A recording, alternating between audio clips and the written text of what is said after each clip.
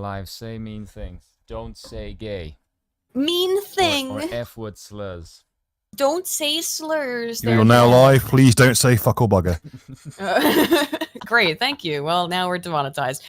Hello, everybody, and welcome this weekend. Considering how long the stream was alive for before I hit the switchover button, I think he's okay. He's past the 15 seconds. He'll be all right. Oh yeah, 15. Probably good. I don't think so, but I think it's hello, everybody. I have to admit, I made a giant error because I was trying to think of what I wanted to put in the thumbnail for everyone's rolling natural ones, and I somehow forgot to put Megan Rapinoe in it because she's the person who's rolled. The whole impetus arguably, about that idea. I know.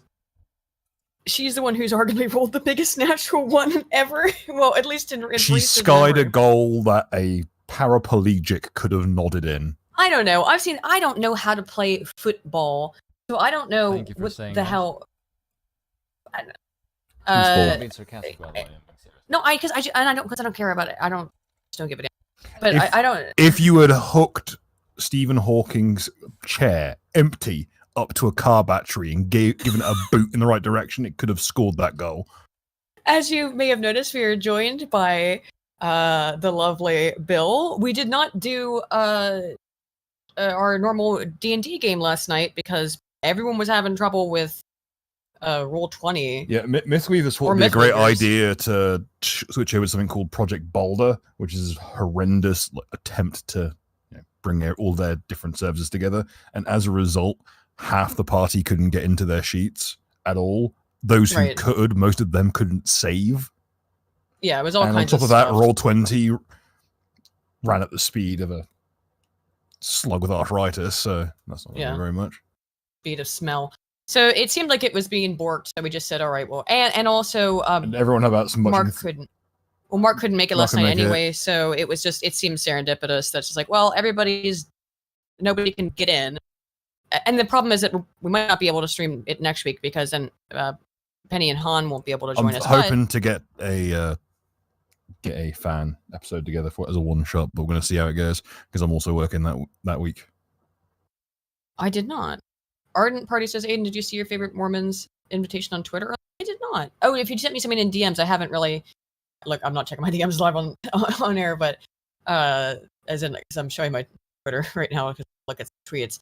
Because since we did not do D&D this week or Pathfinder, and since we probably or perhaps will not next week, I thought I'd ask Bill on to talk about something that's related to Pathfinder and Dungeons & Dragons, which is Baldur's Gate 3, which has come out finally after one of the most lengthy and hellish, nightmarish development cycles I've probably ever seen. Personally, if you're not aware, I imagine probably most are, but just in case you're not, Baldur's Gate is a role-playing RPG franchise that's been around since the 90s. Yeah. I think Baldur's Gate 1 came out in like 7, something like that. That seems about right. It might be earlier than that. Can't recall. I remember having it as a kid. The major thing I'm looking at currently is when Baldur's Gate 3 actually announced. And if you Google it, it just says, 2023. Yeah, that's when it came out. No, I think the announcement for it was probably 6 years ago or 5 years ago. And then it's been in open access now for over a year. And it finally has officially released. We have made fun of some of it before because Spoon, have you seen some of the stuff for this game? I have not. I don't pay attention to gaming culture lately. I'm going to show you something. But lately, I mean, since like 2012. So it's one of those games where you can romance different characters, much like Mass Effect. But I want to show you what it looks like since you haven't seen this. I want to show you how Baldur's Gate does it, alright? Is Jenkin favorite by any chance? Yes. Huh? So yes, I have a romantic relationship with a guy who will transform to a bear. And believe me, it's not a joke. They went falling. Why is this guy talking over it? Dude. Why is it the first result? It's weirdly difficult to find all of a sudden. Isn't that interesting? It used to be. It was part of a trailer. It was. They showed it off at their thing. Here it is. Yeah, you can see they were at like a live event, showing this off, and people were clapping. Look at. Do you notice it's all women? Look at all the women. It's all women. Oh, aren't you? These are the same people who hair. the very same people who were complaining that Mortal Kombat characters needed to be turned into troglodytes for their amusement. Just think for a moment, all the game devs who got put through the ringer over sexual content in their games. Yeah. So, but let's talk about that. Yeah. So D&D's already got a fucking furry problem as it is, and it's a problem that there's not enough 12 length pieces of rope available on the market these days. Quite frankly. But yeah, so let's keep going. I think we're allowed to show this. I think so. It does cut away. It does cut away. This version. For this reaction. Boy, this squirrel, I'm fairly certain. It's funny. Like, it is the only funny part. Boy, this squirrel fucking dies. Yeah, apparently. According to what you told me, Bill, was that at some point you can choose to kick the squirrel. Oh no, I found out it's give it if you roll a nat 20. I believe it's not actually optional. I think it reflexively does it because you've got a parasite in your brain that's trying to control you. Oh. They have to actually cut away, yeah. There's been times where I've seen people stream this shit, and no word of a lie. Someone's it's going to fade to black. It's going to fade to black. Let's do a physiognomy check of the front row. Okay. First of all, what the hell is that thing on the bottom right-hand corner? I didn't. we appear to have the villain from Hardcore Henry. Yeah. And the name is kind of changing. We have literal devil horns on the first 2 rows. Yeah. We have an entire cadre of people who got banned from fucking she's the kind of people who get banned from playing Vampire the Masquerade because they get too creepy. The guy next to the Hardcore Henry villain, she looks cute. Who was the guy? Hang on, look, to make sure you know who the fuck I'm talking about. That is 1-to-1 too. But go back to that picture. Go back to the fucking picture. Look behind him. What's fucking That's Jay Longbone.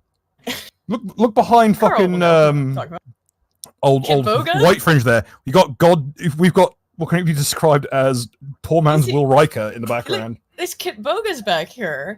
Here's Jay Longbone. And then next to Jay Longbone is like mulatto Will Riker.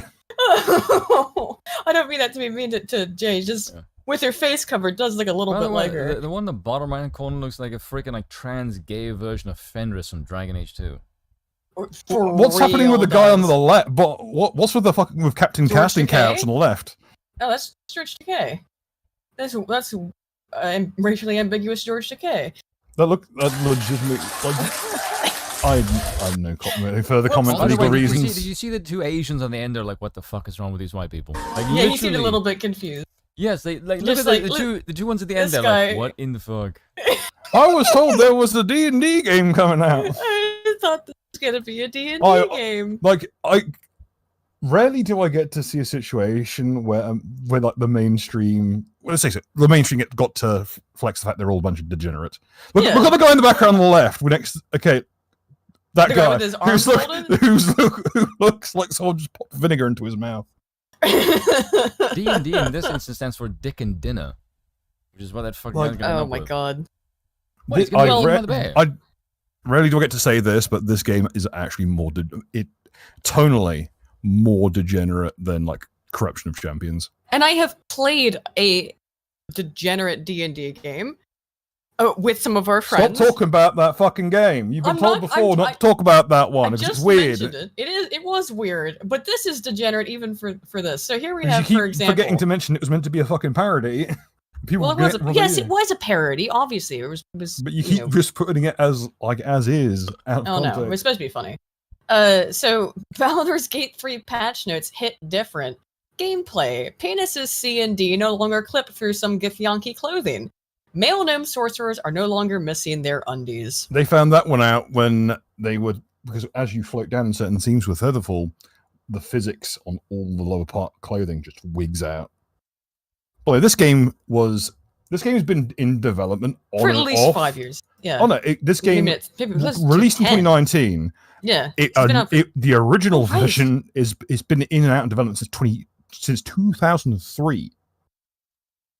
Back when, admittedly, that was. You thought fucking Cyberpunk had a long development cycle. 2003 was when they started working on this. That's back when Black Isle was working on it. Right. Well, It's changed it's changed studios and stuff, so that's a pretty big deal.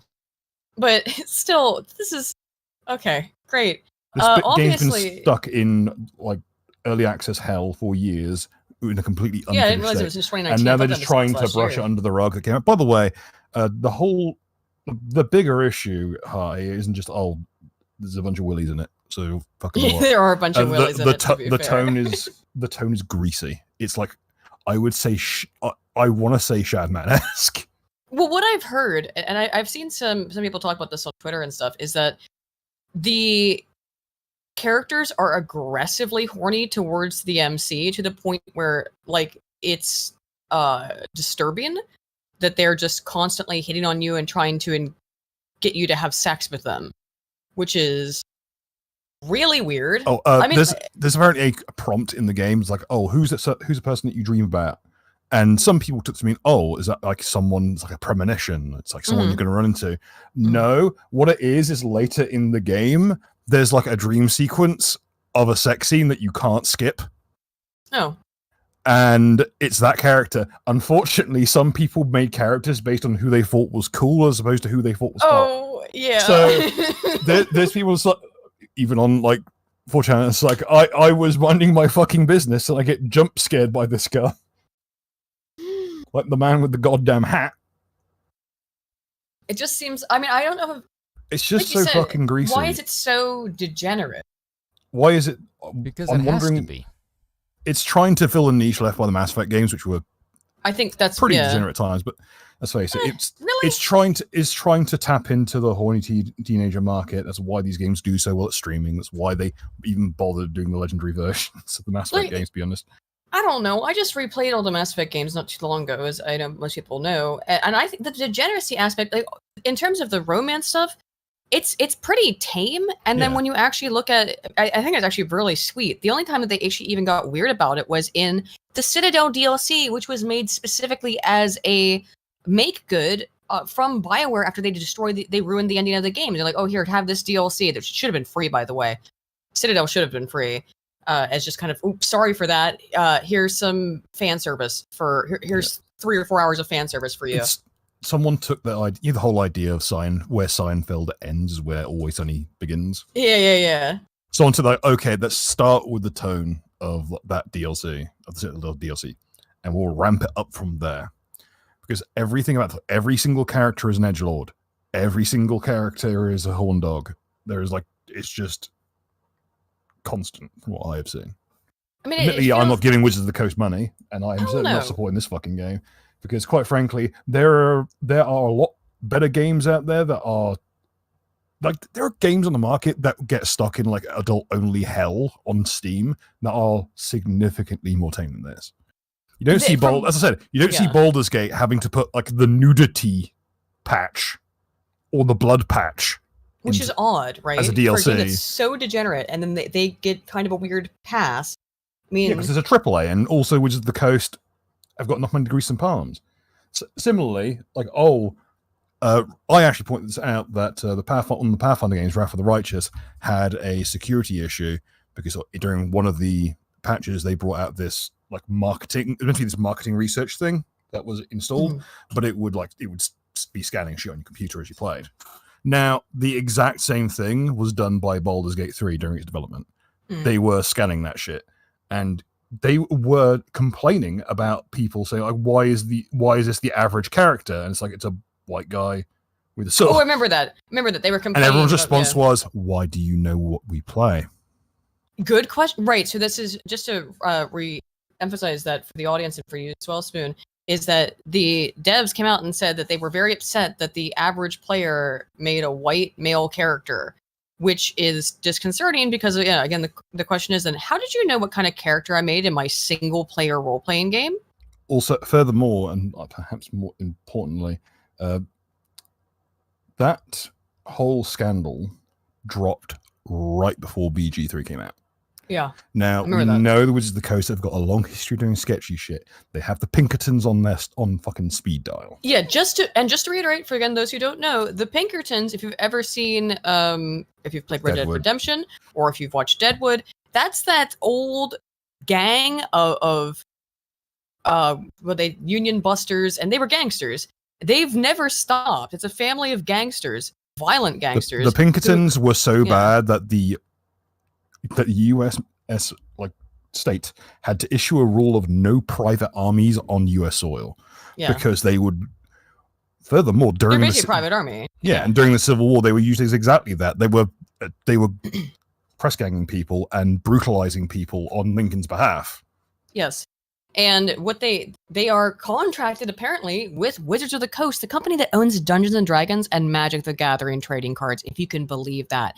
In fact, I talked about this a couple months ago, but they sent the Pinkertons to some dude's house at gunpoint and raided him and took his cards away because Wizards of the Coast themselves screwed up. This guy was a YouTuber and sent him a pack of cards that were not supposed to be out yet. So for 2 weeks early. 2 weeks. Two weeks early. They broke into the man's house. They threatened him and his family. Yep. And took every single scrap of it existing. Even the foil. Yeah, even the foil that the cards came in, plastic. Let's run the numbers. So the biggest CRPG currently available, Pathfinder Wrath of the Righteous, has a major security scandal that destroys public opinion of the company overnight. Yep. A week before I say bad company before Baldur's Gate 3 comes out. Yeah. Which had the exact same issue, but brushed it under the rug by essentially just pretending that they're 2019, so 3 to 4 year dev cycle didn't exist. That it's been in alpha. It's been in an alpha where even the simplest classes weren't available. You couldn't play Barbarian until this year. Barbarian, which literally only has one ability, which is Rage, which just is a static stat bonus and resistance to damage. It's the simplest, most anyone with two thumbs and a fighter could build a Barbarian off the back of that coding. Well, let's also talk a little bit about speaking of. Well, first, Kiza, who's been a member for 7 months, thank you. Kiza says, this cancerous degeneracy not tolerated in my realm and needs to be cleansed with this. So let's play a little bit of this. Just have this in the background while we're talking here. Also, Aiden, check Discord and get radicalized and secure in your bloodline. They're very cute pictures that Kiza has sent me. But, so, okay, here's the thing. Outside of just the horrible dev cycle and all of that, also have the fact that, I'm sorry, I can't think and have that and the Gregorian chant at the same time, but it is very based. Get cleansed a little bit, degenerates. I like it. It's actually nice and peaceful. It is. A bit loud, but yeah. Yeah, why turn it back? Do you have music playing in the back? I do not. That's why I'm like, actually, I don't mind. Okay, all right. Cool. Let's leave it here. Oh shoot, now I lost my train of thought though. So, outside the development cycle, the other thing that was, the classes and the character customization.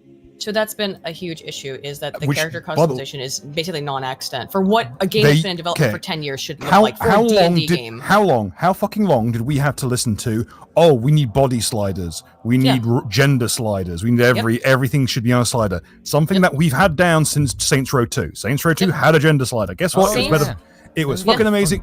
Saints Row 2 was a perfect game. Everyone was happy. No one went away unsatisfied. It was like the wish at the end of goddamn Roadside Picnic. It was that damn good. But fast forward to today, and they are praising the fact that they've ripped out all the customization sliders because they were whinging that too many people were playing generic characters. Yes, now, exactly. you had it in the game. It was done. Instead, you've stripped it back to 8 presets, and you literally have more. You have more options to design your junk. Yes, which is insane. And here's the thing. But in weird ways, like you can control your junk, but not the hair in that region. Also, I've heard some unwelcome things that maybe some of the how can I put this delicately? Some of the options in that area are perhaps race locked. Yeah, it seems like it. But I said something about this on Twitter the other day. Is it like what? Are you serious, Bill?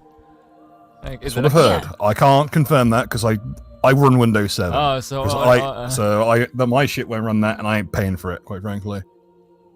What I have Oh, up here on the you can only screen have for those Sorry. for those looking, what I have up here on the screen is Hero Forge, which Hero Forge is a company that makes, to be fair, quite expensive, but also very, very elaborate and detailed miniatures. You can anything that you, I mean, like there's all kinds of weird stuff. Like you can be look, there's a bird. You can play a Kenku. Yeah, it's a robot. Yeah, Look at all these different. There's a bunny. Yeah, all these details are here, and guess what? It's a very good resource for when you've completed your model, and rather than buy it, you just screenshot it with snip tool. Yeah, you just screenshot it. You snip tool it out and use that as your character art. And these are just, I'm just here like I just have the basics stuff, just going through the presets for this, and look how many things. We even have Vorsh Americans. Look, it's sorry, let me be more accurate. There we go. Let's make while we're talking, we'll make Vosh. So just to illustrate this though. No, you're just playing Tom Green. Like you got all the warriors. Green. Yeah, I'm going back to the past. But that's not quite right. Ah, yes, the Amish. The Amish. There we go. The logical extreme of the Amish. There we go. All right, but I can make that joke because I know that there's no Amish watching. Yeah, true. You're fine. You're fine. There never will be. Let's imagine it's like they're just watching like a big screen, like 3 fields away, and this is one of them just pulls Solomon Kane and men will die for this. They can use binoculars, right? Huh? I'll have to double check on that. If anyone knows an Amish person, ask them, are they allowed to use binoculars? Because I think that comes under machinery, which is not. I don't know. I honestly don't know. Are you allowed to use binoculars? If anyone knows if anyone knows any Amish who are on that like pilgrimage to the normal degenerate world thing, yeah, can someone tell us? I'm genuinely curious now. I kind of said that as we a joke, need and I'm like, huh. we unironically need like an Amish correspondent who just dictates what he's doing to like a third party. How do we get in touch with him? We have a third party who just talks to him normally, and that person then transcribes it. Ah, okay. There you go. It's like the idea. It's there's a fucking Twitch thing for you, like the Amish play whatever fucking game's playing. True, but I brought up Hero Forge because it's actually. Look how easy this is. Yeah, no, look at this, and you've made Vosh in like the span of a few minutes. yet you can't learn how your character in Pathfinder works. He's too thin to be Vosh. How do they? This is like he used to look like this back when he used to be thin. It was weird. Yeah. He used to look like a fed boy, actually. Yeah, he used to look like those. Man, like a fed boy, actually. It's that reaction channel lifestyle of just eating tendies in front of a fucking camera. Well, that's more Hassan style, but God, like I can't say shit. I've eaten on stream. Just not on camera because I'm not a degenerate. Not a degenerate. But just look at now. There's the level of arrogance you need for a There, we've made Vosh in 5 minutes. So, when I said this though on Twitter, someone's like, "That's not fair. It's not fair for you to relate this website that can let you make all kinds of weird characters to this video game that's been in development." Oh, that's not a good pose. It's not a good pose. Look, another one, for the love of God. That's not much better. No, click off that. Okay. There we go. He's very, very mad at something on some conservative sense of like. I am angry about elves. But I asked for a man, not horses. Yeah. So, someone was like, they said to me, "It's not fair." Yes, it is. It was in the game. They removed it. It's absolutely fair for me to say that. Why can I go to this website and make all kinds of crazy stuff in 2 fucking minutes? But it's ridiculous for you to be able to have like actual variety in races and different types of characters. When you had it in alpha. They had it. When it earlier versions of the alpha. And they stripped it out. Also, they seem to be really struggling to get the game to run on anything other than PC. It does appear that way, which is surprising. But yes, of course, because we're the master race. Right. That said, the Sony guys are actually trying to claim it as an exclusive. Oh, I saw that too. Yeah. Mainly because there is an Xbox version that they're making, but they can't get split screen to work on it. Bruh. But be that as it may, we are probably missing the forest for the trees here. There was no need for it. That we have for some reason allowed a bunch of not even mad or sex drunk, just people, just sex weirdos. The people who get kicked out of Vampire the Masquerade games for being too creepy. Oh my god, that's quite an achievement, actually. And they let them run the show. These are like everything that I have seen from this game. If you pulled this shit at a table, you'd get kicked out immediately, and two, you would end up on like r/RPG horror stories. Like everything that they complain about is in this game. Everything is over sexualized. Yeah. Like it's just, and furthermore, every character is most infantile, like edgelord shit. I don't think there's a single character in who's an available companion who isn't an edgelord. Yeah. Here's this. You sent me this Twitter. They're currently creaming themselves over some fucking the one who's fucking the bear, who is an elf vampire spawn. And it's just imagine if Zevran had no chill whatsoever. Why does he need to shag a bear? That is apparently. It's actually a druid. It's a druid who makes a joke about having sex with someone in animal form, and then there's an option to charisma check them into doing it. For real. Yeah. Now, how that bear ended up with the elf, who, as far as I'm aware, is not an option for that scene. I'm guessing it was just an example of play, but I don't fucking know. Well, that was shown off like over a year ago, I think. Okay, I'm going to run down the playable characters in this shit so we know what we're dealing with here. Okay, you got your main character whose default name is Tav. Yeah, generic. Who gives a shit? The Dark Urge. The Dark Urge is the illithid tadpole living in your brain that makes you do bad things. Oh, okay. Illithids are like a squid people thing, evil squid. They are specifically squid-faced, brain-eating monstrosities from the future who travel back in time and accidentally cause a time loop. As a result, they are like they've just been going insane over the years, and they're all ruled by elder brains, which are literally hundreds of their brains in a pool that have all formed into one creature. That for some reason has a disguise skill. Who knows? Yeah. I've been on the internet around for too long. When you said the Dark Urge, I instantly thought of a racial connotation and a joke. Most people were probably thinking like Van Darkholm. Yeah. Type shit. Deep dark fantasies. But yeah, Dark Urge is just your urge to be a dickhead. Oh, I've got those all the time. You may want to get checked for literal brainworms. It's a literal brainworm. It's a literal fucking brainworm. Like, get some ivermectin on that shit. That's something anyone ever talks about. It's like, maybe we should just try like a basic bitch anti-parasitic to see what it does. Well, they don't want you to do that now because they found that stuff for some people who took those anti-parasitics who were homosexual then stopped getting attracted to the same sex. Don't want to risk it. Don't want to risk that. Want to risk those ESG dollars. I'm not saying that's true or not. I'm just seeing some reports on it. Like, listen, we got this far in development. Us in the development team had to put up with 3 different people called Lily in the office this whole time. We're getting our damn ESG money.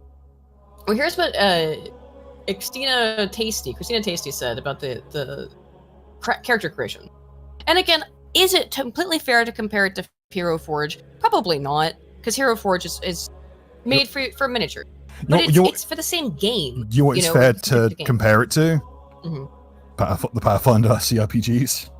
Yeah, which give you incredible amounts of ability to customize your character, create your character. Pretty okay, at least. And how about Divinity that lets you do all that shit? That this engine is just one-to-one Divinity too. Which it is, yeah. It's the same engine. Same people. This isn't a breast slider joke either. They picked really odd things that you can change, but stuff you can't. There's no height slider, just tall, short lady, tall man, short man, as the 4 body types. That means that you can't. If you're tall, you have to be buff. Yeah. There's no in between. You can't be lithe. There's. Can be spindly. It's just a bunch of Imagine when you were playing Oblivion, you had to use the presets. Mm-hmm. Oh god. Could you fucking imagine? Now, I realise that most of modern politics these days is a cavalcade of the ugliest people on the earth trying to inflict on everyone else, but they didn't have to be so literal in this case. Right. You can change your genitals, but not your pubic hair. You can change your eyes to 2 different colors, but you can't change your face beyond selecting only 10 presets. You can't be fat or thin, just built, but if you want to be blue or green, you can. the body of the character just isn't a thing that seems to matter from the waist up. You only get 10 faces. For a feature that was advertised so vividly, I'm surprised how lacking it is. Granted, this is just the human side. The elf side gives you even less. 8 presets, all ugly as sin. The body slider is the one that gets me. You can't be a tall elf without looking like you've been to the gym every day. You cannot be a tall elf twink. You cannot change your eyebrow. Now, what gets me here is, here's my theory at the very least, they don't mention the alpha version, because if they showed it, they'd show all the missing shit. Yeah. And if they advertise that, with it not being in the game, they would get hauled in front of a court in Quebec over false advertising and get their asshole pulled out through their throat. That sounds like fun. I mean, I'd enjoy it. But yeah, they did falsely advertise this game because they showed off the alpha stuff, like, oh, here's all the character customization people you can bought do. the game in that state. Like, it was available, it was there. Like, and now they get to this, and then half their features disappear. Yes. Yeah, it was a AAA, it went out at like 60 quid, or 60 or 70 quid. And in that state, complete, like just a shell, like a chapter, if that, of a game with a handful of classes. And once you get to the end of it, when you finally got a character that you can, okay, now I can import my character and bring it through, and you get to a brick wall, you can't make your character again because half all the shit you were relying on is gone. Can you even still play this? I'm wondering. This is not the same game that was in development. Well, I'm wondering if you had a saved game where you had a character that had been customized that way, could you still load that file? No. Probably not. Of course. I suspect they probably, I guarantee you they switched it around in the opening just so they have an excuse not to let you do it. I mean, I don't know that. Now, if someone at home knows different, let me know. Also, yeah, this really sketchy clause in the contract. Let's look at this TOS. Additional obligations in Eldritch law. Time for a pause.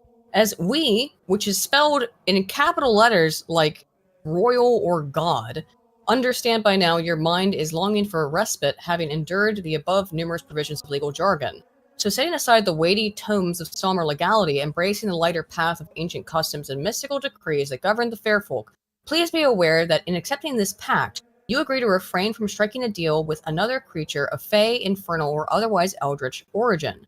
Should you nonetheless not be able to withstand the seductive melody whispered by their malevolent terms, we reserve the right to sever all ties, professional or social, with the end user and seek appropriate remedy from the Morning Lord. Let's translate that into non-nerd. I was about to say, can you translate that into just like... Okay. Well, Bill, you're not allowed to have any kind of you're not allowed to have any kind of legal contract or otherwise with any so-called other creature than human. Fae, it's anything like fairies, all that bullshit. Infernal, demons, devils, etc. Anything that would appear in the kind of books that spell magic with a K. But I'd also say that what this means is in their legal document. Eldritch. That's the second most concerning term. Eldritch is so broad and sweeping that is literally any... Let's have a look into what the exact definition of Eldritch is.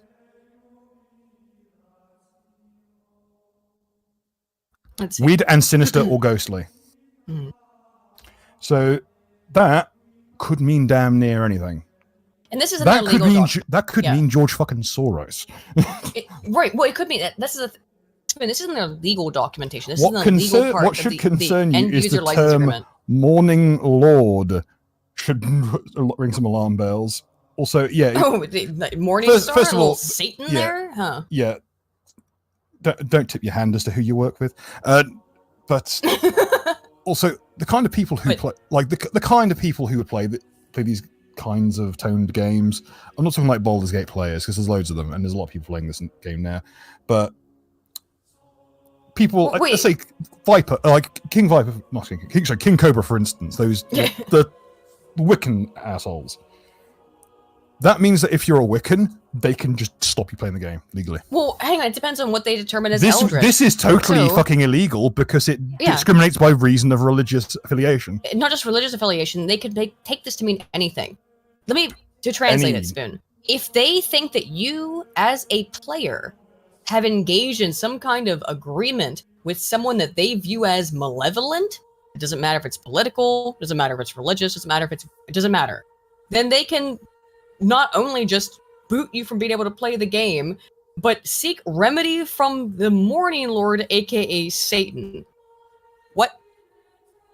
Now, what this will probably be used to interpret it as is shit like Wizards of the Coast did to Jeremy. Yes. Where is it? This is exactly what this you is violated for. the Eldritch clause, Eldritch Deals clause out.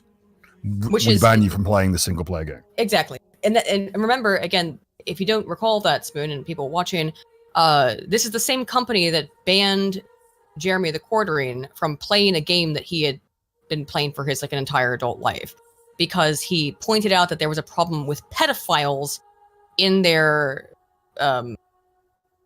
community, and people who were administering and no, the company themselves got mad about it.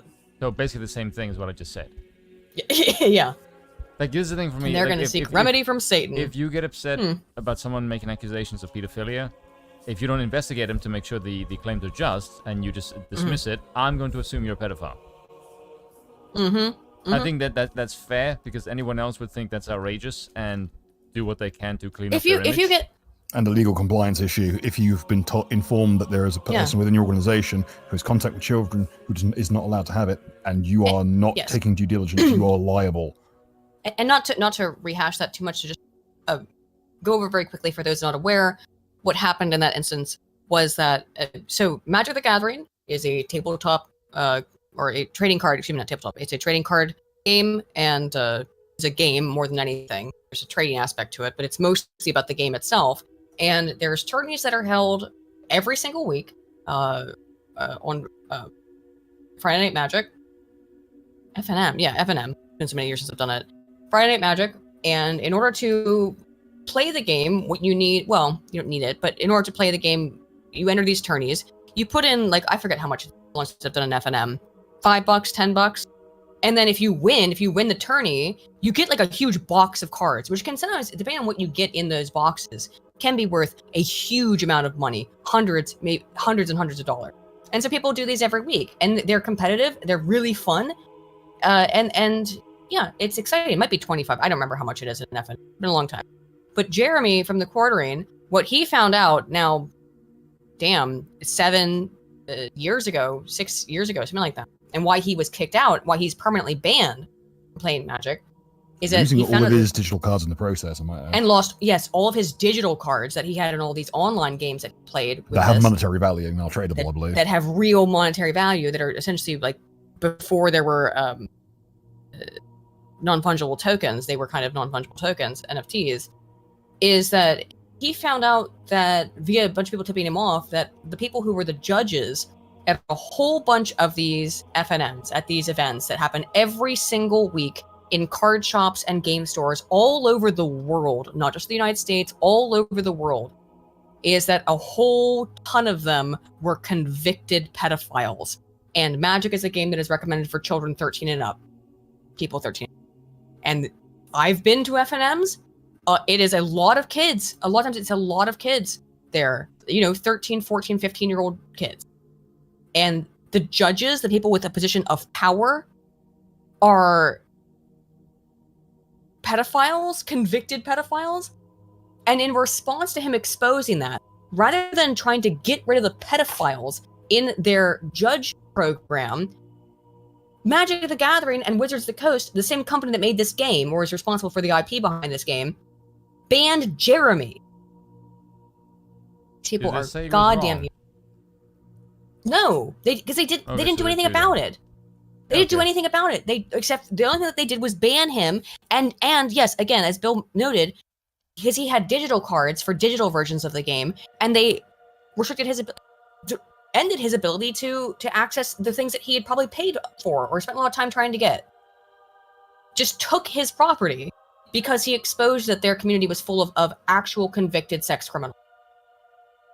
Unbelievable. This is so long ago now, people forget this stuff, but that's how Jeremy's channel blew up, was him exposing Magic the Gathering for that stuff.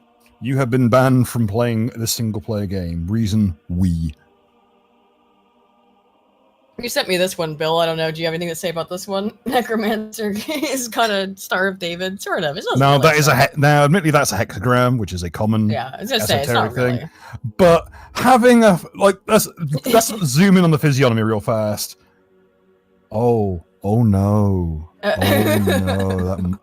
That Schnoz says, yeah. Why has he got the fucking Devil May Cry like D rank thing on his lapel? Yeah, I don't know why he's been ranked D. Dogs. It's probably like a Leviathar's fucking symbol or some gay bullshit I don't care about. Man, fuck, like, the people who play 5e, I say that as someone who's about to embark on playing 5e myself, like, admittedly, a lot of third party on it, just as a side thing to see if it's any good nowadays. It brought in a lot of bad folks. Yeah. It brought in a bunch of fucking weirdos, let's be real. I don't really like Baldur's Gate. Admittedly, didn't really give a big resurgence of D&D second and third edition players. Admittedly, third edition was more Neverwinter Nights. But like these are like the things that we complained about, like people acting like sex weirdos, people acting like murder hobos, people having edgy backstories. Suddenly, we're all okay with it. No. Like the people who would complain about like whinged until they made every single female character in Mortal Kombat a hideous troglodyte. Yeah, they made all the women in Mortal Kombat. If you make a character who is in any way anything other than hideous, they complain. But now they've got to get amazing.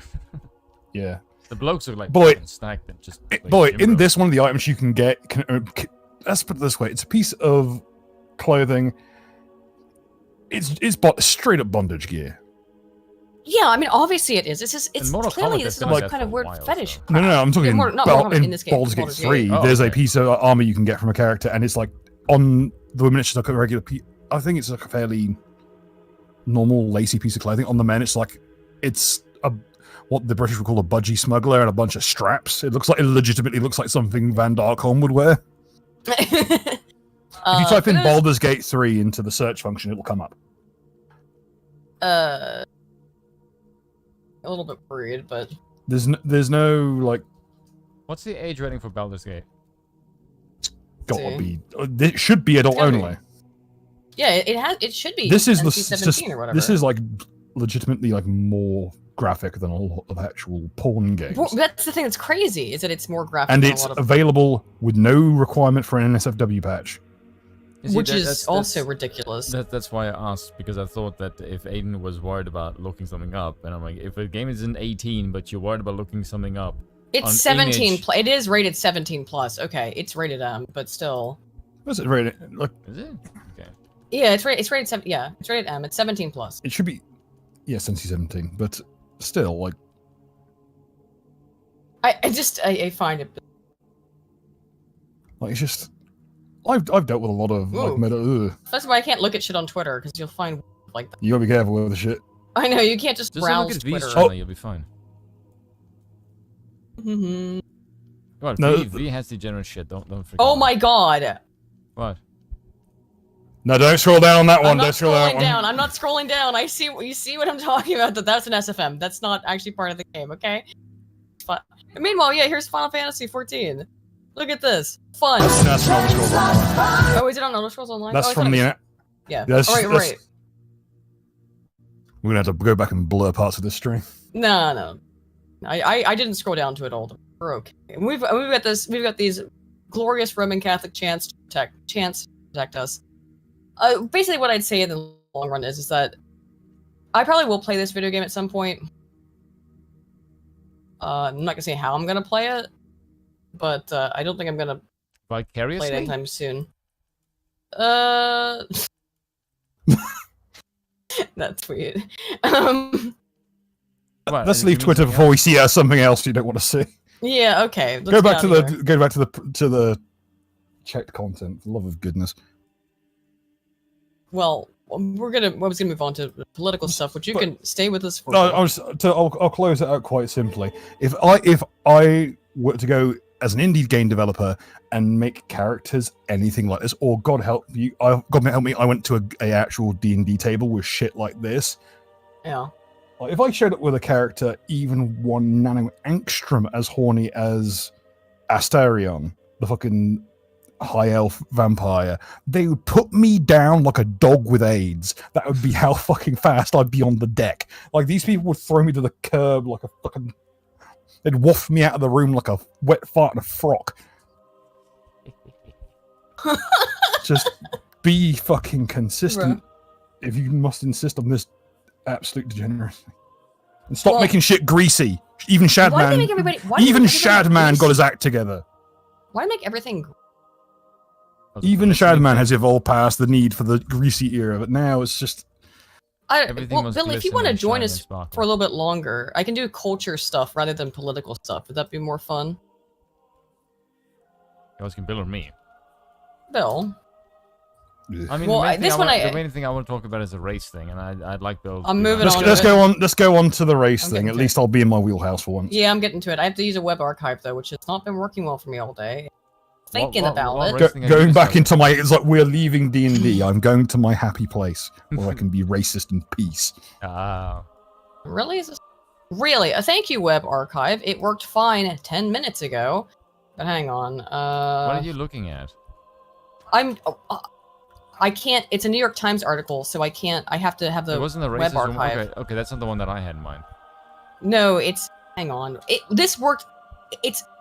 Here we go. Thank you. Web archive's been fucked all day. I don't know why. Kill the boer. Song. Yes. Close Must enough. We discuss my country? Well, yeah. I thought you'd hate this article, so I got it for you. Right-wing commentators claim that old anti-apartheid chant is call to anti-white violence, but historians and the left-wing politicians who embraces it say it should not be taken literally. How about you go there and tell him that then? Yes, by all means, you should not take it literally. These people who do not understand the very concept of irony or metaphor, who have an IQ of about 45. Yes, all of you dumbass white people who seem to think, oh, this is totally fine. Go there. Live there. Yeah, why not? No, but they're very safe. Tell me how far you get, if you even come out alive. You fucking pricks. Before we get into this, I'm going to read the super chats from the Baldur's Gate RPG section, so end the opening. DRT is King for $10. Thank you, DRT. Says, soccer news is as soccer does. As an American, the American women's soccer team loss is a great victory for America, as soccer is bad. I hope to never hear of the cursed sport again. How do you feel about that, Spoon? You're a big fan of football, aka soccer. I thought you were. I'm a rugby fan. You like rugby. Oh, yes. I thought you liked soccer too. Football's for fun. I remember like the Sudatakans are always real into their rugby. They always have been. Lamented Guide for 2 says, Harrow, Crown Crew, what's on the menu? Horrible thing. Thank Shit, just like every week. Yeah. Rick for 5 says, is Bill talking about Mortal Kombat Ultra being canceled for the woman needing to cover up? Just look up MK Ultra cover up. That's some good funny shit. Right? Do not speak to me of the ancient memes. I was there when they were written. God. That's actually a good one. Quick. That's a good one. That's good. Similarly, like they've added a new map. It's called it's a medical triage tent inside of a Scandinavian forest. Look up Operation Northwoods. Yeah, interesting. Look up Operation Northwoods if you're curious about that. DRT is King for another 10 says video games do scanning of single player games to see what choices get more content. I understand that, but that's weird. For example, male Mage Hawk, who romanced Isabella, is the most common combo. Human Noble Warrior is the same for Dragon Age Online. I still don't like that. I don't like them collecting those data. I just don't like it. I understand why they do it, but I don't like it. Imagine playing Dragon Age 2 as anything other than a rogue, so you can just backflip over people. Yeah. The only way that game is in any fashion playable. The game is so ugly, which is unbelievable because I've beaten it. Dragon Age Origins, it actually looks pretty good despite its age. Like, it still holds up, whereas Dragon Age 2, for whatever, looks Dragon awful. Age 2 is if Mac from Always Sunny was a role-playing game. I do a backflip every day. That's it. That's the whole game. Mm-hmm. Oh, great. The guy who's in charge of the entirety of the fucking Ox people. Backflip. Yep. I mean, I played as a mage. So like magic. I played as a rogue. I was never a fan of the rogue. Okay, here's the thing. I've never actually played as a rogue in any of their series. I always play as rogues. I was either a warrior or a mage. I was the warrior in the first one, and I went into the mage one just because I could get mana clash and reduced all mana clash in the first one was so broken I accidentally killed Win. Literally accidentally killed the character. Not Grandma, no! Bam! Straight to the fucking morgue. No, not Grandma. I just like playing the Knight Enchanter. Because if you had a Knight Enchanter in Inquisition, you were stupidly fucking powerful. You could take down hordes of bosses. You could solo the last boss easily as a Knight Enchanter. I just like being a little elf, firing my bow at things and sneaking around. That I like to do. God. I played 2 as a rogue and dressed up like Isaac Clarke. Let's see. Or was I? Oh, okay. DRT is king. For 10 says yes. Scanning of what characters do. Oh, right. Yeah, got that. Human, noble warrior. Same for DAO. Hasselhopper for 5 says, I'm not sure that Centaur has enough genital customization to sate Vosh. Ugh. True, right? Baldur's Gate 3 might Baldur's be the game for Gate's you. got him covered. There you go. And you can fuck a bear. DRT is king for 5 says, a few days ago, Hero Forge dropped a long-promised face customizer that has been promised since the Kickstarter. Yeah, I heard about that. Rob Walker for 5 says, as a dwarf fan, I'm pleased to hear that those pointy-eared prats getting shafted in customization. If anyone needs me, I'll be in my diggy hole. Diggy hole, let's go. Listen to me, you knife-headed piece of shit! I do Wait. your version. That's pretty good, though. Supposed to be Dank, isn't it? No, it's Urist from... hang on. It sounds like Dank in the recent clip that he did. It's very similar. Hang on, I'll show you. You see, Spoon doesn't know these things. We know what we do to traitors, Urist. Spoon doesn't know these. Listen to me, you knife-eared piece of shit. If you go any further with your piss-stained pubic hair you call a wig, I'm gonna wreck your shit so hard that you won't even be able to walk with your limp dick. I'm gonna shove my foot so far up your shaving, bardic little ass, and your breath is gonna smell like shoe polish. Hang on, Then let I'm me see if I gonna can get take someone that to do little this red voice. anal Wow. bead on your belt and push it in your face. I'm gonna flagellate you with my fucking beard. I'm gonna build you a pair of runic mechanical balls and use surgical precision to solder them to your groin. Where your manhood ought to be just so that I can kick them with my iron fucking feet, you twat. You like that one, Spoon? You could probably do that accent. The Industrial Revolution and its consequences have been a disaster for the dwarven race. I'm gonna pause a second just to put this on in the background a little bit. The Urist voice is pretty easy to do It's so once you kind of know what you're doing. Yeah. Conversely, there's some The drums of war thunder once again. Oh, where was I? The Industrial Revolution and its consequences have been a disaster for the human race. Sounds like Eisenhower. Going more from Morgan Freeman, I kind of fucked it up at the end there. At some point, if this stream gets $1,000, I will read at least a section of Mein Kampf in Martin Luther King's voice. You have to if we got $1,000, you have to read The Industrial Revolution and its consequences have been a disaster for the human race. You have to read the entirety of it, obviously, either in All of Mein Kampf, are you insane? It's like the thickness of a brick. I know. It's supposed to not be very well written either. And just for the record, I do not have a copy of Mein Kampf, not even a digital version. I've got a copy. My dad gave it to me as a gift, and my exact response was, "What did you mean by this?" What did you mean by? I feel like there's only two reasons he could have had that. Is one, he found it in a box somewhere, in which case, who had this, or he managed to like thieve it from somewhere. At which point, who did you thieve this from? I feel like the best reply would have been, read it and you'll know why. Where were we? I've lost my thought. Okay, okay, here we go. No, we were actually in your country. Oh, I'm not talking about Austrians. Yeah, very funny. The political rally was winding down when the brash leader of the leftist South African party grabbed a microphone and began to stomp and chant. Thousands of supporters joined in. This is New York Times, by the way. He reached climax. Oh, for him, I guess. Climax? We have the Baldur's Gate 3 segue. Right. They pointed their fingers in the air like guns. Kill the... the words. Except the Kill bear the is more boar. human. Kill the boar. So, Julius Malema chanted. literally chanting in unison, "Kill the boar," and the left-wing farmer, people were literally going, "What did they mean by this?" Yeah, they can't figure it out. Too complicated for you, I guess?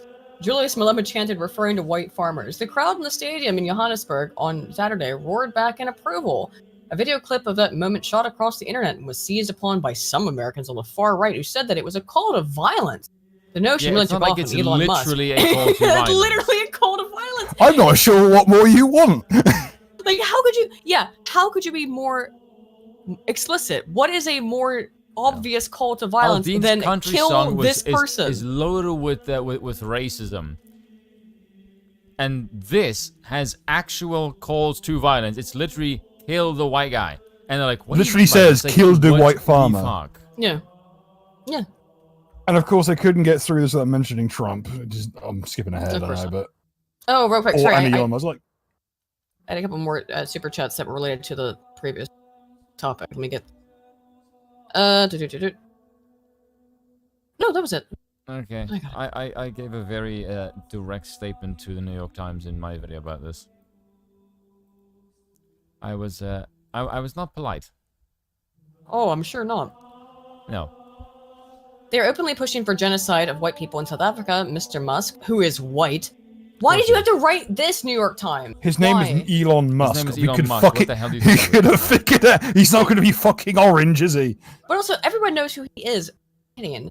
Wrote on Monday on Twitter, platform he now controls. It's called In X, recent asshole. years, people on the right in South Africa and the United States, including Donald Trump, have seized on attacks on white farmers to make the false claim that there have been mass killings. Oh, a false claim? Oh, false claim? In recent years, by the way, turn the clock back a little bit on that. It's been going on for 20 goddamn years. Yeah. And has been definitely backed by the government because we have got footage of those tribals. That's what they are. Literally are. They are the tribal militia turning up to sites with radio and cell phone jammers, which are illegal to own and cost $12,000 each. Yep. How they get that? I wonder. Backpack cell phone jammers. So Curious. where would they fucking have them?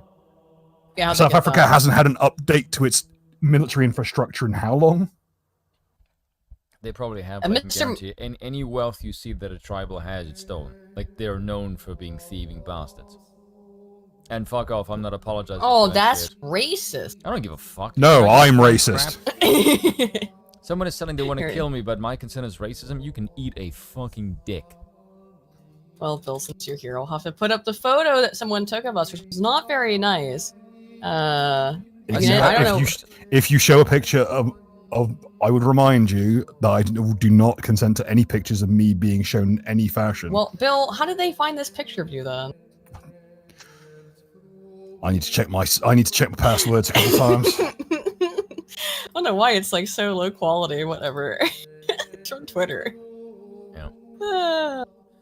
I said in my video, I hope people spit and piss on your corpses when the Grim Reaper finally takes you to hell where you belong, you objective evil fucks.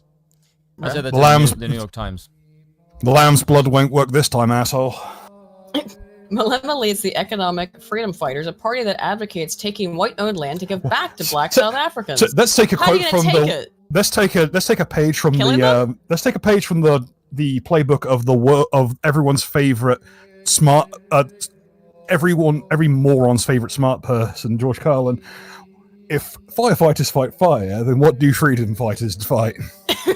Oh yeah, well, let's call it what it is. These so-called freedom fighters are a fucking death squad.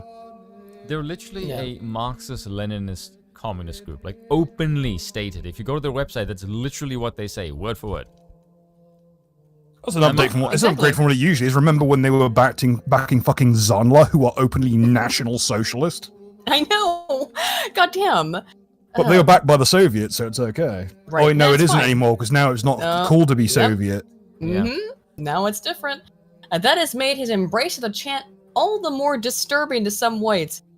I have to mention it every time, but Can't fathom why. Why would white people be disturbed that you say that you want to kill them? I guarantee you, if I started, okay, let's start a hashtag right now.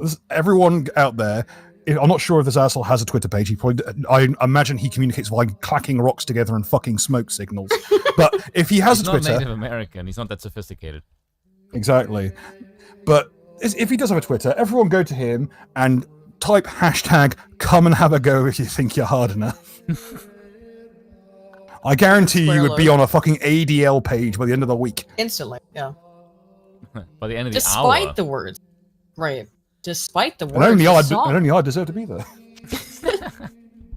Listen, here's the New York Times apologia, though. Despite the words, the song should not be taken as a literal call to violence, according to Mr. Malema and veterans and historians of the anti-apartheid struggle. It has been around for decades. That makes it better. One of the many battle cries of the anti-apartheid movement remain a defining feature of the country's political culture. Everyone's favorite cultural movement headed by a terrorist and a nonce. I'm sorry. Yeah. Like, how? It's part of our political movement, so it's fine. Calling for just straight up political violence in this chant. It's barely a song. Don't even call it a chant. It's or call it a song. It's a chant. It's just saying, kill them, kill them. Yeah, remember when Winnie Mandela used to have young children delivered to her abode? Yeah, I remember that. Okay, so here's the reason why it has to be race-based. Because if you were to look at this behavior objectively and not race-based, you will come to the conclusion that one group is like objectively savage fucking bastards. Like, well, then stop acting savagely. Maybe people wouldn't have that impression of you. I don't know. Yeah, weird. Good luck with that. They need a pastime. They need to do something all the time they're not spending farming. Well, dying is going to be a good one if you kill all the farmers. That's the thing. All those people in the stadiums, I couldn't give a flying fuck if they were to go out and die. Like, I'm sorry, I just don't. Like, if you are going to openly go and cheer for the killing of the people who grow your food, I don't give a crap what the hell happens to you. I don't. That, to me, you're just evil fucks who deserve to die a slow death. I cannot wait to see an entire nation on Ergo. If you ever seen what Ergo does to people, holy shit. That's a small outbreak of Ergo's toxins caused the Salem witch trials, and these people kill each other for witchcraft on a daily basis anyway. Yeah, I was going to say, and not largely poisoned by Ergo. Yeah, I have very strong opinions about this kind of shit because that's why. Yeah, but the thing of it is, this is also the kind of thing that if you were just objective would okay, Baldur here, so I have to up my racist game. It will make you racist by default, because you would look at this and go, yeah, my race doesn't do this kind of shit, and we are not the savage. We are objectively better people. Yeah. And I'm not afraid to say that. Well, I mean, like, at least the Zulus had some camaraderie with fighting white people. They thought, oh yeah, Rorke's Drift, that was fucking rad. We like that. Fucking good show, boys. There were some of the Zulus that actually supported the original. Yeah. The Zulus, as far as I'm aware, the Zulus have been fairly chill about Rorke's Drift. They consider that a pretty great period of their time in terms of warfare, because they are a warrior culture. They actually appreciate a decent fight. And also the thing is with the Zulus is they were not this very unified faction. They had internal problems like every other fucking tribe, and parts of them split off when basically Shaka Zulu's own kin performed a coup, and a rather bloody one than that. And because the Zulus decided to fuck over some of the Voortrekkers, one of the other tribespeople of the Zulus decided to team up with the Voortrekkers to avenge his kin being killed. So I was like, yeah, they actually have a history of getting along. But let's just talk about it just to remember this and to keep this in mind. None of the Zulu people, we mentioned this last week, but none of the Zulus, none of those of their descent, almost none of the black people who live in South Africa are native South Africans. They haven't been there for 10,000 years. Yeah, not they haven't been there for 100,000 years or whatever. No. These are people who have moved to this region relatively recently. Yeah. These people are not native to South Africa any more than the Dutch are. In fact, they've been there for a shorter amount of time because of the desert. Actually. Well, yeah, because they weren't able to cross that desert until relatively recently with modern technology. If you're talking about what makes someone a native South Afrikaner, I don't think most of these people actually have any better of a claim than the Dutch. People have no idea how diverse South Africa actually is. Like, South Africa is more diverse than the Americas. Yeah, let's put someone from take any other Bantu tribe and put it in a room with a member of the Xhosa and see how long that stays peaceful. Because all those tribes have huge amount of intergroup. Yeah, that's the thing that people don't actually know is that these people are, because they're not fucking Westerners, they're tribal people. They have what essentially would amount to modern day as gang warfare, and they have for fucking ages, because the Americans are too stupid to understand this, no offense, but because they are a mix of Europeans, and because they essentially give up their tribal affiliation by leaving their sort of civilization states, places like, you know, China and France and England or whatever, and they become American. Because they have an identity that is American, you can't distinguish Americans from other Americans except via race. Yeah. And like in Africa and Europe, it's like French or Spanish or German or whatever. And the same way in England, it's not England, sorry. In Africa, you'd be, you know, Senegalese, Cameroonian, Egyptian, whatever. And with this, if you're in America, that is gone, so they just go by race. And then when they say, oh, look, Africans, like, bitch, do you know what the fuck Africa looks like? Do you think everyone in Africa is black and therefore they get along? You don't even do this in the United States with fucking neighborhoods, for God's sakes. Why the hell do you think... Let's throw a bunch of the Bloods into fucking Xhosa territory and see how long it is for their nails to fucking they get along freeze. real well. It's dumb as hell when they say this. It's like, dude, you people don't even get along in different freaking counties in one state. What the hell would you think an entire continent is going to get when they don't even speak the same fucking language? Like, what the hell? How many times has Portland burned itself down? Not enough. Yeah. I mean, yeah, obviously not enough to make it stick, but still, like Portland, Oregon is essentially like, it's like the beacon of fucking Gondor. It is just constantly burning. Yeah, exactly. And they are expecting all of Africa to get along. Like, maybe if you get out a Ouija board and call Gaddafi back up, there's a fucking gnat's chance in a burning fucking fire pit. But still, unless you can unbayonet that arsehole, you aren't getting any peace anytime soon. And guess what? With the conflict in Niger going the way it is, and yes, I did pronounce it correctly. Well done. Well, I would say this much: whoever wins that conflict gets to fight South Africa. I would say, because they're going. We'll see. Wagner, the people in Niger have realized that Wagner don't give a shit what they get up to. They just want to do. They're in it for the business, and they don't care about getting them to convert to this and that religion or do this or that. Like, make sure that this or that different demographic is actually learned. They just do their thing, and guess what? As a result, everyone's siding with the Russian war criminals. Yeah, I wonder why? Because the Russians are like, we just want to do business. Be competent, and we can make money. There's a reason people like Simon Mann and his crew have done so well in Africa, because they honestly kind of have more respect for the local cultures of Africa, which is just realizing business is business. Do have a good war. You don't think it's really, really strange that all the fucking former communist nations are like really pro-business all of a sudden? It's really weird to watch. Oh, I wonder why. Yeah, because they realize it's shit, and they're like, well, making money is much better than this like ideological shit. And the West is like, well, we already have money, now we're bored of our fucking tits, so we're just gonna go on ideological spurgfest. Let's have some proxy wars in Africa like the old days. Guess what? Well, at current projections, France won't have any colonies left. I'm okay with that. It's gonna be absolute butchery. Here's the thing, like this, like for reference, it used to be actually rough in Africa for a couple of years. Ask anyone who lived in the Belgian Congo how things went. Oh yeah, Belgium. God. Leopold II was so raggedy that other countries in Europe, who at the time did not consider Africans people, went, "Can you chill out for the love of fuck?" Yeah, what did he cut off? If you did not meet your brother quotas, he'd chop off a limb, use your hand or a foot, and he would usually start with your kids. Yeah, that's kind of fucked up. Leopold II transcends even common racist decency. Like he's going way, like he's like straight up like indulging in tribal brutality himself. Like that was not. Yeah. That's not how we do things. But here's the thing though.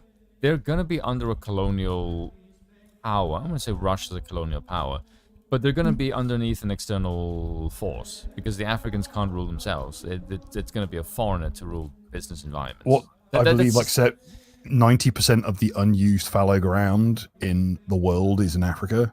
Yeah, case in point. It's because they don't know how to do shit like Westerners, right? Just because they're not as developed as Western nations. That's just who they are as a group. Because they didn't experience growth at the same way the West did. And we can talk that up for whatever reason. Some people say genetics. They're not densely packed enough to really have, and they certainly haven't had enough like adverse weather effects to really to have those development. Yeah, all the need for it really, which is why they're like that. Yeah, it's racial reasons. Like, no, that's just freaking arbitrary. It's more about why did they develop or not, and then if you look at it from a sort of just civilizational perspective, you go, okay, well, there's really no need for them to. And then now it's the case of, well, they need to be by first world standards. It's like, why do we need to make these people how can you possibly like us? And how can you possibly expect that to happen overnight, or at any point in time? I'd like to point out that Africa is still hunting pygmies for meat. Yeah, like in parts of Africa. I mean, wouldn't so you if you live there? Oh no, I don't like fast that's food. how you get it's also how you get brain worms, by the way. It's how you get what's that called? Don't you sandbag my fast food joke. I swear to Christ, I'll cut your throat right you say it. So, the chant was born at a time when Black South Africans were fighting a violent racist regime that was made popular in the 1990s by Peter Mokaba, former youth leader in the African National Congress, but the ANC, the Liberation Party that has governed South Africa since the beginning of the multiracial democracy nearly 30 years ago. I like to indulge in racially motivated hate crimes and terrorism. Suspenders. Yeah, Kuru. Yeah, Kuru. Yeah. Thank you. Foy Bayhart and Neon got it. So, but again, like, this is the thing. You've been in power for 30 years, and the country's gone to shit. Distanced itself from the song in 2012, the same year it expelled Mr. Malema for his incendiary statements.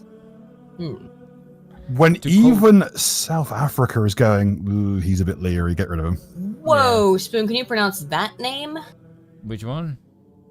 I've highlighted it on screen. Nkulunga? No. Is that it? No. It's Nkulunga. Bongani, yes. Bongani Nkulunga. Bongani Nkulunga, who teaches politics at the University of Johannesburg, recalled struggle songs from the apartheid days in which people proclaimed that they were going to march to Pretoria, the capital city, or that Nelson Mandela would be released from prison the next morning. People singing these songs were not actually planning to march to Pretoria, nor did they really think that Mr. Mandela was about to be released, he said. Similarly, he said, the phrase kill the boer, the word means farmer in Dutch and Afrikaans, is not meant to promote violence against individual farmers. Yes, it's a call to mobilize against an oppressive system. Mr. What do you mean you've been in power for 30 years? Where's said. the oppressed system, you jackass? Where's the oppressor? There's almost no white people left. They're all leaving. What the fuck are you doing?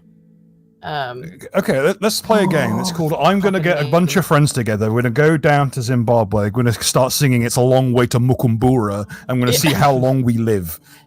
Nomalanga Mkhize, a historian at the Nelson Mandela University, said of the chant, quote, young people feel that it rouses them up when they sing it today. I don't think that they intend it to mean any harm. Oh, get the fuck out of here. Who fuck the hell are you off kidding? with that. For real? How? Oh yeah, kill these people. That's just boys being boys. And that shit gets darker the more you think about it. That's unbelievable. But John Steenhuisen, the white leader of the Democratic Alliance, South Africa's main opposition party, filed charges this week against Mr. Malema at the United Nations Human Rights Council and claimed, without providing evidence, of course, thank you, New York Times, that brutal farm murders continue to escalate in the wake of Malema's demagoguery. What do you mean without evidence? That we've got literal pictures of people who've been brutalized. Countless evidence. There has been 20 fucking decades and decades of people applying for, like, the white couple that had boiling water poured down their throats, applying for, all of them applying for to get into Europe for their own safety, being turned away. Meanwhile, Europe is letting in like the very same people who were brutalizing them. Jim, will and you shipping read them in by this the part? busload. No. No? No, because I can see it and it's already filling me with thoughts that I can't... Alright. Analysts say Mr. Steenhuisen is eager to placate white South Africans who might be attracted to parties to his right ahead of elections next year. Gee, I wonder why. How big a voting bloc is that? Like, what fucking bicycle are they riding on? There's not that many fucking left. They're less than 8% of the population. Yeah, but they're still angry. They still want to kill them for some reason. 8% of South Africa's population. It's 8% of the vote. They don't have small hats. So they don't have that much power. Mr. Malema, who thrives who thrives on provocation, predicted a blasé attitude towards the criticism. Bring it on, small boy, he wrote in a tweet to Mr. Steenhuisen. Oh, so we know they have Twitter. Okay, Yeah. folks at home, you know what to do. Come and have a go if you think you're hard enough. It's a little bit of a long hashtag, but there we go. Asked during a news conference on Wednesday about Mr. Musk's comment, Mr. Malema responded, quote, "Why must I educate Elon Musk? He looks like an illiterate. The only thing that protects him is his white skin." Yeah, it's not. Yeah, guns Elon or Musk, anything. the billionaire, is an illiterate. The line, why must I educate, is the most weaponized phrase in the English It goddamn sure is. language. It is at this point, yeah. I don't have to educate you. Educate you about what? Why- About why- the fact why- that you're calling for people to be killed? By the way, can we just laugh at the irony of a guy who's running a Marxist-Leninist party telling someone else they need to get educated? Like, really? Like, are you gonna be fucking kidding? This is the reason why I have the opinions of these people that I do, because I can see them literally being stuck up and stupid as shit. Can I just be honest about Julius Malema, right? Mhm. I don't think he's actually racist. You think he's just a grifter? Yes, absolutely. Oh my god, the 80% of the country is black. Okay, I'm gonna be straight up honest. This is straight up power politics. Okay, why the hell would you educate the population to have some sense when doing so would make them not vote for you? Yeah. There's no incentive, right? So he just knows the population are dumb as fuck. As long as he can say, "Look, boogeyman, white man," he can get them to Yeah. just do all kinds of dumb shit, and he will just line He these fucking needs, pockets. He needs it, the white yeah. people to be there, to be Yes. the punching bag. To be his punching bag, yes.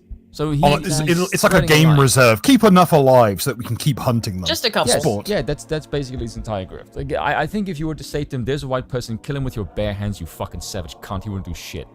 He would crumble. He wouldn't do anything. No, of course not. He praises Putin, for God's sakes. I know. Mr. Malema emphasized a court ruling last He's not year that white. said he was within his rights to chant "Kill the He's boar." white enough. I will sing this song as and when I feel like it. By the way, I think he's allowed to sing the song. That's his free speech, but you can't pretend like it's not a call to goddamn violence. And in which case, I think maybe it might not actually be free speech because it is a call to. It's a direct call let's to play- violence direct call to against a group. violence. Yeah, let's play a game. Okay, let's take that phrase. I can sing it if I wish. Frame it. Every time someone gets shit for a song or what have you, I will sing the song and as and when I feel like it. Frame it, set it in gold, send it into space, and have some female intern lose track of where it's going. That's how fucking framed I want this fucking phrase. Yeah, Because that shit would not fly with anyone else. of course not. If I I'm not posted gonna play on any music here. Twitter, I kicked your front door down around at midnight. Sing up oh, something's telling Is this fine? me, boy, I think this is you're fine, avoiding but- me. And when I Let find the joke play out. your Or he may have actually teeth, cracked. oh, It's I've got unclear. a brand new shiny helmet and a pair of kinky boots. No, you are I've not got a Irish or lovely Welsh. new Fuck black off. jacket. I know. I still. It's a good song. I'm just enjoying Fucking the song. cardboard cum rag. I'm just enjoying the song. Hold each other's hands. We are the British Army and we're here to I mean, like, I don't think there's a problem with that, but kinky boots, for example, is not like in the same kind of way calling for No, it's calling the English people Murder. gay, which is just yeah. calling them gay, which is fine. Even come out to you black and tans is not calling for violence. It's like, yeah, you want to come and fuck with me. It's saying if you fuck with me, I'll fuck with you back, right? Yeah, I just hate a fake Fenian. I just don't know what to tell you. it's an earlier version of I'm Try not That in a Small Town. It is. It is. Yes. Come out to you black and tans is absolutely an early version of Try That in a Small Town.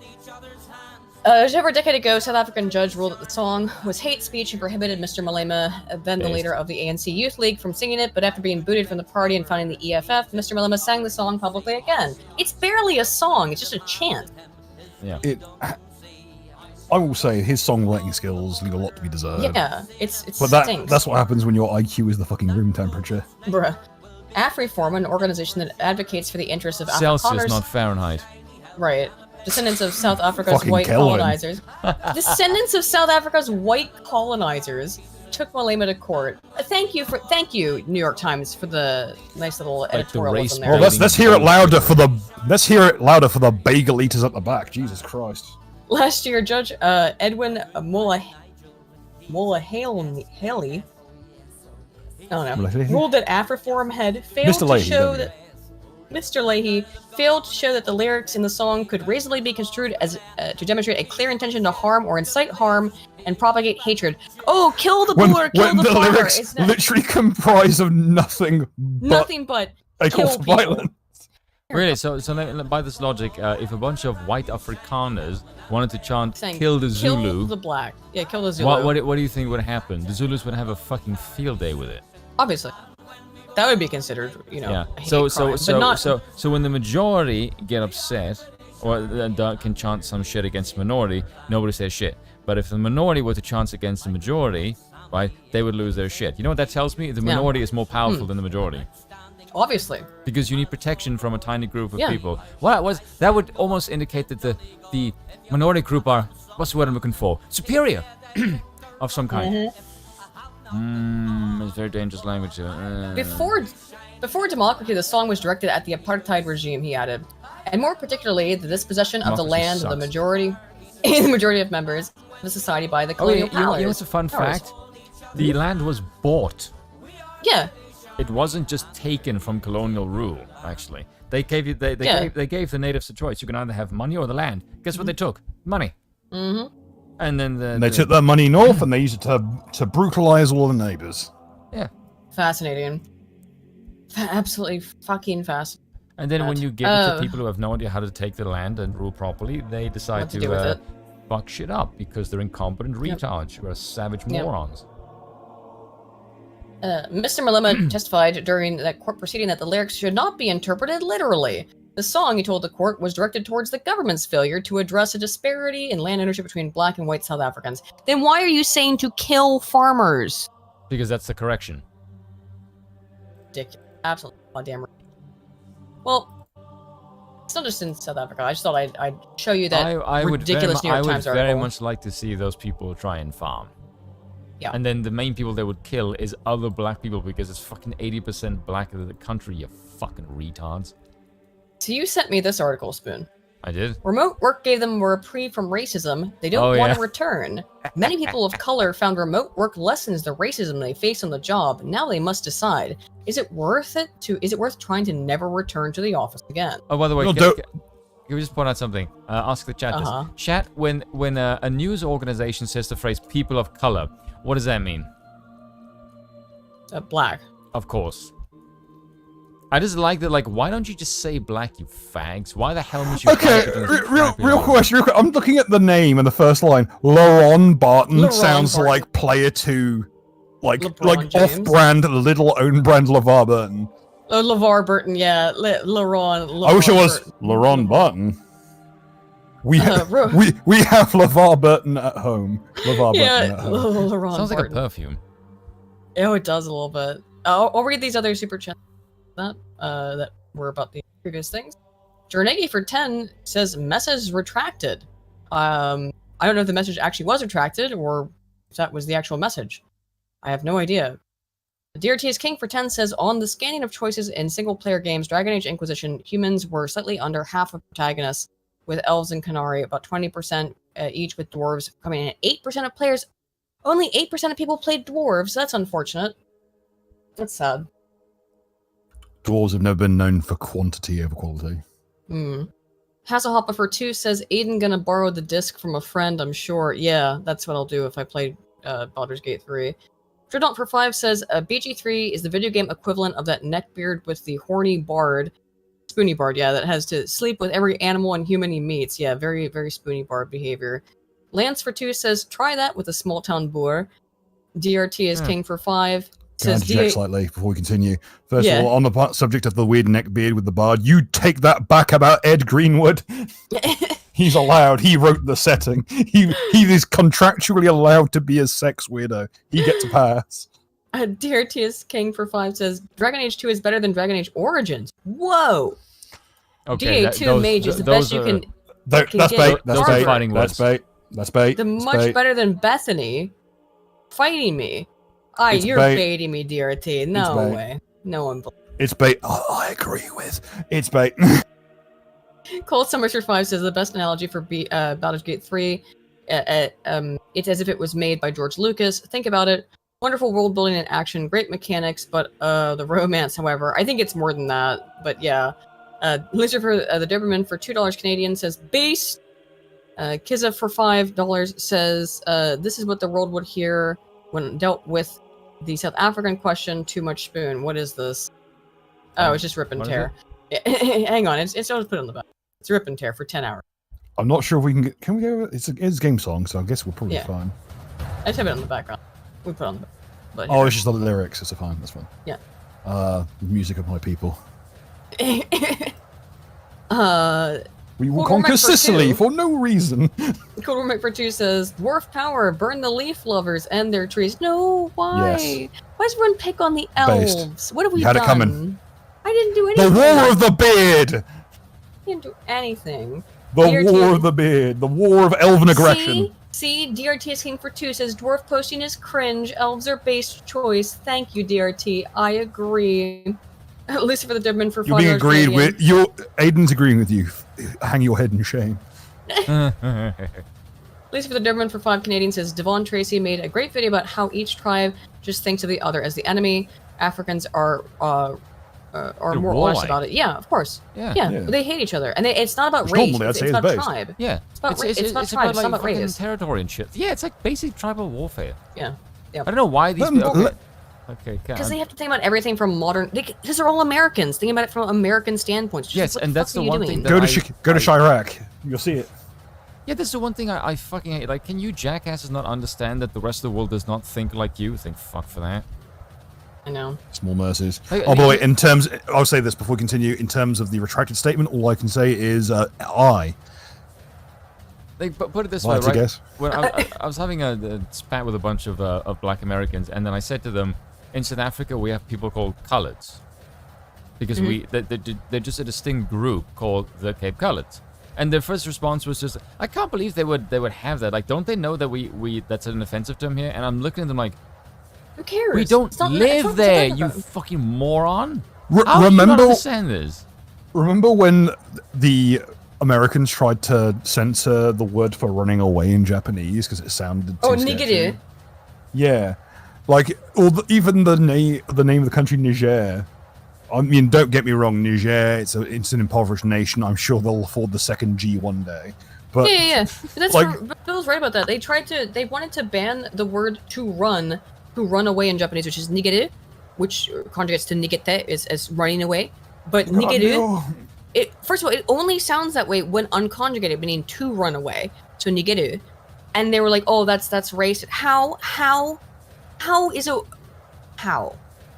By the way, black It's people, not even- you do realize when you keep doing this, you make your race look incredibly petty and weak. Yeah. That you are Yeah. offended by Unconjugated. absolutely fucking everything. You scream like, Can we oh, go we're back so much better than white people, and then you do this shit like, no, you're not. You're a bunch of pissy fucking crybabies who bitch about everything. Yeah. Can we go back to the days when we used to posture as different warrior races, please, for love of fuck? Like when we used to actually put up a front of being able to handle ourselves in a goddamn fight. That applies to infuriating. every race. It's goddamn cringy. Like, at least when we used to just have a scrap every now and then, it was, good fun. Yeah. Just have some camaraderie about it. Yeah. We'd invent new racial slurs. It was great. And then you can punch each other and then shake hands like normal same people. Yeah. And then have a beer. You'd wash like- it. You'd wash your hands after you shook hands, but still. Yeah, smallpox was still a thing back then. Ah, the old days.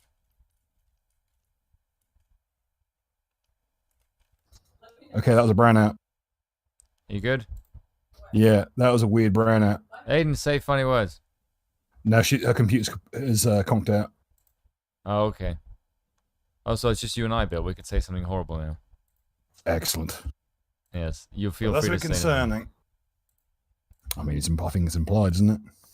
Well, if you and I were to ever do a stream, I think I would just, for the shits and giggles, I think I would only do it on Rumble. Yeah, probably for the best. Yeah. It's not Ever exactly... since the conspiracy theory stream.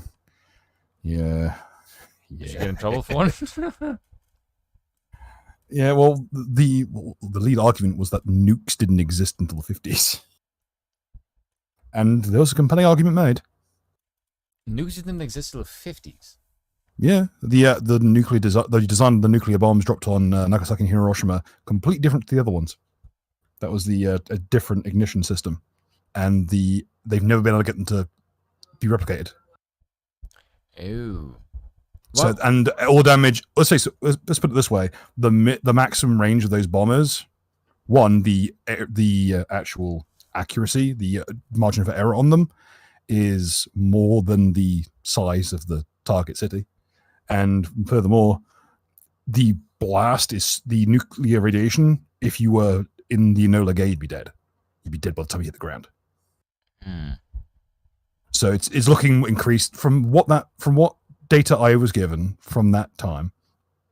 It looks like it was more just a lot of napalm, a lot of incendiary, and it was just passed off as a nuke. Oh, I'm gonna have fun trolling people on Twitter with this. Oh yeah, it's weird. I said to someone again later on they got nukes down, but still. Yeah, I said to them a bunch of people in America would be blown to, or not blown out, but mind blown to find out that there are blacks in South Africa who prefer apartheid rule because they don't like freedom because it came with lawlessness and just ungodly amounts of corruption, and they would rather be safe. And the people are laughing like, oh, that's so funny. I'm like, do you live there? Do you know what people go through on a daily basis? If you don't, shut the fuck up. I don't give a fuck about your American opinion. Eat a dick and die off, you absolute F word. Like, it's just, like I can't stand the degree of like low cunning, like pure straight animal cruelty that is being like just. If you were looking through Live Leak or Berscore back in the day, and I had to because I was doing my ecclesiastical thesis was on how different cultures handle execution, and guess what? Worst places for Africa and South America. Yeah, I think this is just the way that the people. The Middle East. Yeah, this is the thing. Fucking stop trying to think universal man is a thing. Seriously, it's not. It's not a thing. People have different perspectives. Oh, hang on. The tone's gone back down. Why? Because I'm back. Hello. I've also got my. We had a brownout, so. Yeah. Thankfully, someone shot him. Okay. Well, shall we?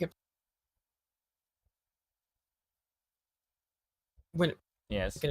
Eric Zahn, for reference, my beard is like a light dwarven beard. You have a long beard. Yeah.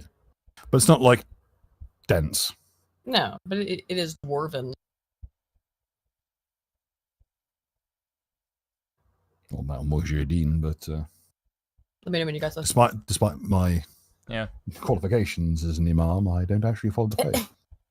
As LaRon Barton weighed his opinions, he realized that what he had to do, if he took a pay cut of $5,000, he could have fully remote tech job that would let him roam the country and give him the flexibility he craved, or he could keep his salary and stay at his job. A network Even today, position. they desire to be nomads again. He's right. Yeah, anything but learn agriculture. Yeah. I'm gonna just say something. This is a tweet that came on my Twitter line, or somebody posted. This is hilarious. It blows my. This is only American who could say this kind of shit. It blows my mind when I think about how some slave masters like black women more than when it blows my mind when I think about how some slave masters liked black women more than some of today's black men. What does that even mean? I think it means getting high on his own supply. I think it means because they imply that the white slave masters found them more attractive than black men do. I mean, I don't know. Paul has proved to us. Do you want to know why that is? It's because when the white slave masters had them, they knew how to behave, and when you give them freedom, they don't. That's why. It's almost like having someone who is like this is getting too close. This is too close to degeneracy. This is like I can see the degenerates from where I'm standing now at the precipice of this conversation, and I don't like it. Yeah. Like, I mean, am I wrong? No, I think that's probably why. Because I mean, if you have black women who are submissive, they are generally liked by more races. That's factual. Because most people, including black men, don't like that bossy, like, bitch black woman type. Nobody likes bossy women. Yes. Nobody likes bossy women of any race. But and unfortunately, black women do it louder and more aggressive than anybody else. Yeah. It's just fact. It's become a cultural norm within the black community for black women to be really bossy and loud and obnoxious. And so then, like, yeah, people Yes. don't like them. I mean, it's Yes. not rocket surgery, I guess. Anywho. Rocket surgery. That sounds like fun. Stealing my memes again. That's an old meme. Patients at the hospital sometimes gave him funny looks when he came to check on their room's Wi-Fi, called Barton, who is black, and staff members questioned his competence. Oh, come on. I don't believe that at all. I just don't. Working You're in remotely- IT. They already assume you're incompetent. Exactly. That's what they're just giving anybody. I worked in IT. There wasn't a single person there that didn't breathe through their mouth. Well, excuse me. So you're at a hospital checking on Wi-Fi.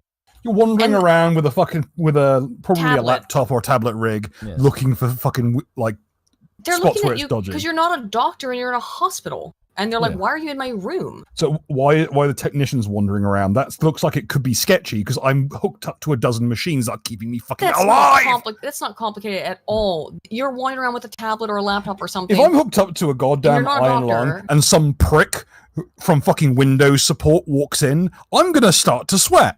Mhm. By the way, this guy clearly is of the educated variety because he said he said at the beginning of the thing he could take a pay cut of $5,000 Yeah. to do To this work shit. from home.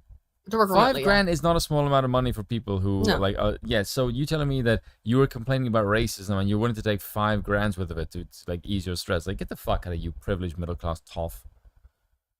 Fuck out of here. Well, no, he's saying it's not fair that he'd have to take a $5,000 cut to work You, from work home. you are the one who can. You're meant to be testing the site to make sure that there's Wi-Fi coverage. Of course, you Yeah. can't do all that job from home. You're reducing Obviously. your fucking duties. Obviously, Yeah. clearly from what his job is that you have to go in person to see how the Wi-Fi's work. Your on-site network, Yeah. network support. You're probably a systems admin with that amount of fucking money. Yeah. So of course you need to be on site to offer Yeah. tech support. It's funny. 'cause Otherwise, you're just on call. all the comments just straight up call them lazy. Yeah. Yeah. Working Like, remotely, yeah. Message through from Horwitz, Feinberg, and Horwitz. May your beards be thick and your gold satchels heavy. Drinks. Let's Die with your go. axe in the deep. I guess I should put that back on. As the music swells back up. I mean, that actually was kind of nice. What was This should be our angle. We should be like the ASMR podcast, like everyone listens to when they're trying to sleep. I don't know about that. I've listened to your scripts for that. Yeah. I've There's listened to Aiden's scripts without the jokes in. They're a cure for fucking insomnia. Thank you. Working during the pandemic showed him a whole different lifestyle. No commute. More time Yes, with his family. unemployment. Yeah, I'm so. Oh, being able to sit at home and do work, which by the way, that's what I do. So I'm not talking too much shit. But yeah, that's easier than I having am. to actually go in person and do your damn job. Barton chose the pay cut. You're totally out of the rigmarole, said Barton, who is now a writer and technical project matter at Southern California's tech company. There we Basically, go. that's Is okay. now a writer. Yep, he just became a writer. So Ah! in other words, you're on the skive. You're Yeah. skiving. You're knocking off work early to do fuck all. Yeah. You, might- It's a you should sentiment- try being an influencer. It's not only a hop, skip, and a jump away. Yep. Also, by the way, And the can quality of we just point something Go out? ahead. Is yeah.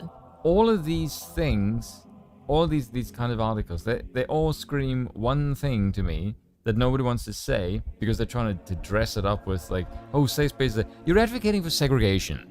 Can you Yes. just stop? This is the shit that you, and They by are, the way- though. Yes, like this is like openly what you like. Oh, black people are like need safe spaces from white people. You know, every segregation is like fucking. That's told you segregation. So. It is just.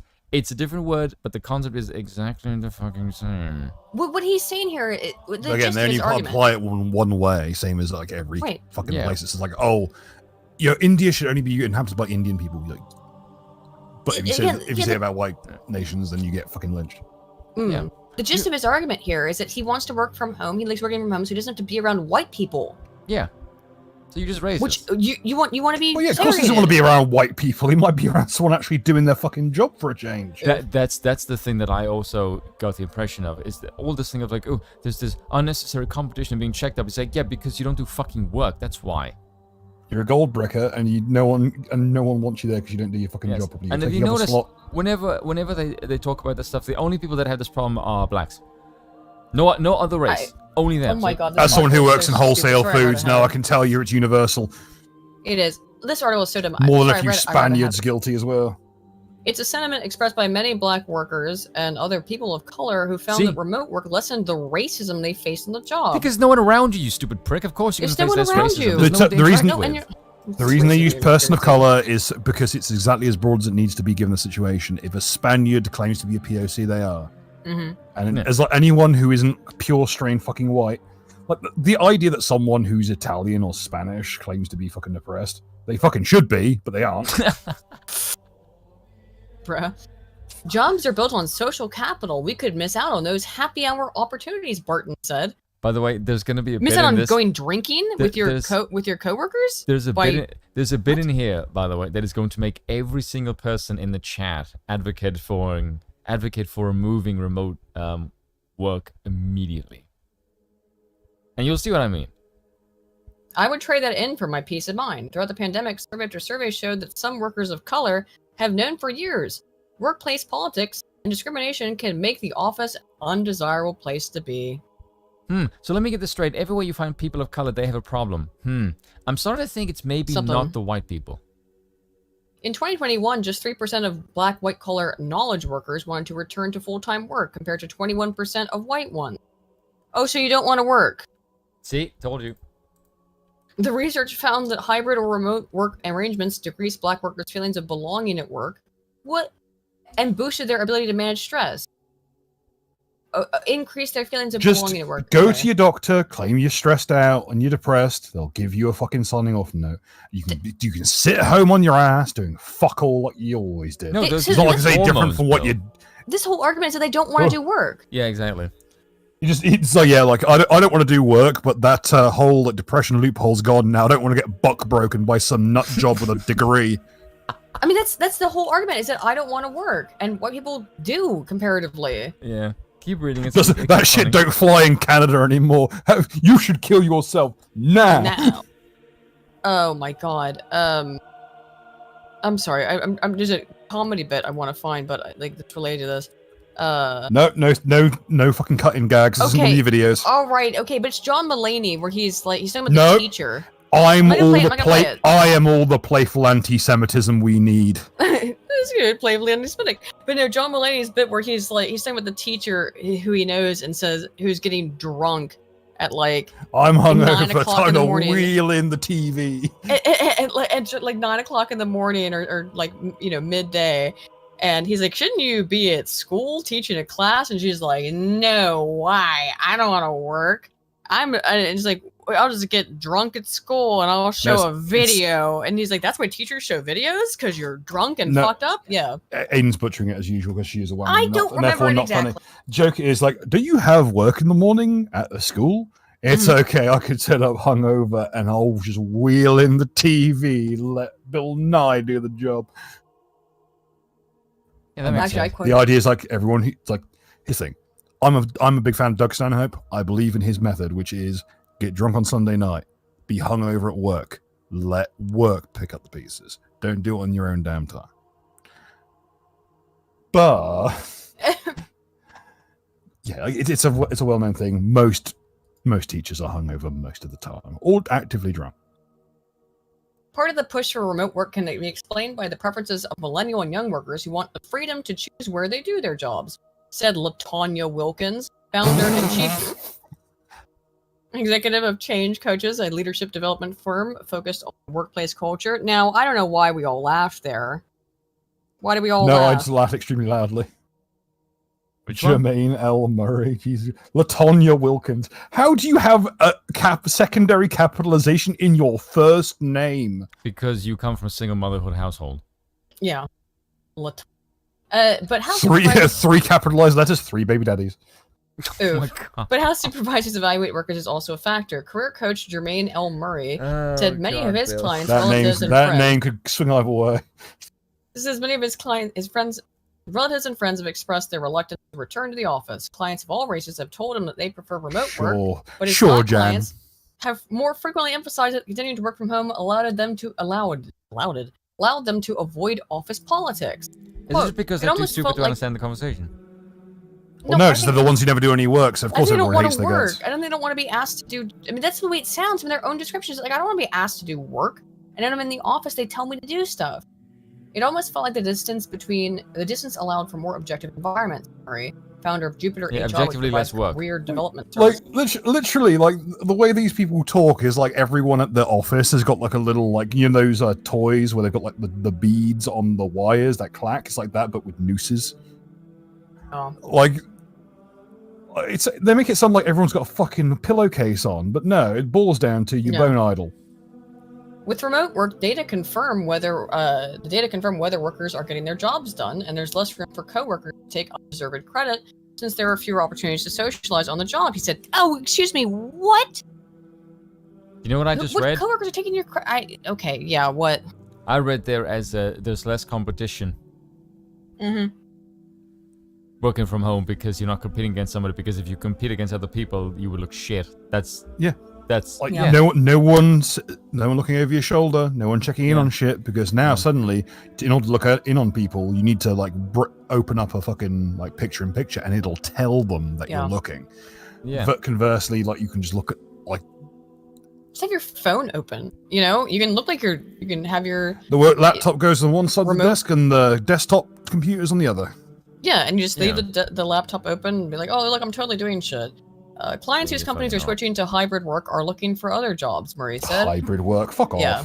And because of the sluggish economy and cooling labor market, he said they're quiet quitting their current positions rather than leaving immediately. Opportunities for remote-only jobs, however, are starting to shrink because it doesn't work. Here's the thing, like it Much for like some, you. For, Yeah, I was to say like no, it doesn't. It's not that it doesn't work. They don't work. yeah. Okay, I thought you were talking. Like, but here's the thing. Oh man, they're all getting. What? It's all no, never mind. Anywho, so yeah, I think it's because you don't work. You're right. Like, that's the thing. Look, the problem with these jobs and why businesses want people to come back in, and why Elon wanted people to come back into the office, is because we keep seeing that remote work is extremely unproductive. Because guess what? When you're in an office, you have to be. If you want, there are people who can absolutely work from home, who can be self-employed, but they have to be self-managing. When you have, you're working Two of for us on here a right now. business. Right. Yeah, when you're working in a business, Bill works from home for like half the Yeah, I time. got to keep taking time out of my busy schedule to beat my wife. I love you too. Very Irish of you, Bill. I like to blend in with the genealogy. What can I say? But the thing is, Well, I get so little done. No wonder you thing don't sleep is- well, Aiden. Recovering from bruises. She listens to fucking bullshit on a laptop the whole night, so I don't sleep very well either. I mean, that is Reality your fault, is- Aiden. I can't sleep without something I going on in the have background. I have seen you just say, I'm gonna go to bed, and then like 3 o'clock in the morning I get a message like, bitch, weren't you supposed to sleep like 2 fucking hours ago? You do that to me all the time too, sir. Oh, don't you freaking come at me. No, I don't. Yes, you do. I Yes, just want you to have. sleep. Anywho. So, okay, yeah, the reality is that people don't get as much work done at home unless they're really, really highly motivated. If you're on an hourly paid job, I don't think people are as productive at home. Of course not. You know what I mean? Just think, because, like, why would you be? You don't have any people, like, Oh, you're shit. in an office. Hang on, chiming in from Cole Summers, $2. We caught someone with an auto mouse and they cried racism. Wow. First of all, I find it hilarious that your name is Cole Summers. Second, given the situation. Secondly, yeah, of course they've got fucking. How could? Hey, if you're that organised, you can get a botting program. It's more than most of them do. Most people who work from home have got like the Homer Simpson like drinking like bird, like a thermometer trick thing. Yeah. You'd know Yeah, about but so drinking birds, wouldn't you, Aiden? I would. Wait, what do you mean by this? Haha, she admits it. No, what? It means you're a bird person. I'm not a. Why did you call me a bird? I'm not a bird. Go back to your nest, you degenerate. This is my nest, Bill. In April, about 11% of U.S. job postings in LinkedIn were for remote work, What is Bill's down from spirit a animal? peak of nearly 21%. I told you it's a walrus. It's walrus. White man. Walrus. No, it's walrus. It's clearly walrus. Is white Walrus. men wear animals, Bill? I actually have an article Have you about seen this us at tonight, by war? the It's way. not pretty. I have I seen have us an in war. article legitimately about I this. prefer seeing everybody else. I usually face down. It's You might want to take another stab at that phrasing right there, Chief. That's going to Yeah, start rumours. oh, where was it? There's a picture I've sent you before, Bill, that I liked. That was of a bird just sitting on a walrus's head. Avian Paladin is now spreading through the chat. No. Avian Paladin. Avian Pelican. Avian Pelican. No. Here's a picture. Here's a Avian Pelican. cute image. This is you and me, Bill. Here it is. Ain't sleeping in the birdhouse tonight. I found a cartoon of it. There it is. I did have a picture of an actual seagull standing on a walrus's head that I can't find right now. A mongoose. You're more like a mongoose. Yeah. Down from its peak of 21% in March of 2022, such jobs were in high demand. Nearly half of job applicants via the website in April were fully remote positions, and only 1/3 were jobs without remote or hybrid options. Professionals have the option to be in these remote environments and not experience microaggressions at work, or not. Fuck it, we are macroaggressions now. Or not do as much code switching or all of these other things. All of those things have now said. Great. Okay, so you can't write a sentence. Oh, that was great for my mental health, or it helped me be a little more authentic at work, said Andrew Caskell, What the career fuck does that LinkedIn. mean? More A lot of authentic employees- at work. What the fuck? But I have no idea. Trust No me, one you else don't. around you. You don't want me being authentic at work. Not with a Spaniard in the depot. For one 35-year-old paralegal from the Midwest, remote work is now a must. As a black employee and someone who is Say no more. neurodivergent, it's just better for me, said the paralegal, who asked that their name and gender not be... Okay. Yeah, well, if you ask your gender not be published, we know. Not be published in fear of harming future employment opportunities. Quote, I'm able to be more productive. No, I'm you're able not. to focus better. I get so much more work done here in my own space where I'm able to be who I am and think.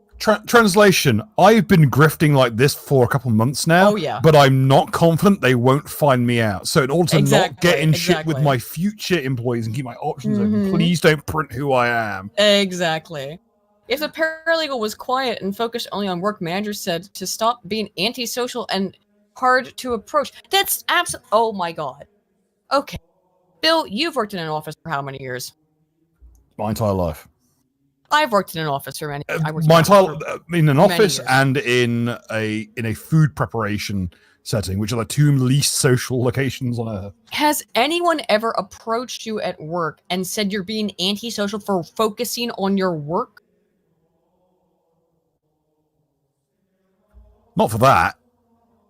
Not for focus. Yeah, for other reasons, but not for focusing. Most people just think on I'm work. away with most people just think I'm away in my own little world, which is just me screaming racial slurs in my head. Yeah, just to get by. I really do need to do a stream of Bill. The nicest person at my workplace is a ginormous Russian dude called Dmitry. He's Duh. the only nice person Duh, because bloody he's shit. drunk the whole day. And I know he's drunk because I know he uses the same trick the Serbian guy masquerading as a Russian guy he used to work Oh, a with, lot of people in the which is chat they said that they chew have on been. garlic cloves to cover the smell of booze. Well, a lot of people in the chat said that they've been approached for not being for not integrating enough, or not being. Oh, they do that bullshit. Oh, why aren't you going to like these like optional why are you going drinking with us? Well, maybe because I think you're a bunch of mongoloids, and also I can't trust myself with a few drinks in me. Otherwise, I'll call you precisely what I Oh, think you know of what? you. Well, I guess that the difference is that in the office job I held for the longest amount of time, which I worked at for about 3 or 4 years, I liked everybody I worked with. So, like, if they went out drinking, as soon as I was old enough to drink, because I started working there when I was 20, I went out drinking with them. I liked hanging out with them. In fact, we went to theme parks together and stuff. And I liked my coworkers. So maybe I didn't get that because I've always... I literally got my night job to avoid my coworkers. Mm-hmm. It's like, okay, I need to get another You kid sound to like such stop a these people motherfuckers person, asking Bill. me out. What But I can think say? that's probably... Emphasis in the long run, that's emphasis probably on them needing healthy. to be people. I think that's probably in the long run is better, because there's also a lot of people who'll be like, oh, I feel alone at work. I don't feel like I have any friends. I don't feel like I have anybody. There's so not a I'm- single. so I'm- There's not a I'm gonna single stay at person home. here that I wouldn't. There's not a single person here that I would piss on if they were on fire. On bubbly or chatty days, the paralegal was admonished for not doing enough work. Oh, I highly doubt all this. Cole said Translation. something interesting. What is it? Look at what he said in chat. I work from home managing call center stuff. I do not want to go back. I don't have to deal with busybody women anymore. Helps You know so what? much. Yeah. I do agree with that. Keep rubbing it in, Cole. But I Keep do rubbing think, it in. I do think it's that though. It's the busybody HR women that I've always found annoying in all my times working in an office. Our HR is great. She's a colossal bitch who hates everyone. Good. But I did always, you know what? Now I think about it, I did have that kind of thing one time when I was working at the A&E firm. Sam, if you're watching, hello. I'm a big fan of your work. Unironically, you're one of my favorite people there because we both hate each other. But I was working at the A&E firm, and yeah, I did at one point get approached by the HR woman who was like, "You need to participate in more activities." And I was like, "Wait, what? Like we go out drinking once a week? What do you mean more activities? We go out and get drink. I get drinks with the rest of the people, with a bunch of other people in my department. Which by the way, my department was me and my boss, so that was it. But we went out and got drinks sometimes, like pretty much like once a week, if not once every other week. That is the most female fucking maneuver. We need to do more within your department. We are the department, motherfucker. Yeah, like what the fuck? It's like it's me and my boss. We're the department. Like, what are you talking about? That I need to do. I need to do getting more. along with people. You get paid for doing fucking work. Why don't you just socialize for fuck's sake? This is the divide between the genders. It's like men just like, okay, we just get the job done and get the fuck out of here before we kill each other. Well, that's what I wanted to do, is just do the job. I didn't mind going out and getting drinks with them because I often did it. Look, where my job was located at was in like the center of the best bars, the best restaurants, the height of civilization such as it exists in Baltimore City. So all around me, Civilization in Baltimore City? I know. They fucking hide it well. Only in that one in a very small location. Like every day, like for lunch, I'd be like, I don't know where I want to go for lunch today. I've got a billion different options. I went to Subway nine times out of 10 because it was cheap. And I have every option. Gym mats. Well, it was like a mile walk to and from. So like, we'll get a little walk in, and you'll get something that's the same every day, so it doesn't. But it was also this vegan place that was up the street that was also about the same distance that I used to go to a lot because they had really good food, and it was healthy. But yeah, like, and by healthy I mean like low calorie. But still, you know, I liked working there, the worst part is that literally right across the street from us was the best sushi place I've ever been to. And Bill, if you'd been able to come back to the United States in November, which you couldn't because of fucking COVID shit, I had them cater the party that I held there. I had them cater the party, family. It's called, there are chains, so this doesn't mean anything. It's called Raw, spelled R-A, Sushi in Baltimore and in DC. If you're ever in Baltimore or DC and you want some really, really good sushi, go to the Raw chain. They're fantastic. And shoot yourself. No, they're fan-fucking-tastic. No, sorry, I have to now show it. Ban her. No. This is our podcast now. No, take it over. Look, don't tell me. I can usurp you in a heartbeat. It's going to be hilarious. Don't tell me this doesn't look like the most delicious. This work, please. Oh, because it's Facebook. There we go. This one works. But this doesn't look like the most yummy piece of extra sushi you've ever seen. I can't. That looks like a teratoma with a hubcap on top. It's a deep fried lotus root. I know what it is. So good. It looks like a teratoma with a fucking hubcap on top. It's so good. I love this roll. Why would you shape it that way? As to remind yourself of a revolver, something you'd rather be eating. That looks like active fucking hog swill. I'm sorry, but it does. It's so good. Looks rotten. Oh, you eat fucking sauerkraut. I don't want to hear a fucking word on Colonial. I just did my cucumber and tomatoes today. You didn't because you forgot to check. Oh, have we actually done the water? Has the dishwasher gone? No, we don't have any forks. Get fucked. I didn't even eat my salad. Instead, I ate just a lemon. That's all I ate today. I just a raw lemon. I put salt on it. See what I'm having to deal with? This bitch got given lemons by life and just ate the fucking things. Hell yeah. And wonders why the fuck my tummy hurt. Because you ate a fucking lemon. It didn't hurt that much. There's sorry that much. Notice those two words that she trailed for the end? There's never really a happy medium, the paralegal said, with the remote work. However, there's problems that are eliminated. I disagree. I know a racist medium who calls up black people to crank call them in the afterlife, and he's ecstatic. And the paralegal can really Get fucked, Nelson focus Mandela. Click. solely on getting the job done. Management experts argue that remote work opportunities have implications far beyond individual work experiences and affect corporate culture as a whole. Eliminating remote options, can also hurt companies' abilities to recruit a diverse workforce. Why? That's the bit I said. Because you're lazy? That's the bit I said you should is if there's one thing that you can advocate for when it comes to friggin' not having remote learning, is friggin' that. So you go with harms diversity and fucking make a permanent. Why would diversity matter if you're not even on site? Right. What does it matter? Point, How do you even tell? How can you even tell? Who cares? Yeah. How can you tell what the other person looks like, what their race is? So you want to earn white money but not be around white people. Yep. With remote positions, companies can hire people living in geographic areas that are more diverse than the communities around their headquarters. You're all based in giant cities, ding dong. Communities or Diversity is the reason why the cities are cesspool and shit. Yeah. Oh, that's not true. Like Nancy Pelosi, who was head of San Francisco, founded one of the least diverse locations possible. Like when she hired Jim Jones of Jonestown to be the housing commissioner illegally, and then completely propped him up so that he could form his cult and take them down to Guyana and kill hundreds of people. She's got bigger problems, and so does her husband. Well, I got Nancy Pelosi Just a confused with Dianne hammer Feinstein because they're both the oldest people. They're like ancient dinosaurs. And But all you Dianne have is a Feinstein's hammer. Dianne Feinstein's in the hospital, by the way. Oh yeah, because she fell. She fell over, and now she's in the hospital. That bitch, even standing up, that bitch looks like she fell over.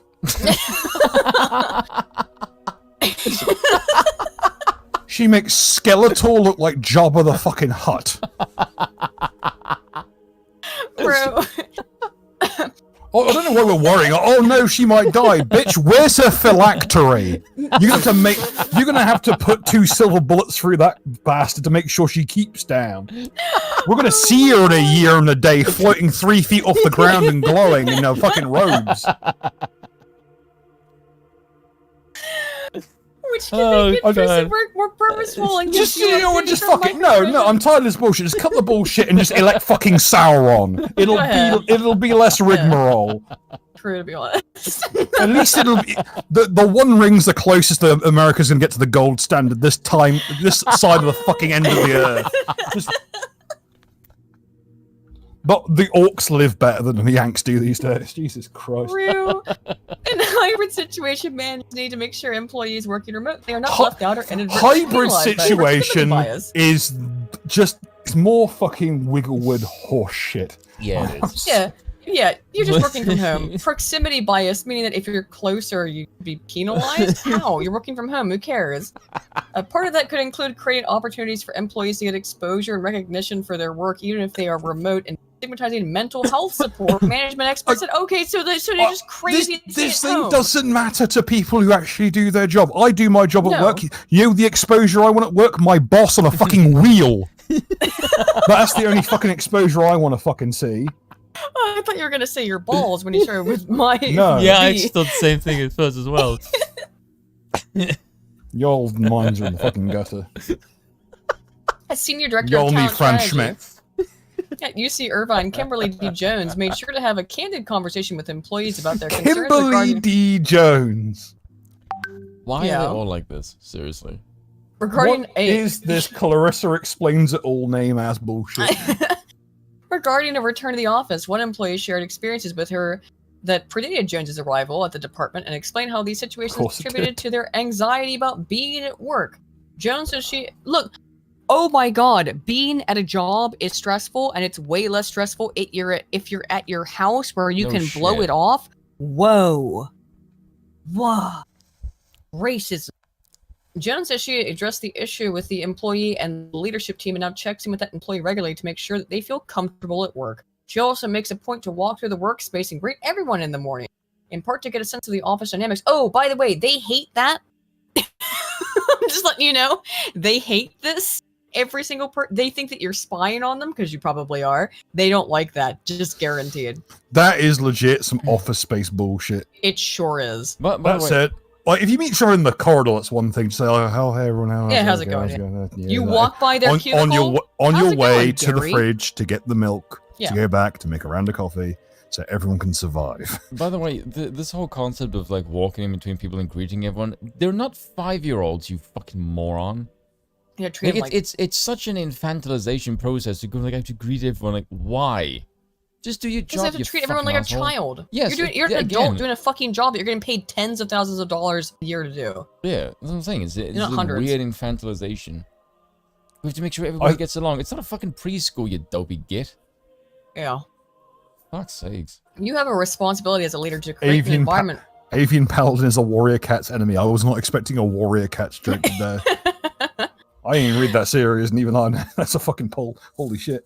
You have a responsibility as a leader to create an environment where everyone feels welcome and can be successful, Jones said. Oh, God. Women of color especially face... I hate this. Especially face difficult situations at work. Professor Jones C. Williams. Yeah. Well, I mean, honestly, like, if you just look at the data, it's there. Yeah. Your Honor, collaborators, women. Your Honor, League of Legends. Her collaborators have... Where's the Death. have built a database of more than 1,800 people as they research the intersections of race and gender bias in white-collar professions. In almost every data set she's seen, women of color report more bias in the least workplace fairness. She said, "Oh, you know why? So, because they want a fucking payout. Because they're angry and they want money. Yes. Oh shit. God, like how could it? How is it? If racism is the most valuable currency, guess what I'm gonna try and find in fucking everything in society. If racism is the most valuable currency, then I'm the fucking God Emperor. But again, like, or experience it. What, put it that why way. would you? Go ahead. No, that's all I wanted to say. But it's. I'll get the boot polish. Why do you think? What kind of metric are you measuring this by? People who report it? Does that mean the reports are accurate? No, they're just reporting it. They don't use metric system. They use Imperial. These people have been told their entire lives that they're being discriminated against, and you tell them, so then they see discrimination where it doesn't probably fucking exist. Bill, give it a year, and I guarantee you, someone is going to say that word is problematic. I'm sure. Give me a year. I'll think of new words. No matter what industry they work, no matter what company, it's unbelievably consistent. Williams, who is a professor at University of California College of Law, San Francisco. Oh wow, no one cares. Fucking Christ! Again, the city that spawned Jonestown. Structural engineer. I'm gonna be talking shit about you guys real soon. You're gonna be the video that I'm making on this is it's you're done. Like you're cooked forever. Rapunzel, Amador. Why do all these people have three freaking? Why do they have fucking Amador, Star Wars character? Rapunzel, Amador, Lewis. I am being informed by my attorney to shut my mouth. Okay. This is the Star Wars. For legal reasons, I will not be continuing anything on this subject. Has gotten used to be one of the few women, much less women of color, at her workplaces. Rapunzel, really? She remembers being told by a well-meaning Rapunzel, let down your hair. It's meant to be attached to you still. Rapunzel, let down your weed. It just hits the ground like a raccoon falling off a roof. She remembers being told by a well-meaning male mentor at her first job that as a female engineer, she'd have to, quote, run 110 yards to score a touchdown, after men at worksites called her honey, and assumed she was there to deal with office matters rather than inspect their work. She started bringing along a male coworker, and although that cut down on harassment, the men sometimes assumed her coworker was the engineer, not her. Well, let me tell you what, Rapunzel. I've looked into what counts as engineering now from your kind of like, far left side of things. And I found that you couldn't do a basic percentage calculation. So yeah, I would also have no confidence. Also, you started bringing them along casually. You just found someone who wasn't doing a job. You definitely weren't told to bring them along because you weren't doing your fucking job. Good, interesting. Yeah, wonder why. Did she inform to, or did she decide to do it? No, I guarantee you, I'll put money down. The money I don't fucking have because you spend it all. What are you talking about, Bill? Come on now, don't put that. Don't lie about me. I don't that was a good shot. But it's not true. Like it's not true. You're telling me you found a male co-worker who was not doing anything, and you managed to spot them on your rounds of doing everything. Well, your name is, first of all, if your name was Rapunzel, you would be getting the shit ripped out of you no matter what you did. But what do you Yes. even, if your name's Rapunzel, like, what even nickname do you go by? What kind of an asshole Rap? calls their kid Rapunzel? Rapunzel. Yeah. A Disney Her fan? confidence, I guess so. Her confidence in Disney her skills. adults need the noose. I'm just Disney going to say adults. that right now. God. Her confidence in her skills and abilities is misinterpreted as arrogance and documented as such in a performance review. Oh, Translation, you're an arrogant cunt. So no you're one likes you. arrogant and overconfident and don't have the skills, and so you got docked for it. I have never had a woman engineer to report directly to, said Amanda Lewis. That sounds like I'm saying, or Amador Amador. Lewis. Who? Hang on. Why did I say Amador? Amander. Who immigrated to the San Francisco Bay Area from the Philippines as a child. Oh, Oh, okay. it's a flip. That's unusual. Whoa. Are you allowed to say that? I'll say what the fuck I like. I have nothing but respect for the Filipinos. They're usually quite good. I told you I wanted to make you Filipino blood stew. I already have black pudding. It's just blood stew in a brick. But, yeah, blood, By the way, blood stew, by very good. the way, that name from someone from Philippines makes him sound like fucking royalty. That's probably why It they does. did it. Well, yeah, Rapunzel. Yeah, That's why they did it. I would not. I've still not had balut. I don't want to try balut. However, I could go for some lumpia right the fuck. You're the first person in Lumpia's the village that delicious. had a color TV. That's what I called her Rapunzel. But I've never had a mentor, a female mentor, especially a woman of color mentor. Okay, whatever. Who Maybe cares? because- Why'd you need a mentor? Ugh. Eventually, Amador Lewis Change you want to be, bitch.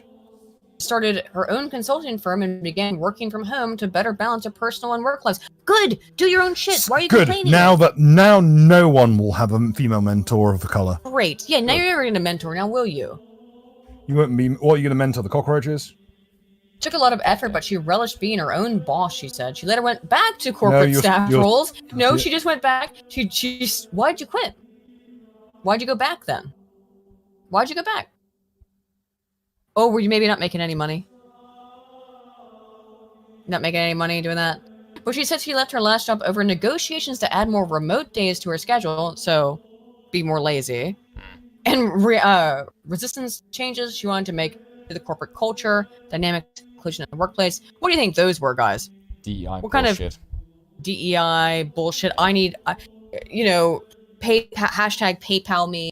I'm black, brown, and here. PayPal me. I deserve free Also- money. Also, But should we she know? did go back. Okay, there's She a point. did go back. There's Was a she point ever coming back? up. There's a point She coming did up. go back. There's a point coming up. Let it ride. Would she ever go back to in-person work? She doesn't love the idea.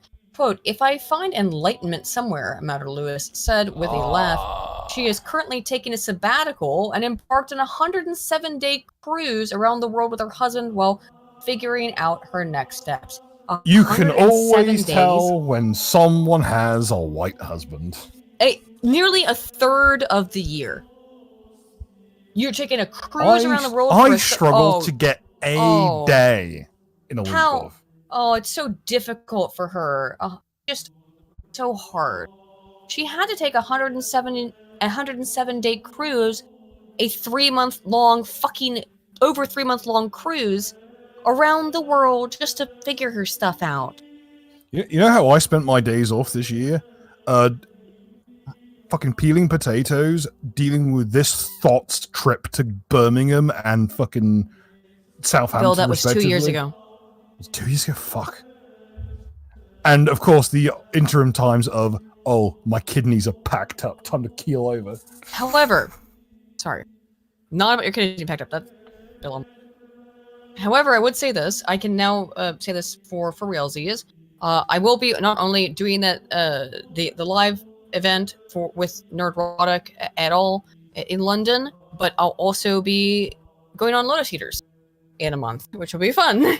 A little nervous about that. I know everybody involved, so I don't know why I'd be nervous. Like, Mention they're all really monarchy. cool guys. Don't worry, I'm gonna just have a phone set will. up next to the fucking break room, and I'm gonna talk to Callum. Talk to Callum. Callum said he'd show us around London. God help us.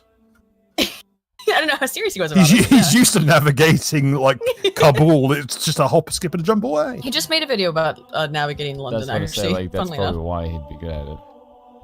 Yeah. My fucking my family's from like East London. I like Callum. Callum's cool. Barton, Callum's very cool. Yeah. They're all cool. They're all cool people. Maybe she'd accept a hybrid schedule, she said. After all, remote work allows her to take care of the chronic migraine she suffered since 2015 and helps her balance her caregiving responsibilities for her husband who has seizures. Yeah, I will most 100% people didn't like Obama never do getting an a office second again. term either. Barton, the technical project manager, is also adamant about the benefit of remote work despite the shrinking pool of remote job opportunities and the possibility for remote smaller salaries. He knows it's most important. What do you value, he said. Do you value your sanctity or the value of your dollar? Make your choice. The dollar. Take your swing. Yeah, you're going to choose the dollar, probably. Have you seen the value of the dollar lately? It's not doing great. That's... But, at the end, okay. Also, these are two, like this is a couple comprised of two, like, serial grifters who just claim to have, like, chronic illnesses to get out of work. Like, it's seizures, which let's face it, there are plenty of people who fake seizures, and there are plenty of people who fake migraines. Are a whoever her husband is someone who's able to afford for them to both go on a 107-day-long whilst cruise. both suffering from chronic illnesses. Well, both, having these chronic illnesses. Okay. Aiden's got a chronic illness. I keep her in a room. I also, Anywho. God damn. This is stupid. The whole thing is stupid. Do your goddamn job. Mom of man, 19, arrested for assault on a cop during Union Square's flash mob, hits back at Mayor Adams' criticism of parents. The mother of a 19-year-old... For the love of God. Man, the mother of a 19-year-old man arrested during Friday's Union Square chaos pushed back on Mayor Adams' comments blaming the parents of the youths involved, even as her son admitted to fighting with the cops during the mayhem. Of course he did. You know what's missing from the story? Oh yeah, a freaking husband. Have you seen this? Mm-hmm. Well, let's say a father figure. No husband, no father. In an interview with the Daily News, Stacey Lucas accused the NYPD of roughing up her son, Angel John, 19. If my name was Angel John, I would indulge in all sorts of fucking havoc just out of spite. Have we ever considered that part of the reason that these people are like causing all this trouble, and I use the term people extremely loosely, is that they have been given the worst names on God's green flat fucking earth. I know. During the bedlam, which was sparked by Twitch star Kai Sena. Aren't angels supposed to be white? Right. John, who admitted to, quote, throwing my hand Aiden, let's be real, the only person who's going to be in heaven and black is Uncle Ruckus. He is. He won't be black when he's there, though. That's the whole point. Trying to do the man. He's charged with felony assault and is accused of punching a cop in the face. Based, however. Based, however. His mom, however. It's New York, fuck him. Argued culpability lies with the NYPD. So he punched them, and she's like, actually, that's the cops' fault that they got punched. Okay, I'm going to throw down my response here. And I'm going to throw down my response here. First of all, sort out your boxer shorts. Second, at least come up. First of all, I'd like to throw this down, and I hope that perhaps we will agree with me here, is let them fight. Yeah. To be fair, I agree. They had to find the biggest, whitest crackers they had to move him, didn't they? They had to find the fucking NYPD rugby team to move this guy. This is what his mother said. His mother said... It looks like the Shield on this fucking... I know. His mother says, you cannot blame parents. This is the blame of society. Of people who use their guns to harm rather than protect. What is up with that digital display in the background? What do you mean? Where? On the bus? Yeah. It looks fucked. Yeah, it's a low quality image. Wait, they took his Tims? Look at they take his Tims. Look on the right hand side. They took his Tims. Those aren't Tims. I think those are like fucking. I don't know what those are. High tops. Knockoff Jordan. Yeah. Oh, shit. They took his Tims. Who brings a Bergen backpack to a riot? What? Did they take his pants? There's a lot to go on. There's a lot going on. Yeah, there's a lot going on in this image. What's happening? Did they take his pants off? Who the fuck did they send to collect him? The guy who brings all the Capri Suns to the fucking riot squad? Lucas said, for you to sit there and throw stones, get your crooked cops in order. He punched one of them, you dumb bitch. John, who was released of his own reconnaissance on Saturday, meaning that he was released without bail, said he and his brother... So he punched a cop and was just released. No bail. Oh, wait. Wait for the phrase. Wait for it. 18 were working, his brother, 18, were walking in Union Square to clear their heads after a recent family tragedy where they learned about an impromptu giveaway. Kids are going to be kids. That was a very disrespectful comment. There it is. Lucas said. adding that none of her 7 children had been in trouble with the law before. Bullshit. They put their hands on my kids, not 1 but 2 of them. Of course he's going to feel threatened. So he punches them? What was he doing? What was he doing? What was he doing? Why was he getting in trouble with the cops? What the hell was he doing? Also, His Honor described 7 children. How 7 many, children. okay, how many baby fathers do you think he shared? I'm gonna go with 7. at least 3. 8. 8, yeah, 9. There's a team effort in there somewhere. Right. His Honor described the chaos as a parenting issue in remarks to reporters on Saturday. Well, Our lack children thereof. cannot be raised by social media. Someone wants to They're tell being this raised- bitch it's meant to be a village to raise a child, not to father them. Oh my god. They're being inundated by influencers, he said. True. John told the news that he and his brother came upon the crowd as it gathered. My brother likes Kai God Cenat. damn, I that like was- Kai Cenat. We That wanted to that see what was pretty- going That on. was fucking brutal. I've got Here we go. worse in the chain. I've got worse Here in we the go. tube, man. You want Are to you- gird yourself. Are you ready for it? The crowd of mainly teenage boys showed up because they believed Senate would be giving away PlayStation 5 consoles, which cost about $500, until recently were difficult to come by. Senate has 6.5 This million man followers on is going Twitch. to prison for a console with no games. I know, no game. You will never get your Chocolate console. rain. You will The never get your PS5 game. still has not got the That's game. the game. Around 1:30 p.m., a few hundred people had turned out. Within 2 hours, the crowd Who? swelled to Okay, thousands. wait. Before we continue. Yeah. Who the fuck is out and about at 1:30? The It's in the unemployed. afternoon. Yeah, middle of the day. Unemployed. And the people who have late lunches at their office because they're the least useful. And I say that as someone who had a 1 p.m. to 2 p.m. lunch because I was fucking worthless at my archiving job. Unruly gamers started throwing plastic bottles and climbing. You can't on call them that. That's a hard R gamer. It's a hard R gamer. That's right our there. word. There it is. Climbing on the roof of a subway entrance under construction in Union Park Square Park. Video from the scene showed. Even so, John described the crowd as controlled at first and peaceful until the cops showed up. Well, okay, no, hold on a second. Why did the police show up if you were peaceful? Racism. That's why. It's only just Spoon. It's always only because of racism.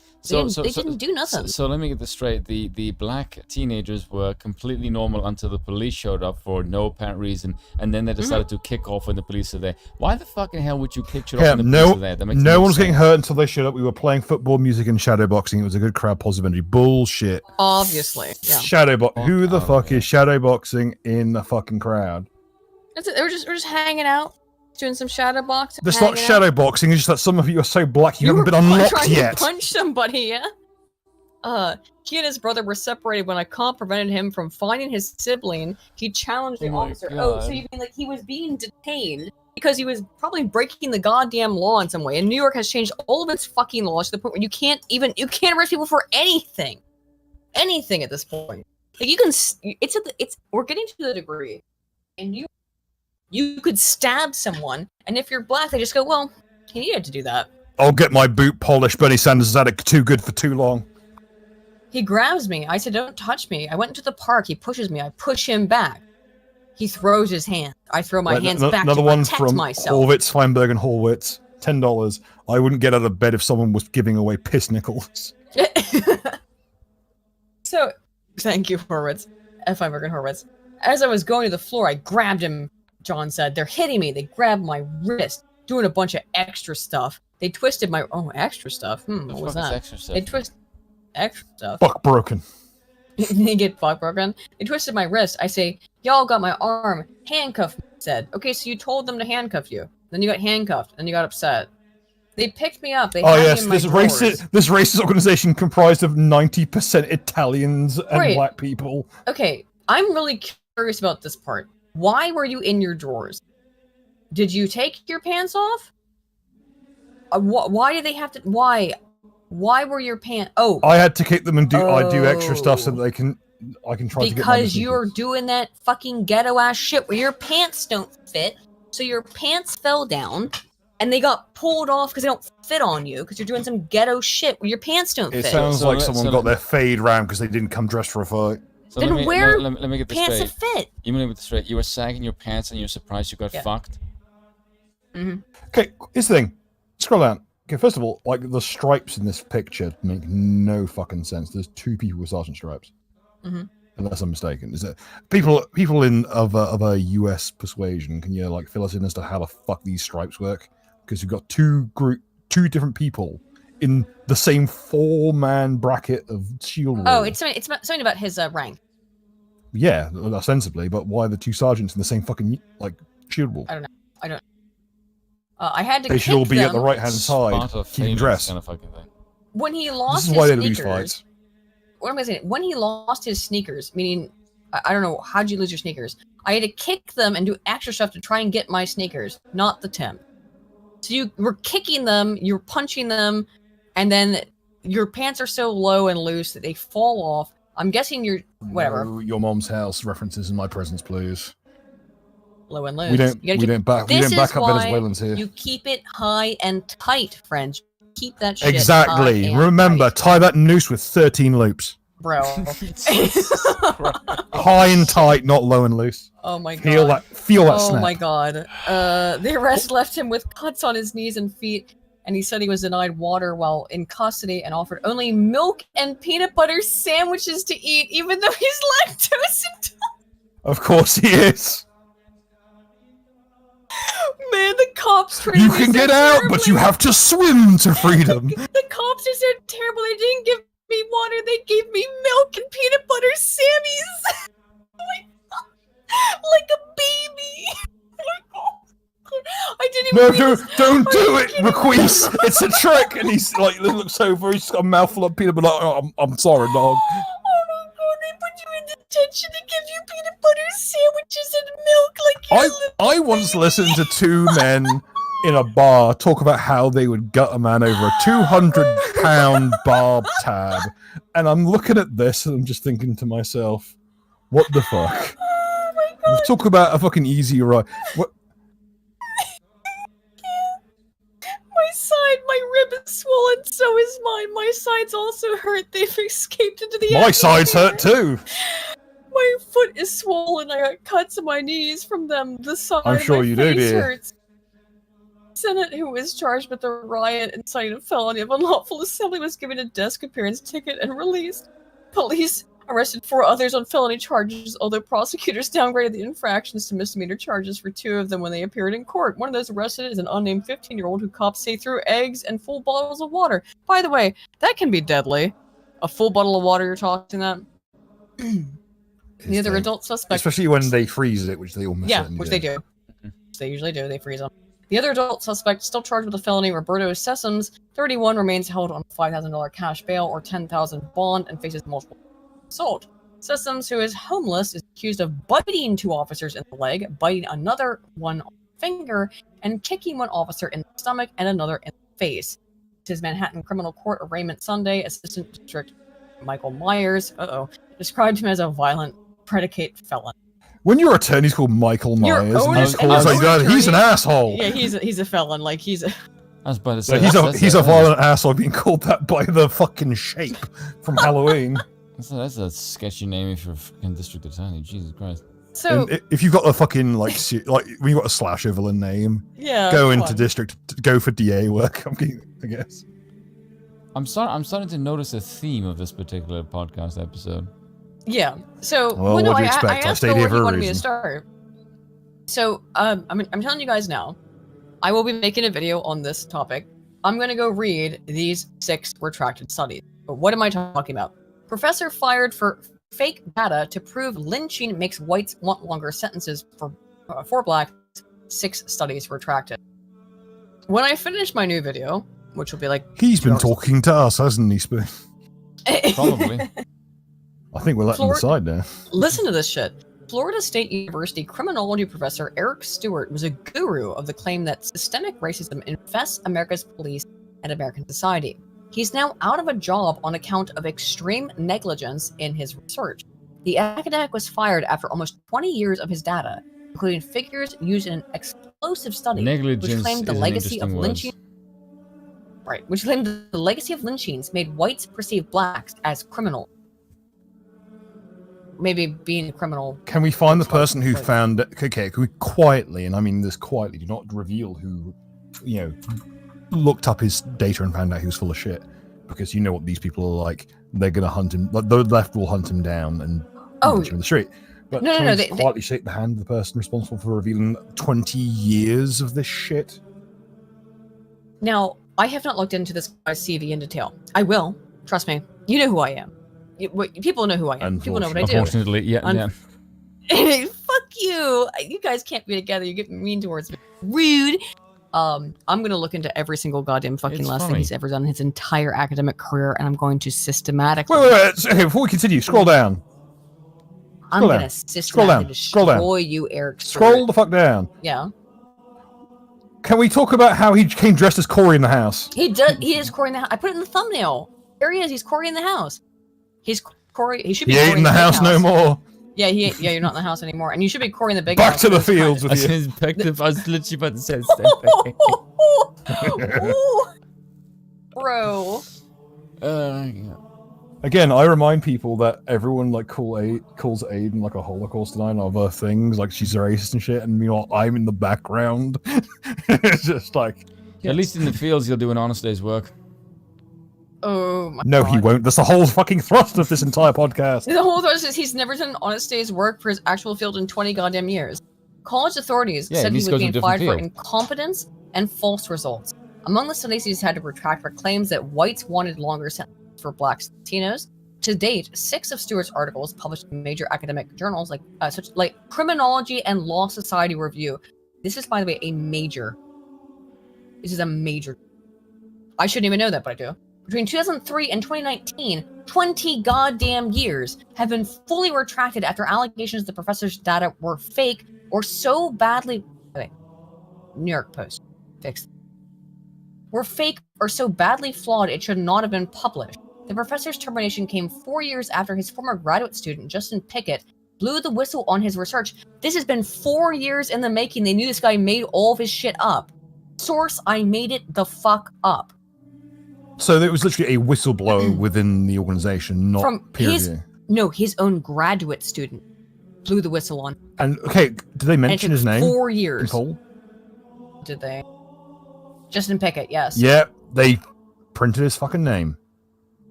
No, I think it's okay. And location where, like... Here are the studies that had faked data. School social bonds, school climate, and school misbehavior, a multi-level analysis. Nothing about that sounds fucked up. So that's one of the ones I'm really interested in reading. How did you script the data on that? Ethnic threat and social control, examining public support for judiciary use of ethnicity in punishment. The social context of Latino threat and punitive Latino sentiment. Lynchings, racial threat, and whites' punitive views towards blacks. The social context of criminal threat, victim race, and punitive black sentiment. And legacy of lynching. Received black criminal lesser known Final whites. Fantasy spin-off. You're going to see here very quickly, this guy's got a weird obsession before with we continue, Yeah. scroll up a little bit. Scroll up a little bit. Yeah.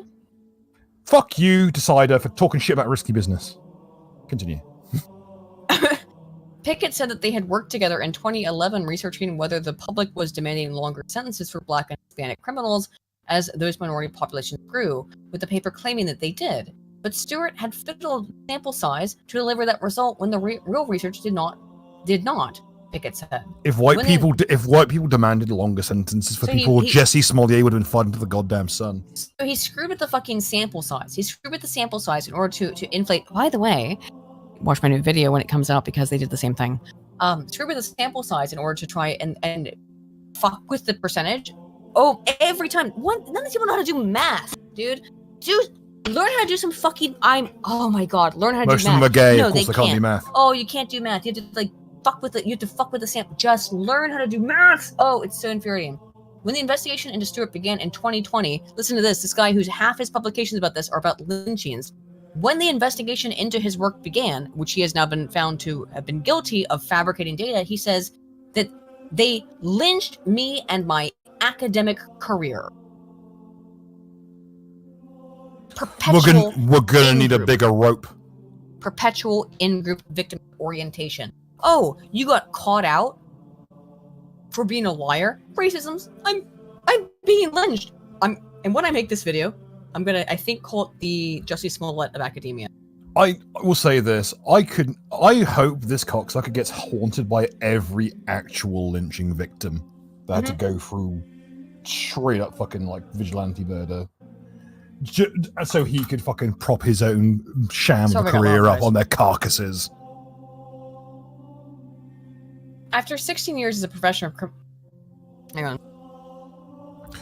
They say that like history is a pile of corpses with a white one on tops, like swiping on Tinder. But you know, there are other people somewhere, you know, down the pile. This guy seems to be about 3/5 down. I'm sorry for getting a little loud too. It's just I think I hate my bad sign. After 16 years as a professor of criminology at Florida State University in Tallahassee, Provost James Clark formally notified Stewart that he was being terminated in July 3rd. I do not see how you can teach. They even printed the picture of the guy who blew the whistle so that they could victimize him more efficiently. No. This is there he is. Yeah, that's him. Yeah, Justin Pick.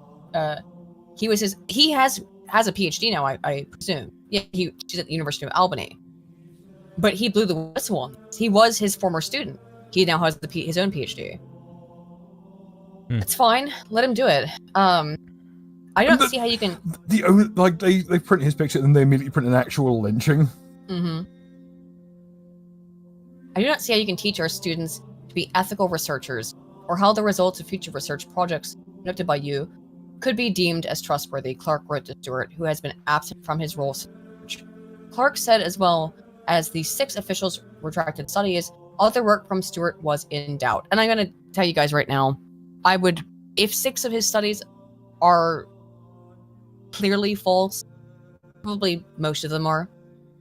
The retracted studies looked into contentious social issues like whether the public perceives Black and Latino people as threats and the role of racial discrimination in America's criminal justice system. Now, by the way, I've seen this guy's papers cited in the past as evidence that white people are racist and that white people want to hang Blacks, etc. If only he'd known that this podcast would exist, he could have saved himself some time. I know. One 2019 study, which has been retracted, suggested historical lynchings make white people today perceive Blacks as threats.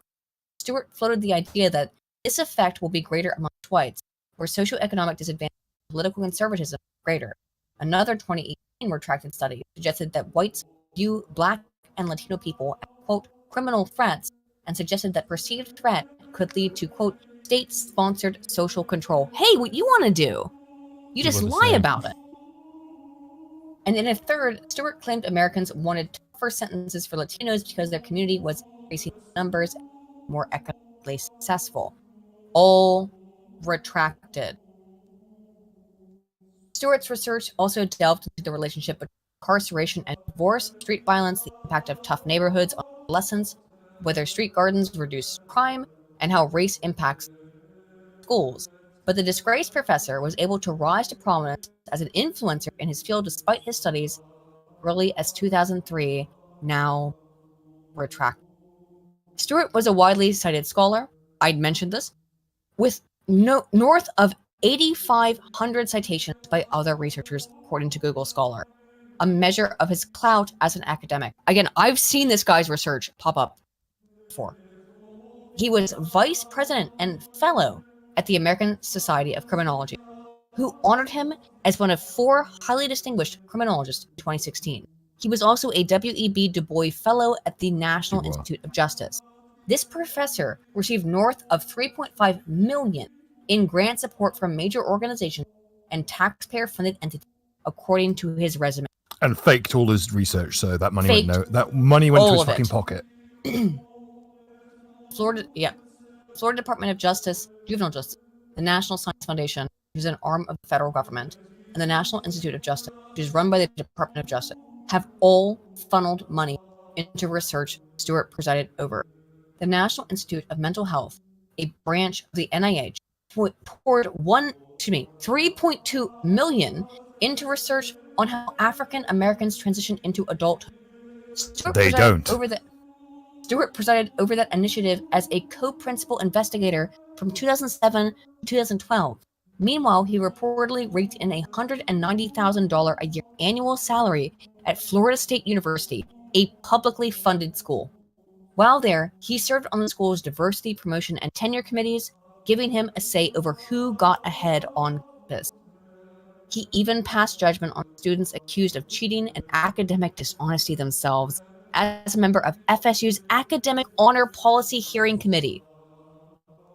So 8,500 citations. That means that most of his field will be thrown into complete chaos. It's thrown the entire thing into chaos. Basically, everything made since he started work is completely invalid. Yes.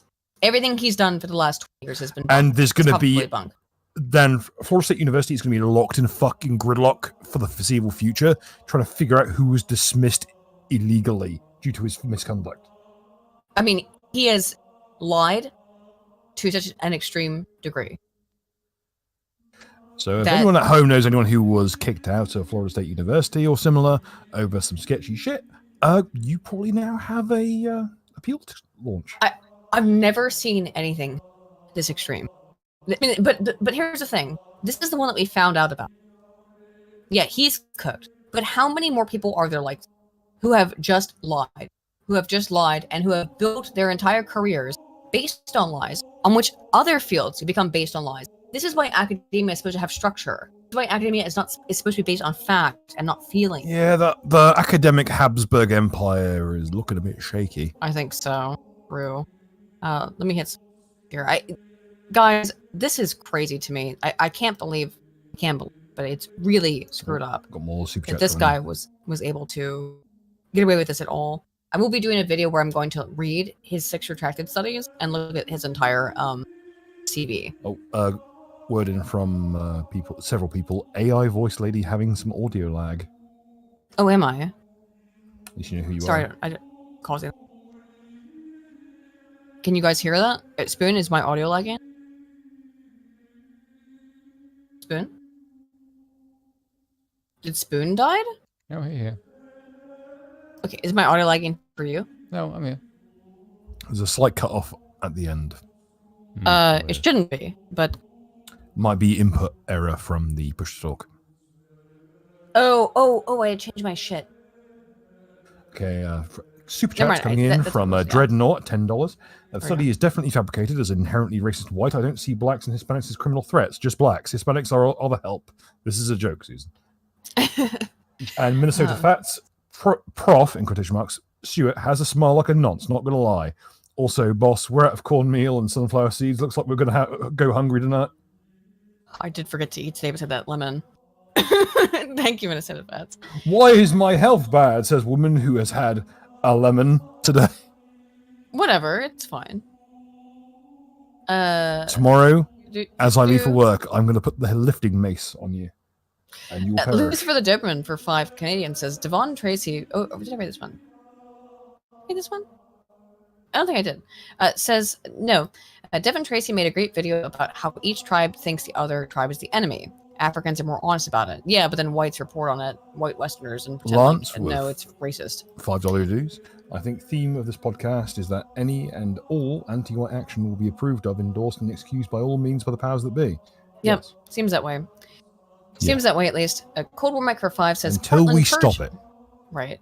Portland Purge status is, this list is incomplete. You can help by expanding it. Yeah.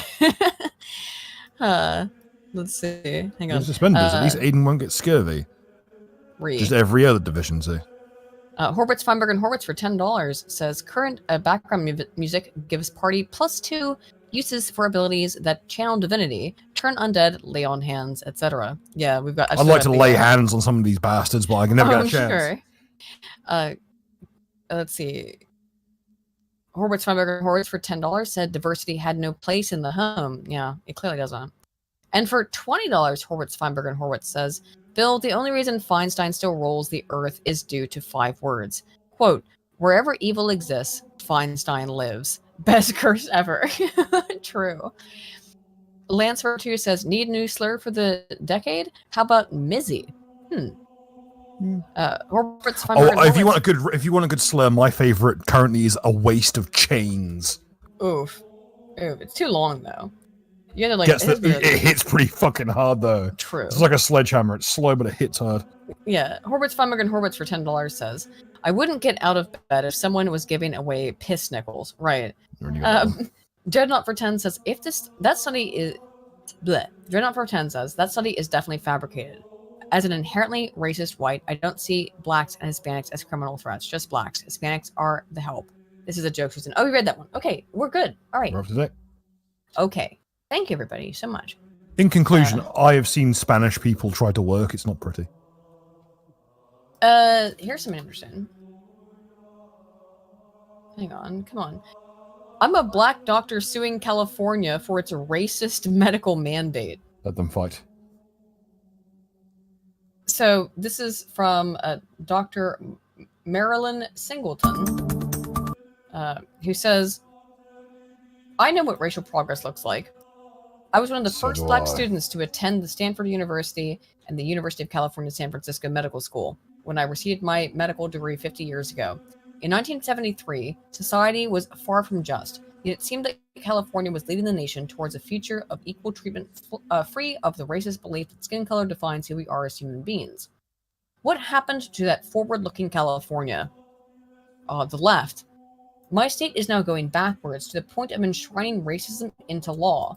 Since the start of 2022, lawmakers have mandated that all continuing medical education courses offered by the state-based organizations include a so-called focus on implicit bias. Okay, question. When was he given his degree? 1973. The year previous the Tuskegee experiments ended. Right. Physicians are required to take... It ain't doing so great. Right. But physicians are required to take at least 50 hours of coursework every 2 years. For me, this is a double whammy. Like all physicians, you have to do that every year, by the way. Like for your ongoing education as a practicing doctor, you have to keep doing it. I have to renew my license and frequently teach continuing education courses. The concept of implicit bias is racist. It assumes that a person's skin color determines how they treat individuals of different races, that our melanin dictates our interactions with them. The California law takes this claim as fact, stating, quote, implicit bias exists, and includes that, quote, attitudes or internalized stereotypes that affect our perceptions, actions, and decisions. It further states that such bias, quotes, contributes to unequal treatment of people based on race, and that this implicit bias, quote, affects the behavior of physicians and surgeons, nurses, physician assistants, and other healing art licenses. While the law doesn't say it, the accusation is clear. White people are oppressors and black people are oppressed. Nationwide, implicit bias trainings for medical professionals routinely discuss systemic racism, white supremacy, and other race-based attacks on classes of people. I don't care that I'm not the target. This still represents the kind of racist thinking that was starting to fade 50 years ago. I don't want to be taught this evil, nor do I want to teach it to others. The law's authors and advocates think that the new racism is justified by health disparities between whites and black patients. The things are real, yet blaming bias for health disparities is the easy way out, since it ignores the host of cultural, economic, and other factors that influence patient health. Besides, if implicit bias were real, you'd think I would have seen it in 50 years of medical practice. I haven't, neither in how my peers have treated me, nor in how they've treated patients of different races. I certainly have never seen a white colleague provide worse care to a black patient. The very idea of discriminating against patients runs counter to everything we are trained to do. Physicians work tirelessly to understand the unique medical needs of the person in front of us, regardless of what they look like. The relentless focus on the individual is the defining characteristic of our profession, a point I like to make when teaching continuing education. Accusing physicians of implicit bias adds nothing to our ongoing learning, and in fact, detracts from this critical process. Continual medical education is designed to keep physicians up to date on the newest research and treatment methods. Every minute that is spent on implicit bias is time that could have been spent on real science and improved standards of care. The law also requires courses to discuss strategies to mitigate bias, which means fixating more on people's skin color, not less. Having taught courses on such topics as eugenics, medical practice models, and the tension between public health and individualized care, I can say with confidence that dwelling on race is dangerous. My license is up for renewal at the end of the year, the first time since the mandate went into effect. I refuse to take any courses that include implicit bias. I am also routinely asked to teach continuing medical education courses, so I will be declining all requests from California-based organizations, but I hope the opportunity will return. On August 1st, an Iranian American colleague and I filed suit against the state of California with the help of the Pacific Legal Foundation. The First Amendment protects me from being forced to teach the state's preferred narrative on such a divisive topic. Blech. Medical professionals should teach medicine, not the party line. I hope this lawsuit helps reverse California's moral decline. Oh, that's fucking possible. My state was once at the forefront of America's progress, briskly moving toward equal treatment regardless of race. Now we're regressing through our leaders. I still think it's progress because a different race is in the crosshairs. Nothing good will come of the new racism, no matter what it's called or who it targets. I don't think that lawsuit's going to go anywhere, but God fucking speed, honestly. Props to the man, but it must be a real rough time to look at the situation and go, oh, damn. Yeah, we were kind of moving in the wrong direction, weren't we? Yeah, kind of were. Kind of were. Spoon, are you there? Did he fall asleep or is he just playing Tetris? It's a toss-up, really. Biden-Harris administration opens nearly $100 million, they give $100 million in grants to HBCUs, historically black colleges, and minority-serving institutions, and tribally controlled. They call them this tribally controlled colleges and universities. I'm guessing those are for natives, but still means something else. So, in response to the reaction to the ending of the ability to hire, or excuse me, to give students a position at a university based on the color of their skin, which was overturned by the Supreme Court because guess what? It's racist. The Biden admin just gives $100 million to a bunch of random schools. Spoon. He's asleep. Oh my God. Hang on, let me do some digging. I think I know how to wake him up. Give me 1 second. Oh, I think I do actually. Hang on. Let's try some things. Let's see what we can do to wake Spoon up. Spoon's asleep. Let's wake him up. Oh, whoa. Extremely dangerous to our democracy. You said the word again! Yeah, Stop saying the word! Is that gonna wake him up? Did he really fall asleep? No, I can't he believe didn't. this. Oh, no, Spoon, you're asleep. Wake up. You just played noise thing. Yeah, slap yourself awake. I am awake. I'm talking right now. I'm not talking about fucking sleep here, for God's sakes. No, okay. But you were asleep about 5 seconds ago. You just make a noise. Otherwise, I'm not talking. Uh-huh. That could be the AI talking, don't trust him. Spoon, we can all tell. Don't worry about it. You're fine. I've been up since 6 in the morning. Kiss my ass. I was up really late too, or I got up early too, and I've been working all day. You fell asleep on the couch. Yeah, because I had to, because I woke up at fucking 7 in the morning to do some shit, and then I fell asleep. Yeah. Well, sleeping. I know. Okay. So Biden gave $100 million to HSBCs. Who really cares? Question for you. course Why he do did. black people not reinvest money in the black community? Oh, they don't care. St. Louis Because police. black people with money not trust black people with money. Exactly. Protesters, people who burned shit down in St. Louis, have just received a $4.9 million settlement for being arrested for rioting. This is not the first time we've seen this. Whoa. Well, Spoon, sounds to me like it's time to get the boot polish out. Yep. The city denied wrongdoing as part of the settlement, which promises payouts between $28,000 to $150,000 for people who were arrested for burning shit down in St. Louis. This is a big one. Protesters chat, said Aiden. police surrounded more than 120 people who officers did not follow dispersal orders. So did not Got follow 50 bucks. dispersal We orders. got a. Okay, I got some. Yeah. Dreadnought $5. I like your new co-host. He's funny and he doesn't fall asleep all the time. That's just because I want to die.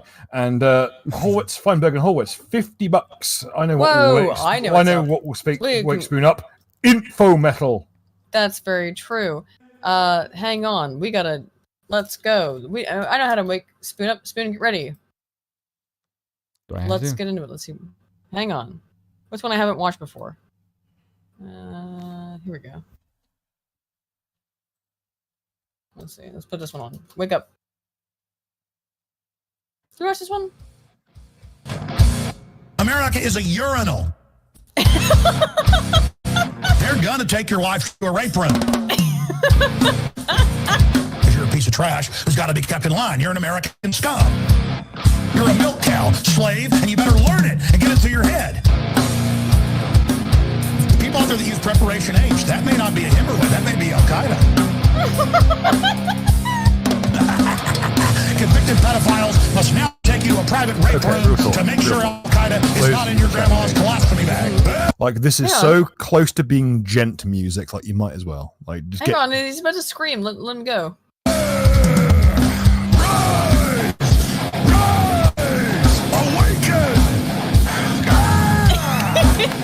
Yes! More! This is what creates civilization. This is what humanity is. This is who we are. Enemies! Enemies! Enemies! Eternal enemies! Kill me! Eat me! Cut my heart out! You're God! Oh, thank you for everything you do! Thank you for all the scum! Thank you for all the trash! Thank you for organizing armies of nothing control freaks with stubborn brains to rule over greater men and women. Thank you for all the ugliness you run. Thank you for all the disease. Thank you for all the stupidity. Thank you for all that flows out of your hell pit. Oh, are you going to say a prayer to your Diablo because he loves you?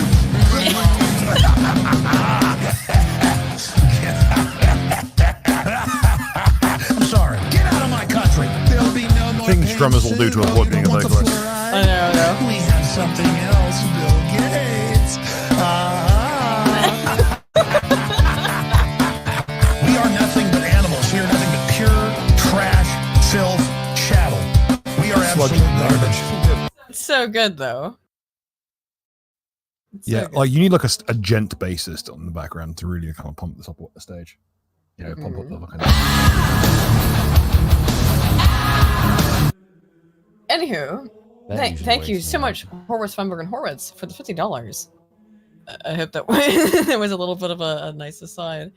But yeah, they've given them a ton of money for them getting arrested for doing crimes. They still do crimes. They're like, oh, I'll pay you money anyway. Now, that very much contrasts to what happened to Annie No. So, it just loads. Portland jury finds Antifa militants not liable in Andy No attack. Defense attorney declares, I am Antifa. Gee. Oh, wait, Alice in Chains. Just how dire is this situation in Seattle right now? Doesn't matter. Like, here's the thing, though. Jury has reached a verdict on the trial of investigative journalist Andy No versus Rose City Antifa as alleged affiliated members. This is the whole thing. That, oh, we're just a bunch of anonymous collective. No one's a real member. In which they found both defendants, John Colin Hacker and Elizabeth Renee Richer, not liable in the civil case brought against them. No filed a complaint in Portland in 2020 claiming the assault and other injuries over alleged acts of violence carried out by other members of Antifa, which began in 2019. Defendants have been accused by a senior editor of the Post-Millennial, Andy No, of assault, battery, and intentional infliction of emotional distress, which was argued before a civil jury for more than a week at the Multnomah County Courthouse. Defenders Hacker and Richer, who allegedly work as Antifa's doxers, there's one X in dox, which after identifying No had led to a series of physical beatings in March of 2021, were found by a jury on Tuesday not liable of all of these claims. Evidence provided during the trial, along with testimony given by both defendants, and claims in the complaint. Here it is. We've all seen it before. Important thing to note here is that these are people who are just doxing him. Yeah. These are not the people beating the shit out of him. He's saying that they're in charge of the group because they are the leaders of this group who beat him up. Okay, at this point, we demonstrated that if you live in a blue state, then the state does not give a shit about you. They want you dead. Yeah. They want you if you're raped. They think it's funny. They want everyone dead, to be honest, but yeah. At this point, at a certain point, I'm going to go full accelerationist for a moment here. So,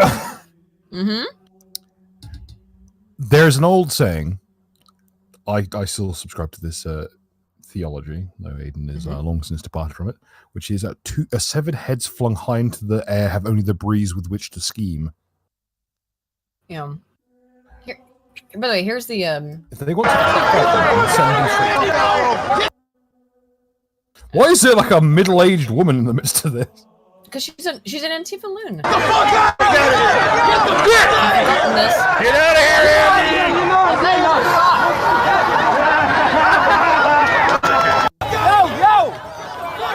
If you took away the audio, this would look like something out of a fucking like lefty goddamn Like this Yeah, but looks this like is- it's straight up a hate crime. It is. They're attacking them. It's a bunch of white people kicking the shit out of a Vietnamese man. Yeah. And they're all white. I'm like, they're all white.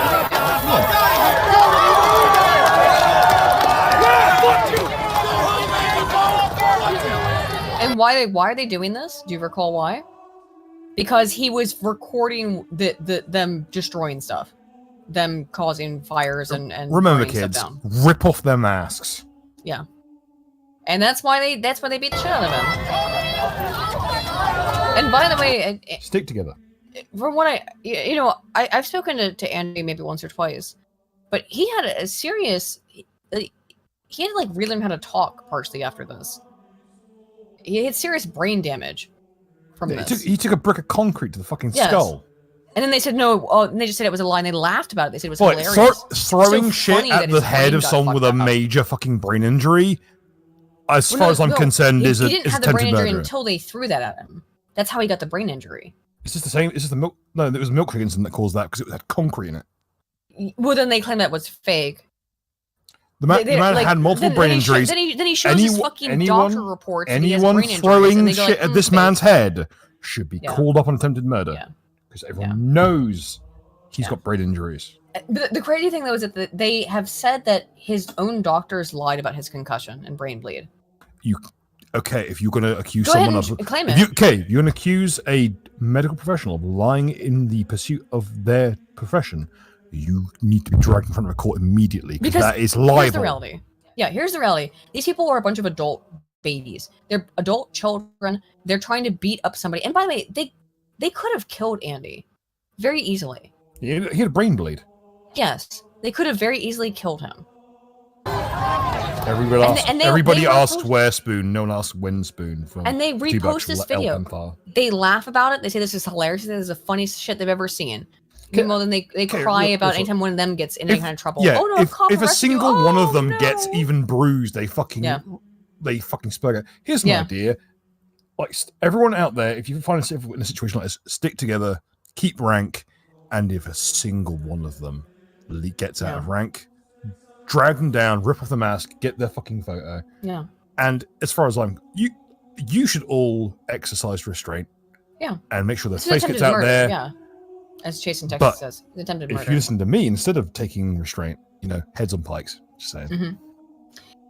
During the closing statements, defense attorney Michelle Burrows told the jurors that not only does she identify as a progressive and an anti-fascist, she strongly declared, quote, "I am Antifa," and insisted upon making herself an I am Antifa t-shirt, which she said she would wear after the trial. Excellent. That is an open contract. Yeah. You're liable. They beat the shit out of him, However... That is a claim to liability. Yeah. Defense attorney Burrows said resistance in this country has never been peaceful. Oh, so you're allowed to beat people up now, apparently. That's literally her fucking argument. How did this win? You want to go down You're this allowed to say road. that don't be peaceful, beat people up. How does this pass? It's because it's fucking Portland. It's Oregon. They're allowed to you are now allowed via this precedent in the state of Oregon to just beat someone nearly to death because you don't disagree with their politics. Here they are, by the way. Here's defendants Renee Riker and Richter, and Colin Hacker. Okay. What's up with Colin Hacker's face? Does he have like a severe burn injury or something? Looks like it. Yeah, that's a burn injury. That is like that. Okay, the dispersion of it looks like looks a bit Molotov-y. Mm-hmm. Because it was a Molotov blow up in your face, Colin. Could also be a gas explosion. I don't know. I wouldn't be surprised if it's of his own fucking. But regardless, shit he was doing. The people involved. Okay, don't expect to be able to argue politics and ethics with a group of people who have no interest in it and have demonstrated they subscribe to the caliphate methodology of just you're allowed to lie. Yeah. They claimed that No is a doxer because he uploads publicly available mugshots of Antifa-affiliated individuals who committed crimes on his Twitter account. How? How is it a problem? It's not a public record. They're arrested. Yeah, come on. In addition, the defense lawyer said that the U.S. has an unregulated internet. Oh, yeah, horrible. You need to regulate the internet, make sure people can't speak. and that no needs to That's take why they're being backed up responsibility. like this, because they're Yes. useful retards. Yes. They yes. know that they can like, oh, excellent, we can use this to make sure that we can curtail as many people as possible. Yep. No need to take responsibility for the words he says on the internet, but no one to take responsibility for beating the shit out of him and causing him to get a concussion and a brain bleed. No one has to take responsibility for that, but he's to take responsibility for posting publicly available fucking. Well, welcome to the left, arrest where photos. you should take responsibility for the actions of your ancestors, but we won't take responsibility for the actions of our children. Unbelievable. She also attacked No's credibility as a journalist, despite providing the jury with no evidence of the allegations that would have discredited him, other than saying that he is a liar that And they provides backed her. half-truths. They backed her. It's in Oregon, dude. That's what. If Furthermore- you live in Oregon, don't expect any help. No, they want to kill Oregon, you. Oregon should just everyone. If you live in Oregon, I apologize first and foremost, but secondly, you should just accept that you are basically living in South Africa. You're living around people who want to kill you and are going to get away with it legally. Furthermore, Burroughs claimed that No's reporting has created a rage machine that has generated much revenue for No. So you say it's like South Africa, Bill? Jesus fucking Christ! So Yes, they're not exactly. South Africa isn't Exactly, that bad. Spoon. Bro. I knew that would get a rise out of you, but You weren't Can't expecting do that it. angle. Yeah. Before It's closing late in the statements, evening. Give me a break. Judge Sinoplasai informed Sinoplasai. I don't know which. Yeah, let me check it out. Let's just do a little check here. It sounds Yes. Indian, maybe. What is this? She's fat. Wow. Origin fat. Oh, she's Laotian. Okay. Very Ain't you, Mr. important. Khan? Oh, look, even this article about her is just like first Laotian. I judge would appointed. have thought that someone adjacent to Vietnam would have a dimmer view of this kind of shit. For real. But she's a diversity hire. She's literally only appointed because she's Laotian. Yeah. Okay. Clearly Very diverse cool. and he feeds you well. Where's fucking Cotton Hill? We need him. I was Jesus wondering Christ. where's. Hang on. Okay, Spoon, you get a chance, look up Your Laotian, ain't you, Mr. Khan? There is a wonderful moment of a minority experiencing a high-level racist. It's I know absolutely it's fucking this key one, now. isn't it? Yeah. Chinese or Japanese? No, it's a different thing, different thing. Oh, it's not this one. It's not this one. Yeah. It's not that Also, one. we can't show King of the Hill, we'll get shit canned. Oh, I know. No. It's the second one down. Second one down. This is it. We're fine. We're fine. Mr. Khan, I'll have a Mai Tai. Who the fuck drinks a What you Mai think? Tai? I work for Hank. Dad, My this guys are here's pretty my good. new neighbor. He's Japanese. No, he ain't. Look, I love Cotton just looks him over. He's Laotian. Ain't you, Mr. Khan? The whole time he's lived in that fucking neighborhood, not a single person knows what a Laos is. Then he realizes, like, oh, maybe that was for the best. The best thing about that is it implies that he noticed that by his height. So, you're too tall to be Indo-Chinese. Oh my god. That's why Cotton Hill is like Cotton Hill, for all his faults, and there are dozens, if not hundreds, a worldly man. Judge Sinoplasai informed the court that the trial jurors have raised concern about being doxxed, and which you now spelled correctly, thank you, and claimed that people have been trying to find out their identities. The judge then enacted even stricter safety measures than what had already been ordered in the trial. Okay, you've After already announcing- demonstrated that this entire thing is compromised, so it's fucking moot point anyway. After announcing her retirement, and this would be her last trial. This woman seems to be in like her 40s, right? Why is this your last trial? Because Burroughs told it. Because guess what? You gotta get out. You'll never Oh, get. because you got a you big will- payout, you think maybe? Because you'll never get justice in that country. Because you'll never get justice in a country until a judge can hang. Here's what I think is happening. She got a big payout from a bunch of leftist organizations Yeah. to make this decision. It's like, all right, bye, thank you. If you're a judge, if you're any kind of legislature, every single fucking bank account you have should be public record. Sure should. Because you are a judge of these people. You have authority over their lives. Your life is not private because your actions are not a matter of privacy. You have authority over your fellow man. You should not have privacy any longer. After That should announcing be her how it cuts. exactly. After announcing her retirement and that this would be her last trial, Burroughs told the jurors that she will remember each of one of their faces. That is a criminal threat, as far as I'm concerned. It's just a threat. Burroughs did not take the time to provide evidence as to why the two defendants should be free from charges, but rather used the time to defend anti-fascism. So that's not the judge, not Burroughs. Burroughs is the attorney. The judge didn't. So I'm retiring after this. I'm memorizing every one of you. Yep. And after saying I am Antifa, yeah, guess what? That's criminal threat. I'm Antifa. That's witness intimidation. It obviously is. How is it anything but? You should be impounded in the ass fucking federal prison over this. Yeah. But the name Burroughs should be ironic. Right.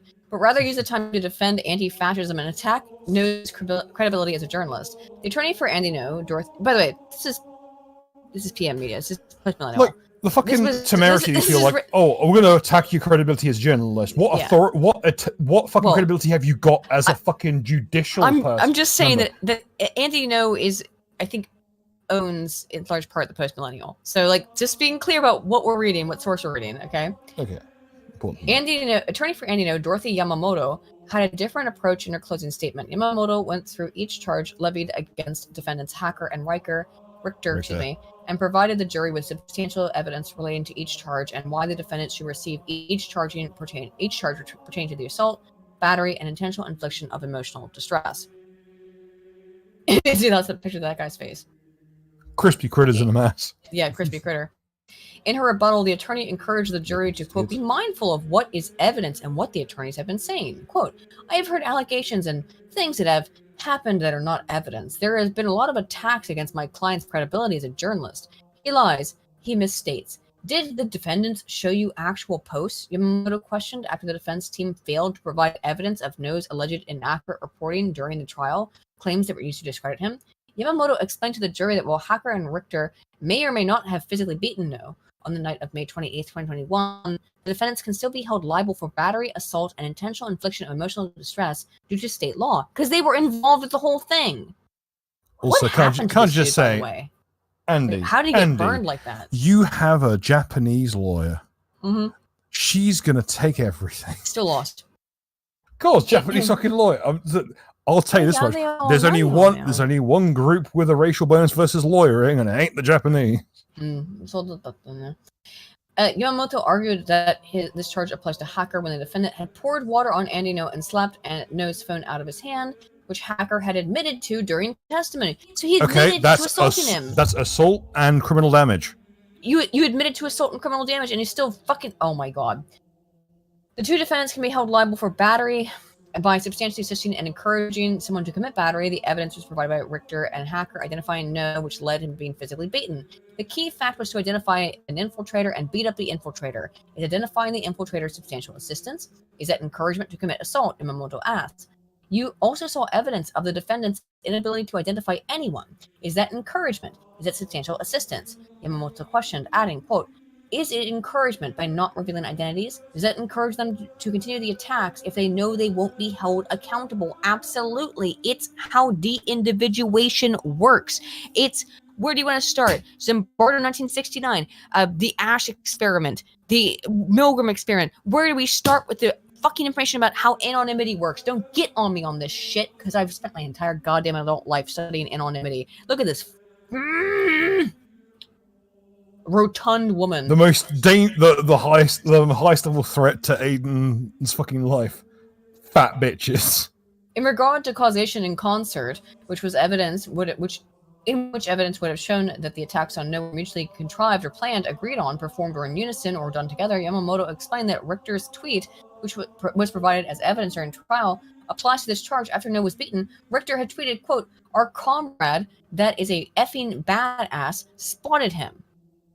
No's attorney explained that the assault in civil cases does not require contact, but rather intent and the plaintiff's awareness, which they were.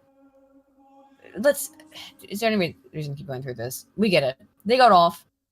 Oregon just said, like, yeah, you can beat an Asian guy and give him a brain bleed. As long as you're word avoiding politics. from the chat is that the burns are self-inflicted. Oh, are looking they? Like, looking like some kind of, I'm not sure, it's accident or self-injury. He burned himself? Hang on a minute. What? Getting Let's look info into on guy. this is One kind of second, tough. one second. Chat, if you can give us like details on what I fucking got his crispy name critter over here. here did to himself. John Colin Crispy critter. Hacker. Let's see. Did this guy literally burn himself? Is that why he ended up looking like that? John Colin Hacker. 1 second. How did he end up all burned and crispy like that? How? Let me Google that. Let's see. How did he end up burned? All you get Interview is with about John this Hacker. shit. Hang. Oh, there's a video, but I don't know. How long is this? Like, how'd you end up getting all fucked up, dude? You Did set typed in yourself on John fire? Con Hacker Burns, didn't you? Oh, it's really short. Okay. Badly burned in a crash involving General Motors side saddle pickup. Oh, okay. Well, let's see. Or did he do this himself to... I hope he didn't do On this to get February money. 11, 2003, Johnny Hacker's life was changed forever.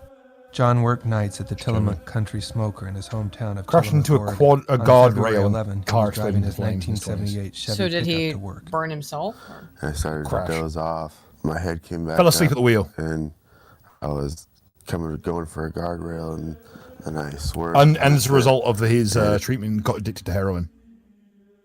Is that what you're finding? Yeah. So he felt... so he was on Since drugs. 03, It slid into the. He So was, he was on drugs. Got... he was clean. swerved. He was on road to recovery, quote unquote, in 07. Quote unquote, right. Ex homeless heroin addict. There's flames everywhere. I couldn't see anything except for So flames. so he was on drugs, most likely. Fell asleep at the wheel or something else. No, he got addicted to opioids due to the burns. But Understandable. he was on drugs before that. No. Oh, okay. So he fell asleep Hang at the on, wheel, which is he's probably drunk or something, you know. Got to the point to where. Then he got addicted to opioids after Yeah, that. he fell asleep at I the was wheel just and searching plowed for into the a fucking seatbelt, guardrail and seatbelt burned. off. But then nearly burned he alive. sued GM for the fact that he fell asleep at the And it wheel. finally burnt off, I guess. And my eyes were closed almost. So this the whole guy's a time. lifelong griftoid. What a piece of garbage. I mean, like, I'm sorry that this Carbon happened to you, monoxide once again not doing its fucking job. dude. I'm sorry, but, like, come on, dude. I mean, I don't know. I can't say Lakers for sure whether or not, fan, Lakers fan, instant fucking villain. I can't say for sure whether or not he fell asleep at the wheel. Who knows? That's what the article, what the puff piece says about him. That he fell asleep at the wheel. In which Yes. case, okay, he fell asleep at the wheel. Why? That sounds like a you problem. And he sues GM over it. This guy is a lifelong litigant. He is a piece of garbage in that way. Take responsibility for your own actions for once. And he keeps getting away with it. He not only gets away with it, he gets rewarded for the shit. Now, I'm really sorry that you're all fucked up, dude, but you're also a piece of shit. Oberlin College sues insurers for refusing to cover $36 million it paid to Gibson's Bakery for defamation and other torts. Now, this is an old story for those of you who don't remember, but just to point out that Oberlin College, which is arguably the most woke, most leftist college in the entirety of the United States, is in a very small town. Actually, one of my friends went to Oberlin for a semester or two. No, she didn't go there. She went to another one. I worked with, in concert with some people from Oberlin on a project about environmentalism or something when I was an undergrad, because they were very close to us. They're in Ohio. This is back when I was at Cincinnati in Xavier. And we worked with them on some project, and they were very obnoxious, the other people I worked with at Oberlin. Oberlin is arguably one of the most woke colleges on the planet, and definitely within America. And they accused a bakery... Oh, let's just read it. Okay. After a 6-year struggle, Gibson's Bakery was finally paid by Oberlin College a total of $36 million, representing a judgment of approximately $32 million plus post-judgment. It's a 6-year struggle for the Gibson family. Owns this tiny little bakery in this tiny town. Oberlin College is extremely rural. It is in the middle of nowhere. It's a very environmentally focused school, but it's extremely elitist. I'm going to show you in a minute how much it costs to go there. It was a 6-year journey for us as well. as we covered the case since the inception, of protests outside the bakery in 2016 after a black Oberlin College student was stopped for shoplifting. He was, in fact, shoplifting. The ensuing accusations by the college that the bakery had a long history of racial profiling led to the lawsuit, trials, appeals, and ultimately payment. We were there the whole way. This is from legalinsurrection.com. The controversy bubbled as to whether the college's insurers would cover the verdict. Here's what happened. Okay, to tell you what happened. Oberlin College. There was a bakery that said that a student from Oberlin was shoplifting. A black student. The student was shoplifting. But they said it was racist for them to accuse him of shoplifting, even though he had been shoplifting. They then sued Oberlin College, sued the little tiny bakery to try and take them out of business for offending them, essentially, and offending their student. And now Oberlin College was found that no, actually, they defamed the bakery. And now Oberlin College has to pay $36 million. And now Oberlin College, who's been forced to pay the $36 million in damages, is suing their own legal team because they don't want to pay the $36 million. Now, I'm going to show you something.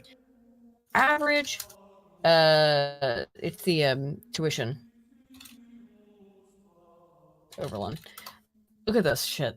Because Oberlin is an extremely elite institution. So college tuition compare tells me here that it's an average of $62,000 a year to go to Oberlin College. The average in the United States is $42,000. This is one of the most expensive colleges in the United States. And they're crying and screaming and pissing their pants because they have to pay their own lawyers for this shit. For the record, Spoon, wake up. Undergrad enrollment at that place is 2,942. Yeah, it's a very small college. Yeah. Yeah, how much was it? $62,000 a year on average. That's their basal fee before you get any kind of tuition reductions. Yeah. 182 million a year. Yeah. Now, 182 and a half, basically. As Eldegusta points out, suing your own counsel, not a good idea, but go ahead, see how it works out for you. Sue your own fucking counsel and see what happens. You woke lunatics. I'm glad to see an update to this case, by the way. Not only did they lose, but now they're crying and screaming about it. I'm glad this is happening because it means that no one will be fighting these corners anymore. Maybe. When previously, like, running the race grift was like just money, because that's how Obama got his start. He was a Chirac fucking race lawyer. I'm glad that this industry will die a death and everyone in it with it. Yep. And by the way, here's the two owners of the business they tried to sue for being racist. Look at them. Look at these. Oh, I think they might also have been Jewish. I don't know. So they tried to just sue. They just tried to sue like old people because some kid who let's be honest, because I remember looking into this years ago. Was it some diversity hire who I think, by the way, got kicked out like a month later for not being able to pass stuff, stole something from the bakery, and the bakery said, no, you can't steal stuff from us anymore. And then the fucking university sued them over it. Why is the university getting involved in the legal proceedings against one of their students? This was years ago, Bill, because it was again it was a canary in the coal mine kind of situation where this happened like 6 years ago about how bad things were going to get. Spoon! Wake up! Well, I'm here the whole damn time. No, you're not. You're asleep. Silence you. Spoon. Do you need to go to sleep? Spoon, do you need to go to sleep? Do you need to play some more info metal? Will that help you? Right here. You're asleep. I think we need some more info metal to help wake Spoon up. Wake up. I think we need some more info metal to help wake him up. That'll help him. Why are you sleepy this early? Here, wake up. You're awake! Yeah. Exactly.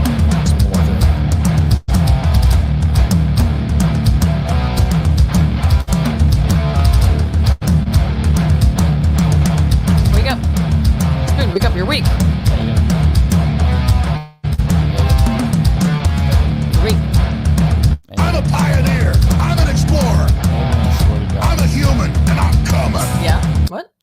Okay, first of all, two things. It's called beauty sleep for a reason. Secondly, you're playing metal to a metalhead to wake them up. Yeah. And this is pretty, like, heavy on the doom end of things. This is going to lull him into rest. Yes, this is not how heavy metals get woken up. How do I annoy someone then? Oh, I know. Try talking. You walked into that one. Yeah. You should feel shame. I'm half asleep. No, I can still wing. it's a bird. She flew into that is true. That's true. How about this? Let's wake you up. No.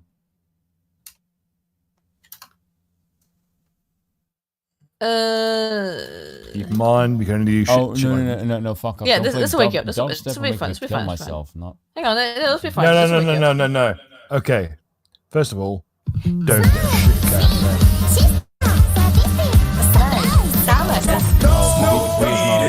Don't! We'll get a shit can for this!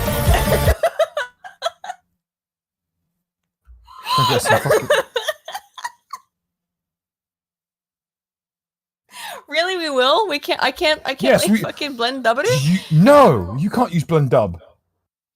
Oh, fucking A. No blend dub. No rap music. You know full well they're litigious assholes because they're all owned by the.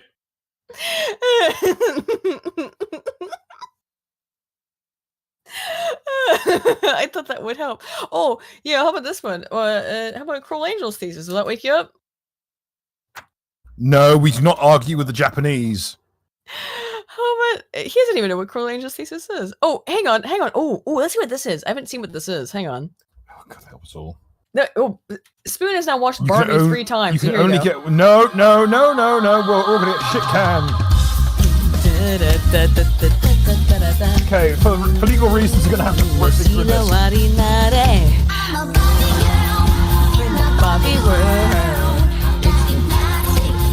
It's fantastic.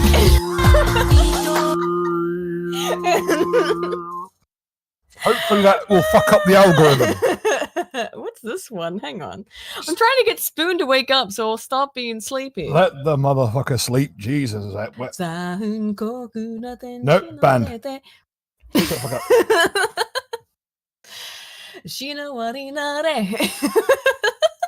When you my favorite Cruel Angel's thesis joke is like, yeah, what happens when you stub? What happens when you stub your toe? Oh, we.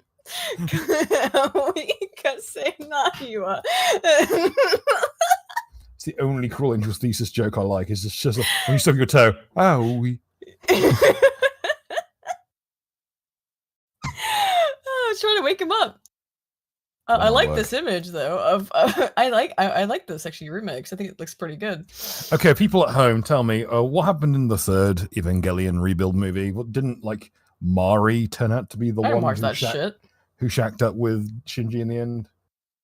Because there was a time skip of like 14 years or some bullshit. What the fuck, Burb? I'm at the job right now. What would I don't know what would wake Spoon up. What would wake Spoon up? I would say The Untoward, but that's gonna get a shit can too. Yeah, I can't play The Untoward. I can't play any music at all. Like it'll just get us in trouble. We're already in trouble. I can't think of anything that would wake him up. Like just someone just loud noises. I don't know. He's too sleepy. Wake up, Spoon. Wake up. Boycotters vow to make Best Buy the new Bud Light. Sorry, wrong one. It might be a busy later part of the year for Bud Light boycotters. The momentum from the group's successful campaign against Anheuser-Busch beer brand is supposedly went woke. It did, even though Bud Light has multiple pro-LGBTQ advertisements and incentives in the past to carry their political activism to a new target. No, you went too far. That's what happened. You just piss people off too much. Best Buy, the national electronics retail chain, has now a target on its back after O'Keefe Media Group published pictures of an application for a minority management program. I love how it's like, oh, we're being attacked, we're being harassed. Really? Let's read it. We're excited to announce awesome new news about McKinsey professional development programs. As a part of Best Buy's commitment to develop and support our employees, we partner with McKinsey & Company to offer the McKinsey Leadership Programs. These professional development programs customize its curriculum and discussions to the unique situations, experiences, and opportunities of the diverse professionals. Anywho, candidates for these programs must meet the following requirements below. Additional consideration will be given to those who have active development plans. Currently working in an exempt salaried role, having worked more than 1 year in a role at Best Buy, identify as Black, Latino, Hispanic, Asian, or Pacific Islander, able to commit to the following and participate to learning sessions and small group discussions, etc. Anyway, the part that matters, you have to be Black, Latino, Hispanic, and excuse me, here's the key part, identify as Black, Latino, Hispanic, Asian, or Pacific Islander. In other words, you oh shit, does Best Buy sell boot polish? Let's make this a day. Why not? What's stopping you? And what would they do if you? And what could they possibly do? What could they possibly do if they accept you? Right? What could they possibly do? They accept you, and you're just a white guy. You're like, oh, but I am. My mother is. I just look white. I just look white. Oh, I just look white. That's what you have to do, by the way. Ruin their shit. Destroy these motherfuckers. Destroy their stupid crap. If you can find something like this, ruin them. In contrast to the Best Buy crap, Australia's IT company, Wallace Computer Solutions, posts new job listing for non-woke employee. No requirements for pronouns. We know what a woman is. And saying that theirs is a company that is not woke and values diversity of thought. So we're seeing things on both sides of it. This is, by the way, a pretty good job. $65,000 to $90,000 plus bonuses. I mean, understandable. They want you to know how to do computer stuff. They don't care about your gender identity. Based. In terms of Bud Light, because it was mentioned briefly, well, Ab InBev has had to sell off 8 of their craft beer brands. 8 of them. Including the weed business. To a weed business, actually. Oh. Yeah. So by entering, Tilray Brands, the largest cannabis company in the world, just made a move that will also make it the 5th largest craft brewer and 15th largest overall brewer in the United States. By entering into all it needs to sell now is wives, boyfriends, and it'll corner the market. Right. So in other words, oh wait, no, you're not allowed to sell those anymore ever since that one law that England passed. This was for $85 million in cash. Why were they seeking a cash injection? Cash? Yes. $85 million is nothing, by the way, for these huge companies. They sold 8 brands, so $10 million each. In the fact they say in cash, I hope they're being facetious. I don't think so. Well, in cash in terms of like it's soluble money, right, is what they're saying. It wasn't in future payments or whatever. In soluble funds, they gave them $85 million because Anheuser-Busch is struggling. That's why. And it'll be worth nothing till it changes hands. Yeah. And it'll continue to be worth nothing. Yep. Poison. Like, it's literally poison. Like, even over here, you it can't clearly sell Bud is. Slosher for 20 Canadian says Best Buy has been dying for forever, cutting staff and closing stores. Yes, they have. Since the rise of digital media, they have been. The execs are The execs are just padding their CVs for woke points so that they can get jobs somewhere else when Best Buy fails, and claim it was a bunch of bigots that boycotted. Yep, I think you're completely correct there, Slosher. $5 DP says Bill and Spooch should form a band called The End Word. The End Word. That'd be funny. If Spoon could ever wake up from his sleep, it's funny though with Spoon is that he's clearly asleep and he's like, I'm awake. I have the same experience every time you read your fucking scripts to me. Rude. Elon Musk will pay legal bills of X users unfairly treated for posting liking on platform, no limit. So we'll see where this goes. But Elon Musk has said he's going to pay the legal funds I of look forward anybody to who's been the next fucking... Andy No thing being funded by Elon. Mm-hmm. So we can actually get decent lawyers. I mean, he's got the money to do it. I don't know if he's going to actually do it, but it'd be curious, it'd be curious to see what Elon's saying. This is an open door. I don't know how this is going to happen. But if he said that, that means that every single person who applies for it will get it. Yeah. Legally, he has to. Well, would it apply to, for example, Jamie Foxx? So Jamie Foxx has now been canceled because he said, they killed this dude named Jesus. What do you think they do to you? Fake friends, fake love. This was considered anti-Semitic. Jamie Foxx then apologized. It's like when the ADL says that I hate the Antichrist is anti-Semitic. It's like, yeah, you realize. What do you mean by this, right? What do you mean by that? I mean, I do hate the Antichrist, and that is the reason why I'm anti-Semitic. So, yes. Oh, then again, I am a rabbi myself. I'm a rabbi myself. I'm allowed to be anti-Semitic. But like, how is this Instagram post anti-Semitic? They killed Jesus. They killed this dude named Jesus. What do you think they'll do to you? It's just saying people who would kill Jesus. What do you think they'll do to you? If you He's referring to Judas. Fake friends. Jesus. Yeah, Judas. That's what I get from it. I don't know. I'm sorry. Am I totally out of touch that when I read this post, I think he's talking about Judas or people like Judas? It's kind of a common idiom in Christianity. And is that you're more, Judas? You are paid for your efforts. Mm-hmm. I have no idea how this is anti-Semitic. But then he apologized for it anyway. He said, I want to apologize to the Jewish community and everyone who was offended by this motherfucker stood on a stage and said that he wants to make a film where he kills all the white people and got applauded. I know. He mentions this. Yeah. He says this and is posting a fucking apology in 2 hours. Yeah, he said he wanted to kill white people. That's fine, as we looked at earlier. It's fine if you want to kill the Boer. That was never my intent. To clarify, I was betrayed by a fake friend. That's what I meant by they, not anything more. So he was even talking about something personally, allegedly. I have only love in my heart for everyone. Yeah, right, Jamie, whatever.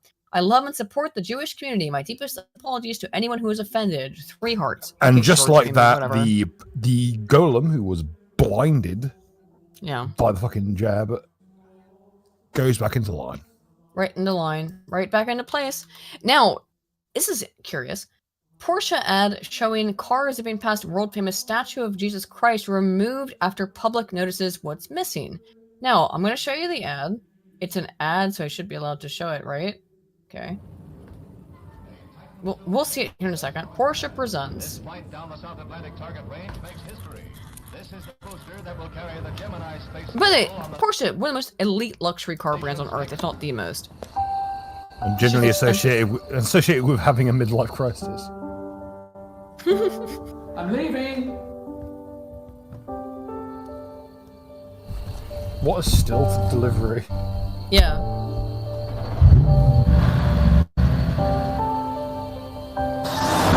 Porsches are fantastic cars, but still. Here in sunny Argentina. No, of course the woman overtakes him. Okay. Drives and drives like an asshole. I can't play that music. Okay, I have to go back. Here's the thing. All right, here's what many people have said. You see this image? You see this pillar behind the San Francisco Bay Bridge? Okay, that's what matters. That's all that matters in this. I know it looks like Oppenheimer. So, the problem is that actually has a statue of Christ on top of it. This is in Lisbon in Portugal. Excuse me. Which does look like the San Francisco Bay Bridge, but it's not. It's in Lisbon. That has a statue of Christ. They digitally photoshopped out or whatever the statue of Christ. I would, to be fair, to Big J, I wouldn't want to be in this advert either. Oh, true, to be honest. But then, Porsche digitally erasing a Christ statue much easier than purging the internet of cynical, embarrassing ad. Public outrage was swift and severe. The sentiment continued to grow as the video was seen by more people. Many were left wondering why a top international automaker would do such a thing, while others seemed to know that this is just another step in the rapid erasure of Christianity. One user came to the defense of Porsche, claiming that it's a common trend for the company to edit out religious iconography. It's in 5 seconds. They had to spend hours editing it out of that shot, right? Maybe don't film next to massive statues of Christ. Yeah, if you don't want it in there, don't film it there. That seems odd to me. Otherwise, I wouldn't note this kind of stuff. But why else would you do that? Just don't show that shot. Purposefully and intentionally edited out of the advertisement. Porsche is not commented. So like, why the fuck would you host it and put it in Portugal? That's a German company. Yeah, In Stuttgart. Interesting, right? Why don't you fucking film it in Stuttgart? It's meant to be like a historical fucking thing. Well, they don't. I don't know. Of course, it was founded in 1931 in Stuttgart. So very interesting, though. Very cute that they would edit this out of their advertisement. Excuse me. I don't. There's no way. Oh, we don't want to have religious iconography in the background. To the fact that to the point where you have to edit out Jesus on top of a pillar, a little tiny statue. That's for you. People wouldn't even know from this distance. People wouldn't even know it was Jesus. Oh, except for you have to edit that out because you don't want people to see it. Imagery of Jesus. Porsche was founded by a Jewish financier. That's why. I don't know about that, but like the idea Adolf Rosenberger. That's the and Anton Pirch were like I'm not sure about Pirch. I know he's Austrian German, and Rosenberger, of course, was Hebrew German. They were both massively famously successful businessmen in the 1930s, and they founded Porsche. It's just super. It's so bizarre to me. Like it's in the background. No one would have noticed it. The only reason people notice it is because you digitally edited it. You digitally removed it, right? Why remove the statue but not the plinth? And you wouldn't. Yeah, the plinth. Why did you remove it? What? This is truly bizarre. Why did you remove Christ? You wouldn't be able to know it was Jesus from that distance at all. You just think it was a statue. Why did you remove Jesus? In conclusion, I hate the Antichrist. Why did you remove Jesus? I'm sorry. This is some weird shit here as to why I'm Christian and I'll just hate the Antichrist. Why'd you remove Jesus? In contrast, Lionsgate dates Kingdom's story Unsung Hero in pre-summer 2024 weekend. So after the huge amounts of success that we've seen from a bunch of new Christian films, there's going to be another new Christian film. Directed and written by Richard Ramsey. So of course, the film that was I'm sorry, the names are all escaping me. The movie that was about rescuing children from child abuse. That one did very well, and then also The Chosen has done very well on TV. So there has been a rise of Christian cinema and Christian movies and television, and I'm all for it. Sound of Freedom. Yeah, Sound of Freedom. Thank you. Richard Ramsey and Joel Smallbone, unsung.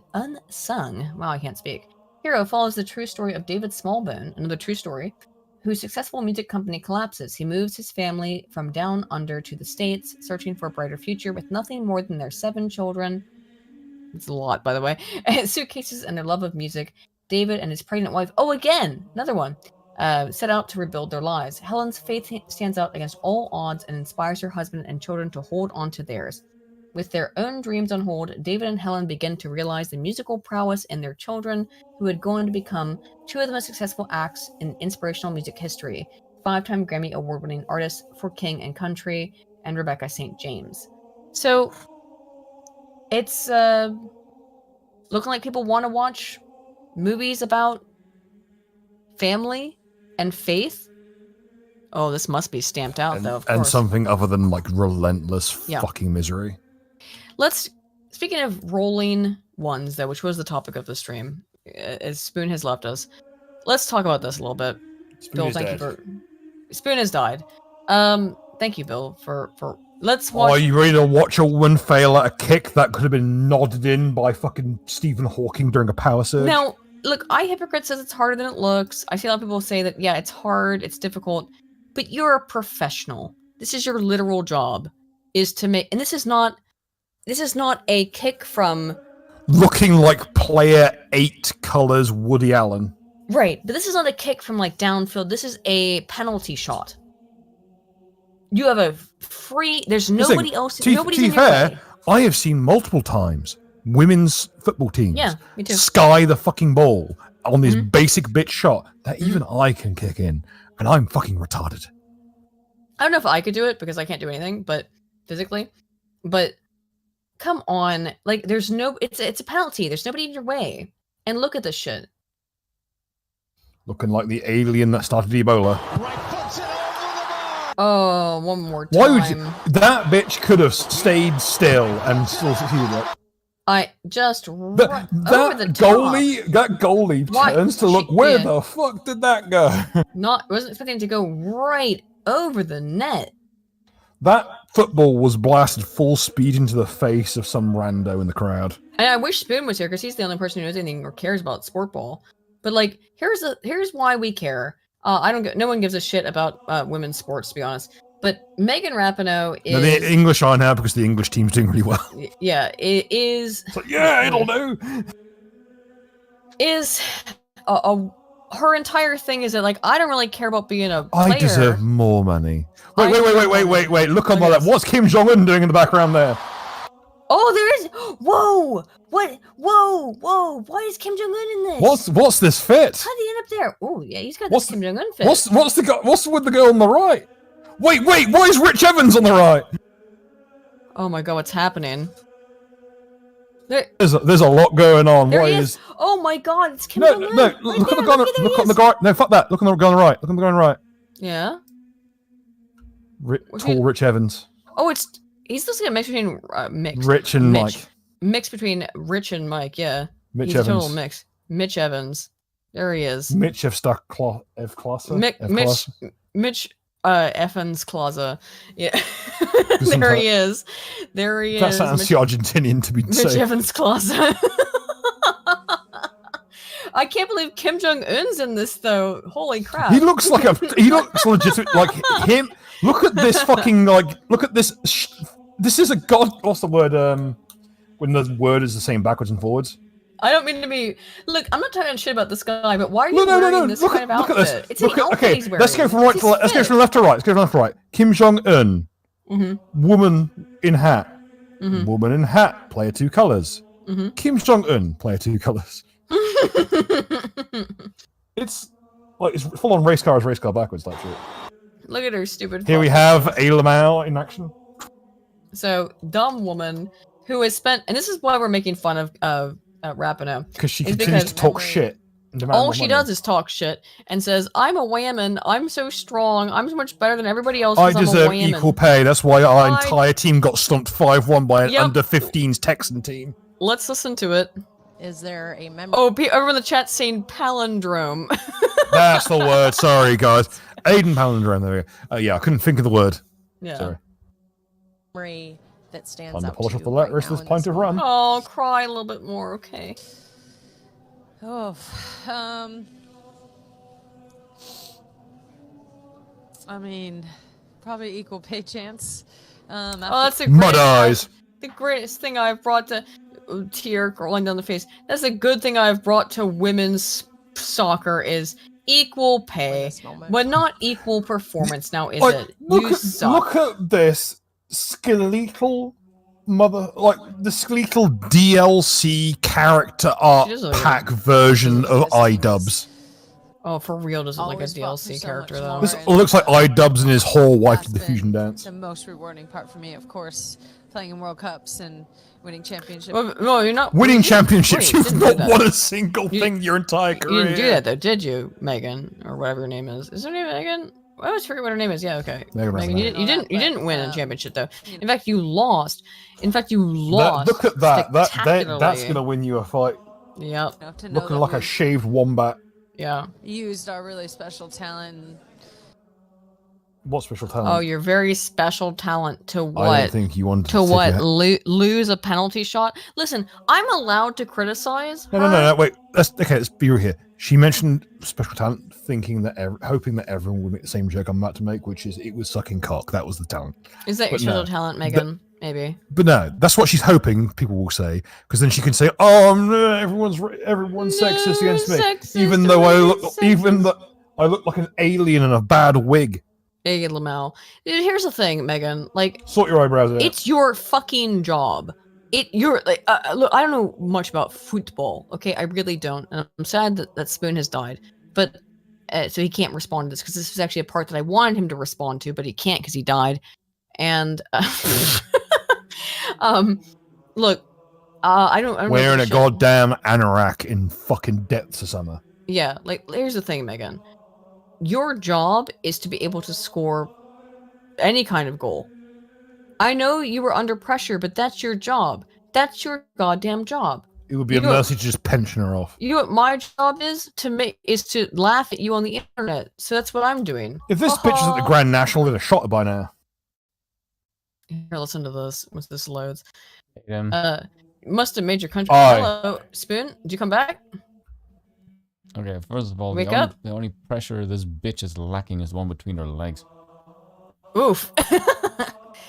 Here is. It would be like President separating deck chairs with your dick. President Biden says, "The U.S. World National Team, you made your country proud. Proud. Congratulations on an incredible run, national soccer team. Excuse me. This team is something special, and I'm looking forward to seeing how you continue to inspire Americans with your grit and determination on and off the field." Oh boy, crying. Continue to be dumpstered by teams of Aryans all season. Whoops! You got fucked. Like everyone likes to talk about how it's so great that women's football's finally getting a fair shake, and all it's showing is that the teams composed of nothing but blonde-haired, blue-eyed people are fucking destroying all the other teams. I put this in here because I didn't know where to put it, but this is the best transition I can find. We're gonna people at home, you should support women's football because at least if your team has as long as you have a women's team, you guarantee they'll actually be from your fucking country. Probably. Men's football is nothing but what colonies can we get some good slaves from this Let's week? go, Nagubu, score some goals. Let's Nagubu and just do blow and sexually predate people. Like they always fucking do. Journalism professor claims children should be exposed to adult genitalia to prepare them for seeing naked trans people in locker rooms. In shocking jab at swimmer Riley Gaines. Now, admittedly, they've tried to phrase this as incriminating fashion as possible to deflect from the fact this was literally sarcasm. Do you think it was sarcasm? Look at in shocking jab at swimmer Riley Gaines. Okay. It was literally they're saying outright. This was like, if Riley's around, might as well get them used to it, Well, a university professor has claimed that kids should be exposed to adult genitalia to prepare them for the possibility of seeing naked trans people in a shocking jab at swimmer Riley Gaines. Journalism professor Dr. Katja Thiem has made the comment in a Twitter post that she shared criticizing the swimmer and women's rights advocates. Note how you can say kill all white people and people will say, what do they mean by this? But you'll make a joke about how, we better get them ready for dealing with all these fucking troons in fucking changing rooms, and they'll try and take it at face value. Yeah. Well, look at this. I do you think this is a joke? You think this is a joke? Yes, because it says explicitly that it is. Okay, let's see. This is probably someone who's won the fucking what's the word? Are you sure?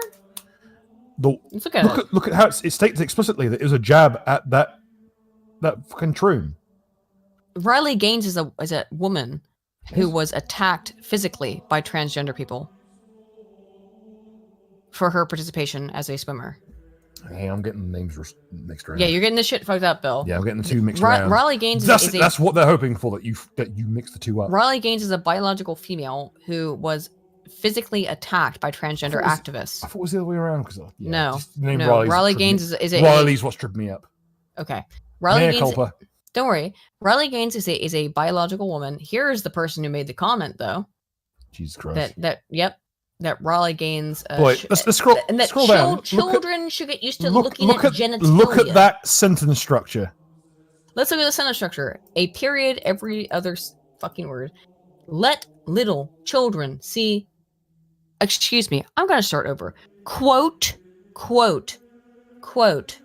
As said by Thiem. Let little children see penises and vulvas of various ages and sizes in a casual, normalized, totally safe way. End quote. Excellent. I'll get my meat cleaver. Oh my god. Oh, you're thinking of Bill. You're thinking of Leah Thomas, the one who the man who beat Raleigh. That's I got names mixed up. That's my bad. No, I understand why you got that confused. I can't keep track of these ones. Yeah, here's Jesus Raleigh. Christ. Here's Raleigh. Like she's a normal woman. She's beautiful. TM also hit back at Gaines, who's become a leading voice in the against the inclusion of transgender athletes in women's sports. To which they, Bill, this is the woman who they attacked and made her lock herself into a room for 3 hours because they were trying to beat the door down to. I'll say kill this: her. women will literally do anything to avoid defending themselves. She had to lock herself into a room. This is Leah Thomas. This is the person you were thinking of. Her competitor. Okay, we need to ask ourselves, like, at what point is it okay Oh to my start god, look at stacking this bodies? person. This is the author who said this. Yeah, look at this fucking yeast humanoid. Like, here's a person whose whole idea is like expansion, growth, like just yeast made flesh. That's a face. Look at no. Go back to the face. Go to that. Look at that face. Look at that stare. That's a stare that says you can't kill me in a way that matters. This is a humanoid mushroom. Oh my god. This is a hairline with glasses. It really is, though. Holy shit! Like, why are you cutting your hair that This way? 1930s propaganda-looking ass. Like, why can't you just like get like a normal haircut? I don't understand it. Just get a normal haircut. Because everything they do is bait to trick, to just hoping someone will bite. Of course, TM has now turned their Twitter profile private. Daily Mail approached her for a comment. TM has been widely criticized, with one person claiming her tweet was the definition of grooming. One person said, "So how to accommodate men in frocks who have routinely exposed genitalia to kids? These people will never consider other people have different beliefs." That's the thing. That's what this is. You just want to expose. You want to show women your dick. That's it. I get it. We all get it, by the way, Dr. Thiam. We get it. You want to show your dick, and I know you have a dick. I can tell from looking at you that you have a penis, and you want to show it to women. I don't want to see your penis, Dr. Thiam. I don't. Sorry. I'm sorry. I just don't want to see it. So no one wants to see your penis. No one wants to listen to your tool cover band. No. No one wants to see it. I also say this, like, I always like take like 10% of my paycheck. I always donate it to, transgender like charities everywhere. I hope they find a cure. Turns out I didn't need to. Rope is cheap. It turns out also New Jersey adopts new rules for equity as critics protest in prayer. Revisions to the rules had sparked New Jersey continued to be as shit as old Jersey. Yeah. Parents' rights groups and 16 Republican state legislators. The State Board of Education on Wednesday narrowly approved revisions to its policy on managing equality and equity in education, which has sparked a letter-writing campaign among parents' rights groups and 16 Republican state legislators. The meeting was unusual for the presence of state policy officers for security and the prayer circle, about 20 students. Now, why were they doing this? It seems probably... Oh, why are they doing this? Because they're going to teach sex ed based on gender identity and not on sex. So just like, if you identify as this thing or the other, then we'll teach. Then if you say I'm a girl, then you go into the girls' sex ed. If you say you're a boy, you go into the boys' sex ed. That's why the protestation is happening. We'll see what happens there. LGBTQ activist organization is flooding schools with cash to create sexuality clubs. Throughout 2023, the It Gets Better project has awarded... What a nefarious fucking title. I know. 56 U.S. and 15 Canadian public and charter schools $10,000 each for a total of $625,000 in grants to fund LGBTQ initiatives, according to the organization's website. Some schools districts throughout the country are using the grants they received to fund gender transition closets and work with the Sisters of Perpetual Indulgence, a group that describes itself as a leading edge. Okay, I said that it was the first of all. The Sisters of Perpetual Indulgence legit sounds like some fucking... Look at this. It's a real ass thing. Here they are. They are mocking. It's a bunch of transgender drag queens who dress up in nun costumes. Yeah. Perpetual Indulgence. Yep. Yeah. Here they are. Okay, I'm going to start a faction. I'm going to start my own shit. I'm going to start a parody of a Muslim faction. Yeah. And it's not the Brotherhood of Shiite weather. It is a Slaneshi cult, yeah. Yeah. No, it's like this is like Slaneshi cults have more class. They do, honestly. By the way, that's a fleur-de-lis. That's a hate crime to even use that. I know. And people ask, Bill, why are you an accelerationist? Well, to take Speaking of Bill's 41% check, he'll be devastated. The night's young, he might wake back up. Which a group that describes itself as a leading edge order of queer and trans nuns, of course they're not real nuns, to take transgender students back to school shopping. The group is funding programs and curricula that are appropriate for children and certainly inappropriate for children and certainly inappropriate for classrooms and public schools, says Erica Sanzi, Director of Operations at the Parents Defending Education, according to the Daily Caller News Foundation. Quote, the fact that they funded a program for public school to work with an anti-Catholic organization, and they are obviously anti-Catholic directly, Sisters of Perpetual Indulgence, shows that the group is more than willing to work with those who practice bigotry against Americans who think and believe differently from them, Sansi said. The Impact Academy of Arts and Technology, a charter school in California, where else, was awarded a grant to work with the Sisters of Perpetual Indulgence to host a back-to-school shopping event for transgender and non-binary students. The It Gets Better project states. The charter school is also using the grant to create gender transitioning wardrobes and host an LGBT community day. The Sisters of Perpetual Indulgence came under fire. I think you're muted, Bill. Oh, sorry, wrong button. I've decided after some careful consideration to form a faction called It Gets Worse. We're going to dress in burqas and call everyone... Yeah.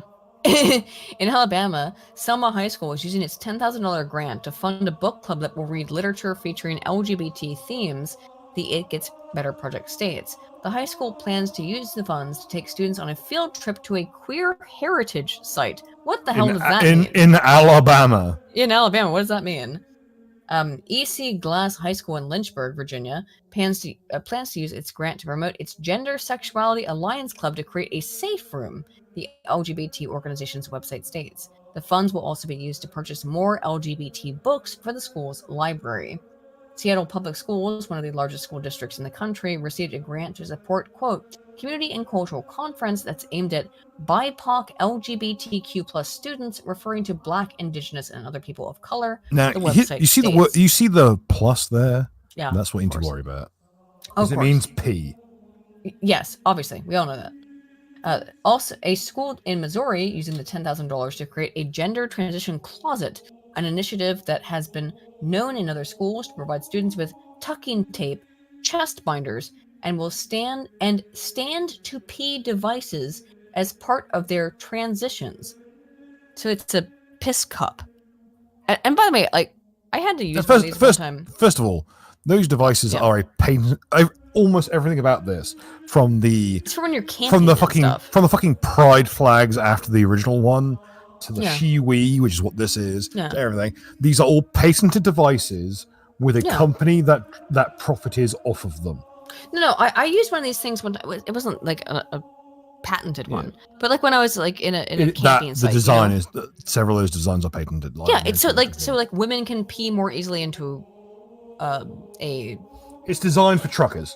For truckers, yeah. I've had to use one of those before many years ago. I used it once and I was like, ugh. And it's really gross, by the way, like, ugh, nasty. Yes, it's not a precision piece of equipment. No, and you're not doing it, by the way, you're not doing that because you want to. You're doing that because like it's a necessity.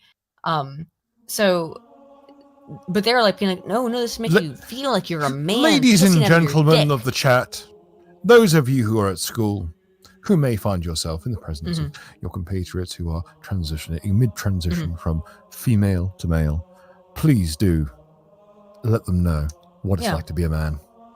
Yeah. Which is to say, perpetual misery. The Arts College Preparatory Academy. I want to take a moment to appreciate this. Go ahead. I'm going to pop off for a second. I'm not sure if motherfuckers know at home that, if I've just become a man, I don't have to worry that I'm, a 4 out of 10 or what have you. I guarantee, first of all, you're better off as a woman 9 times in 10. Yeah. Because even if you like it, that's fucking 2 out of 10. There's going to be some dude who'll shack up with you and treat you like a fucking god. Conversely, you can try your luck as a man, and you can experience precisely how bad it can get. I mean, you have to have seen this, Bill. Like, and I feel terrible. Look at the people who at the gym who like lift every single day. You know why they do that? Because they have worse body dysphoria than you could ever fucking know. Well, These are people who lift because they don't lift to get muscle. They don't lift to become strong or healthy. They lift to kill something inside themselves. Same as people who drink to kill something inside themselves. Every man is struggling with something. Say something about this, but too bad he's asleep. That's the nature of mankind. Emphasis on man, man. Like that's the nature to try and kill the you from yesterday. Try and kill the thing inside you that makes you hate. Very true. I've got like 2 more articles, so I'm gonna get through this real quick. And then we're gonna head to sleep because Spoon is obviously fallen asleep. But what I think is interesting about that is that you see this every single time, or not every single time, but very, very often with female to males, where they go, "Wait a minute, I thought that being a man was easy mode.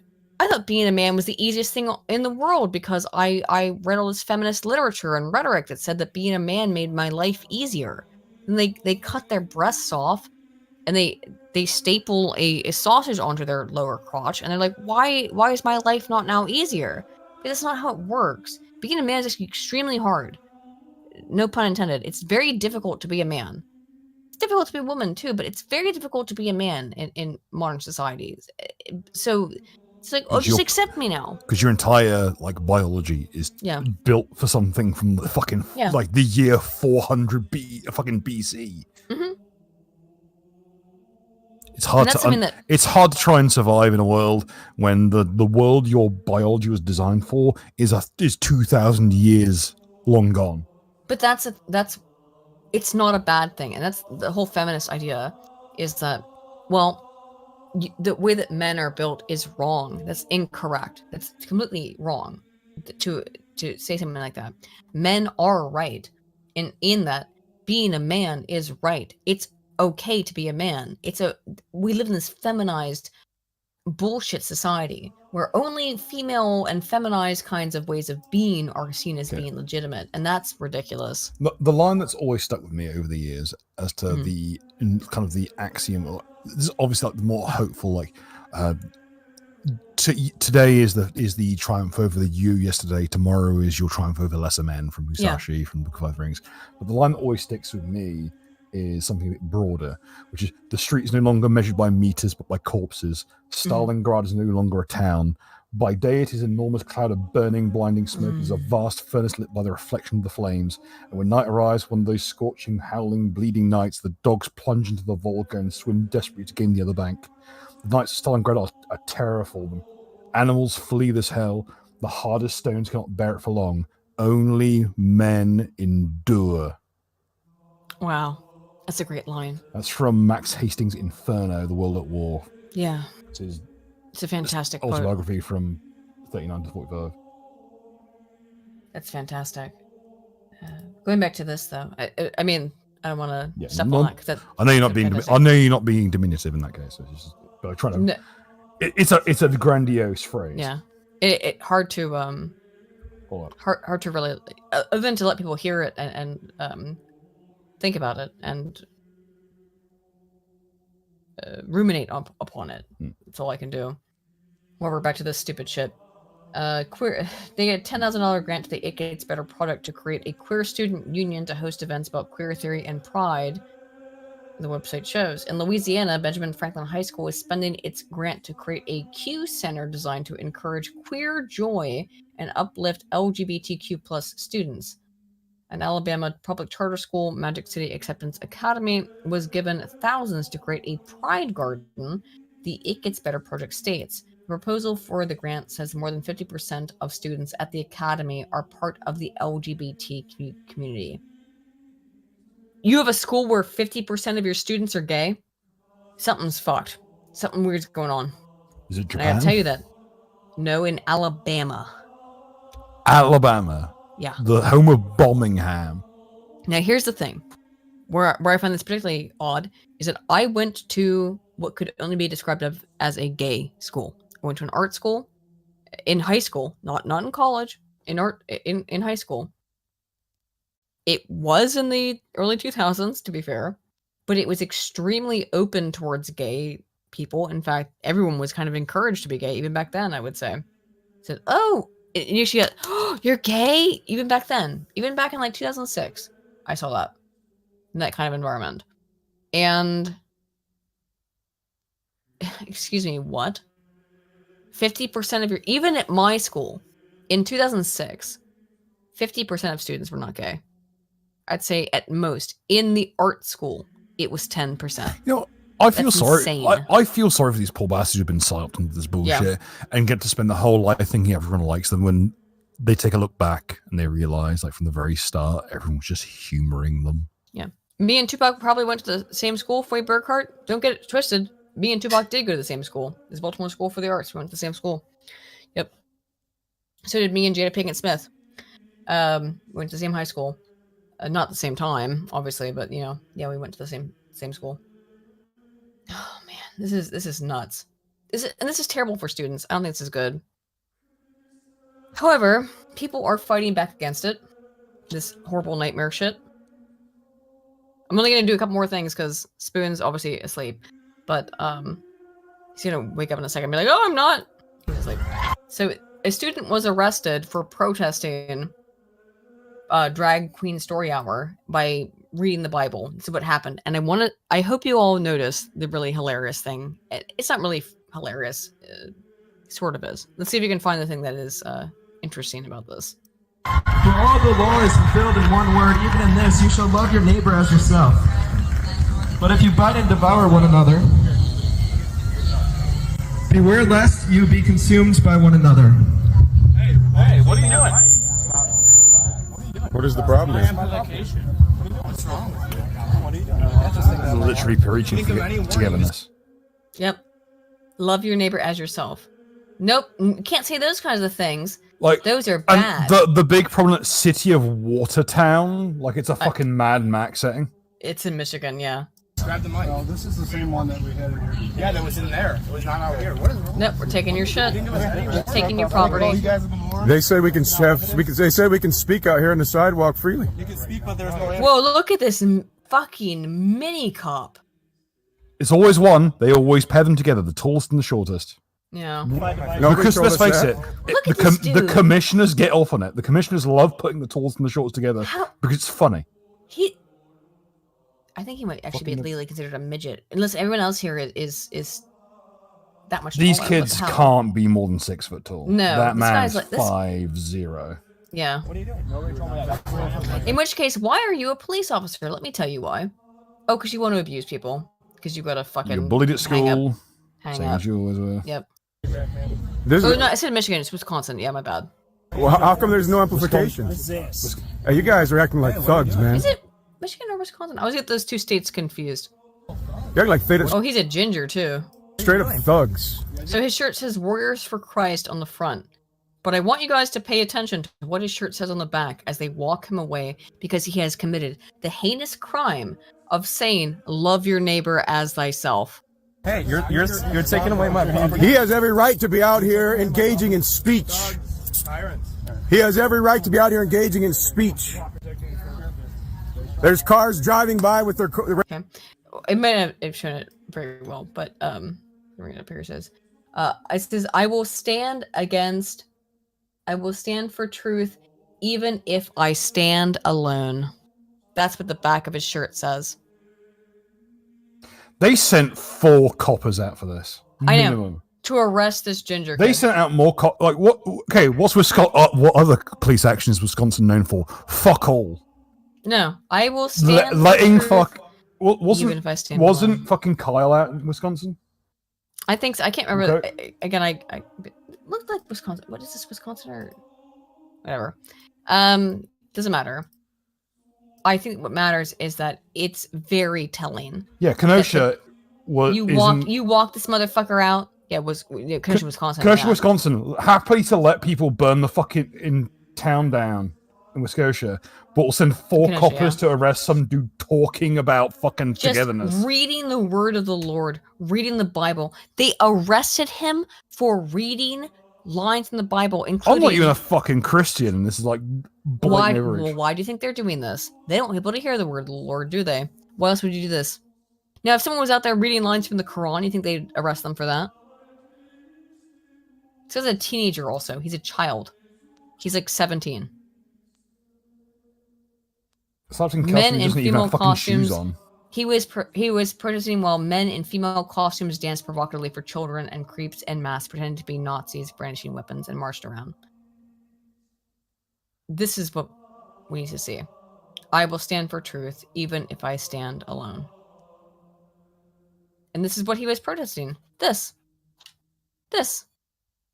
Men in women costumes pretending to be women reading There's Minnesota for George books Floyd. to little children. It's infuriating. This is one of the people he was protesting. Yeah, people with the fucking thing. Sickening. So a cancer patient has been denied treatment for being transphobic. I would like to speak to you directly, as I no longer trust that my communications are filtered in good faith by the OHSU staff. Additionally, I don't feel comfortable as a gender-critical woman who believes gender to be nonsense and sex bodies to be a reality. I do not feel comfortable coming to Richmond, Virginia, with that enormous transgenderism banner hanging like a Nazi flag behind the reception desk. Where is the flag for women? For children? I have been threatened on Twitter by trans activists with rape and death. So it is daunting to go for medical treatment with that banner proclaiming that what I am, an adult human female, calling myself that is not hateful per OHSU, a woman, is a mere opt-in category for any genital non-conforming male and not a reality itself. This negates women completely. They are not asking. Women are being told once again what we are and what we may be. It is defined and limited by men who have some preferences that they'd like to be enforced, which include B-penised males claiming every female right to privacy and protection from male pattern sexual violence. XY male violence towards women is undimmed by any level of transition. The letter is to inform you, dear Marlene, the letter is to inform you that you are effective immediately, you are discharged from receiving medical care at the Richmond Family Medicine Clinic. This action is being taken because of the ongoing disrespectful and hateful remarks of our LGBTQ community and staff. ... Like it's a Twitter post in a fucking formal medical document. These people, every single one of these people types it there on fucking Twitter. The provider staff at the Richmond Clinic will continue to provide your urgent healthcare needs until the 29th, which is already passed, of July, August 2023. Please note you are also now dismissed from all OHSU family medical clinics, including immediate care. So you said something rude that they didn't like about how you want to be called a woman, and then they not only sent you to office a location, re-education Portland, camp. Oregon. This is insane. They sent you not only to be on the right hand side. Yeah. Office location, Melco, FMR, Oregon, yeah. Oh, Richmond, Oregon. SC Okay. Division, Yeah. Portland, Oregon. No Yep. surprises. And there's all the contact information. If you want to have a chat. If you'd like to have a chat with them in Portland, Oregon. Guess what? I've worked more than enough. Admit at this point, if they want to play fuck around, they can find out. They want this woman. Well, they're saying, you know what? You have cancer. What a surprise! Well, good. Compared to like in Canada, we're like, oh, you don't have the vax, you don't get any cancer treatment, and when you die, we'll harvest all your organs and use you. Yep. And you don't even have a choice in that one either. In Canada, we're just gonna harvest your organs no matter what. You say something. This is the scary thing. You say something that we disagree with, and we will refuse you clinical treatment. That's the horrifying part. Harry's Razors has partnered with a trans man. I've never worked with Harry's Razors to promote their razor set. Here it is.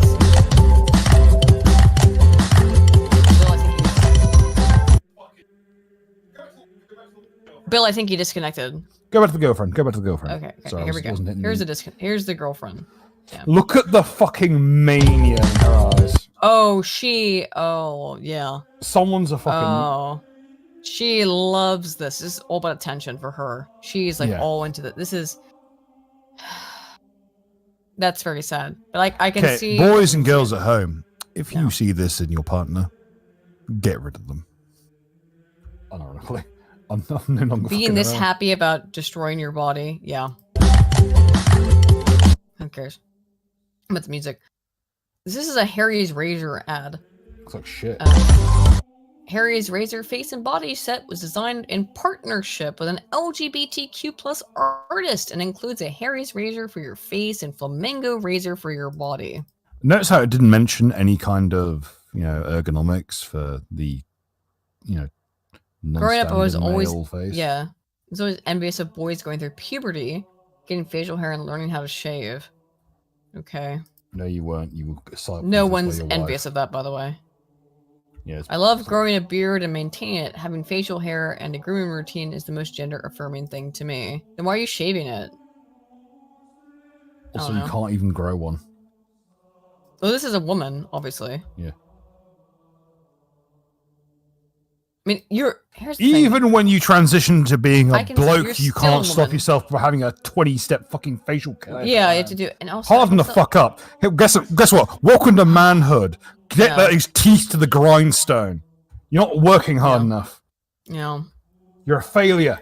And I can still tell you're a woman, by the way. No offense, but I still can. Like, just can. This is your reminder that the razors aren't gendered. They're razors designed for the face and the body. Well, guess what? Then they aren't ergonomically designed, then. I'm about to lose any chance I ever have of having a fucking Harry's sponsorship, but please. No thanks, Harry's. I don't really care. This is one of the last things that Disney partners with cross-dressing influencer to promote Minnie Mouse outfit. It should load here for a second. All right, so here we go. Here's the all there is to know about the crying game. Yeah. Iconic friend group. Disney's Mickey and Friends. Jesus Christ, he's got a deeper voice than Spoon does. This person was... We don't know for a fact, but it seems as if this was funded by Disney, okay? Is Minnie Mouse, and I have the most perfect dress to start the look. It even Shame has about the little voice Mickeys there. on it, and Yeah, I love really. how bold of a For a red man. it is. Not It's just nice like Minnie. bow on the I'm fucking thinking of layering a coat. fun Wouldn't collar, there? like this one, just to give it a little more flair. But now I feel like the dress needs more shape, so let's add this white petticoat Yeah, a under petticoat. it. It's Yeah, so fun obviously. to move in, and I love how it peeks out at the bottom. And to add even more Is this your first time using a fucking petticoat, my dude? Because you're a dude, that's why. shape, this belt should do the trick. Now for hair, I'm thinking of doing looks like space shit. buns. So let's pull out my hair donuts, and just like that, it kind of looks like I have Minnie ears. And Minnie wears gloves, so I need gloves. I'm also gonna add this watch with Minnie and all her friends on it. It's so cute. But now, It looks to like be shit- as bold it looks as like Minnie, shit with his I need gloves. a bold red lip. It's a classic, and it's so pretty. Now, let's add some black tights and pull out the iconic yellow pump. I'm just like Minnie Mouse. But wait, No, you're not. something's missing. I know. How Yes, could I you're a forget? fucking rat. A giant red bow, the biggest fashion statement. And now the look is complete. Okay, well, this person is funded by Disney. So... Great. Great. Described himself as gay and gender fluid. But uses he, him pronouns. Anywho. I mean, if you're just doing this for the money, I mean, I feel like you could probably make most more money. definitely. You could probably make more money at like McDonald's at this point. Let me hit the rest of the super chats, then we're going to bed because Spoon has obviously fallen asleep. He's been asleep for hours. If people give me $1,000, I'll scream a racial slur at Spoon to resurrect him. Do you think it would resurrect him? Probably. Kwame, what's a racial slur against South Africans? Kifir. Oh, Golden Kefir. Yeah, there you go. Dreadnought for 10 says the study is definitely fabricated. As an inherently racist white man, excuse me. I don't see blacks and Hispanics as criminal threats, just blacks. Hispanics are the help. This is a joke, Susan. Yeah, I think I did read that before, but... Yes, third time. Third time? I read it first and then you First time. twice. Oh, fug. Minnesota Fats for $5. There's your money's worth, by the way. Yeah, you got the money. You worth have from value that for money. Dreadnought. Holy shit. Says Professor Stewart has a smile like a nonce, not gonna lie. Also, boss, we're out of cornmeal and sunflower seeds. Looks like you're gonna get hungry tonight. I did read that one before. Thank you. Lance for 5 says, I think the theme of this podcast is that any and all anti-white action will be approved of, endorsed, and executed by all means by the powers that be. It does appear that way, doesn't it? Thank you, Lance. Rednot for 5 says, I like your new co-host. He's funny and he doesn't fall asleep all the time. Weird, right? Horwitz, Feinberg, and Horwitz for $50. Yeah, we read that one, and we played the Infomeadow. El Panthar for 2 says, everyone ask where's Spoon? Where is Spoon? No one ask when Spoon. Everyone ask where Spoon. No one ask when Spoon. I got it. Okay. DP for 5 says, Bill and Spoon should form a band called Die Intwort. You did read that The earlier. N-word. The N-word, yeah. Minnesota Fats, who's been a member for 7 months, said the woman moment seen around the world. I think that was the soccer football shot. Hasselhopper for 2 says, is Thiem a name or is it pronouns? Who knows? I don't know if she considers that her pronoun or his pronouns or their pronouns. Hasselhopper for 2 says, Spoon missed Bill's 41% joke. He'll be devastated. Spoon's having a nice little sleepy. He doesn't know anything that he's missing. DP for 5 says, if no one said it yet, I appreciate you, Bill, for being here this whole stream and being real at all times. Yeah, thank you, Bill. Never stop being racist. Be a man. Common People for £2 says, Spoon, hit me with that dreamy ooh woo. He is asleep, so here you go. Oh, woo. Sue woo. Sue woo. Anywho, everybody, we're going to bed. It's late as hell. Obviously, Spoon fell asleep 3 hours ago, so or whatever. But we'll He was talk never to you all. here. He was a ghost. He was always a ghost. He was always a figment of our imagination. But we will see you next Wednesday, and hopefully my video will be out. Maybe not by then, but we'll see. Anywho, see y'all later, and take care. Alapashon. Bye bye.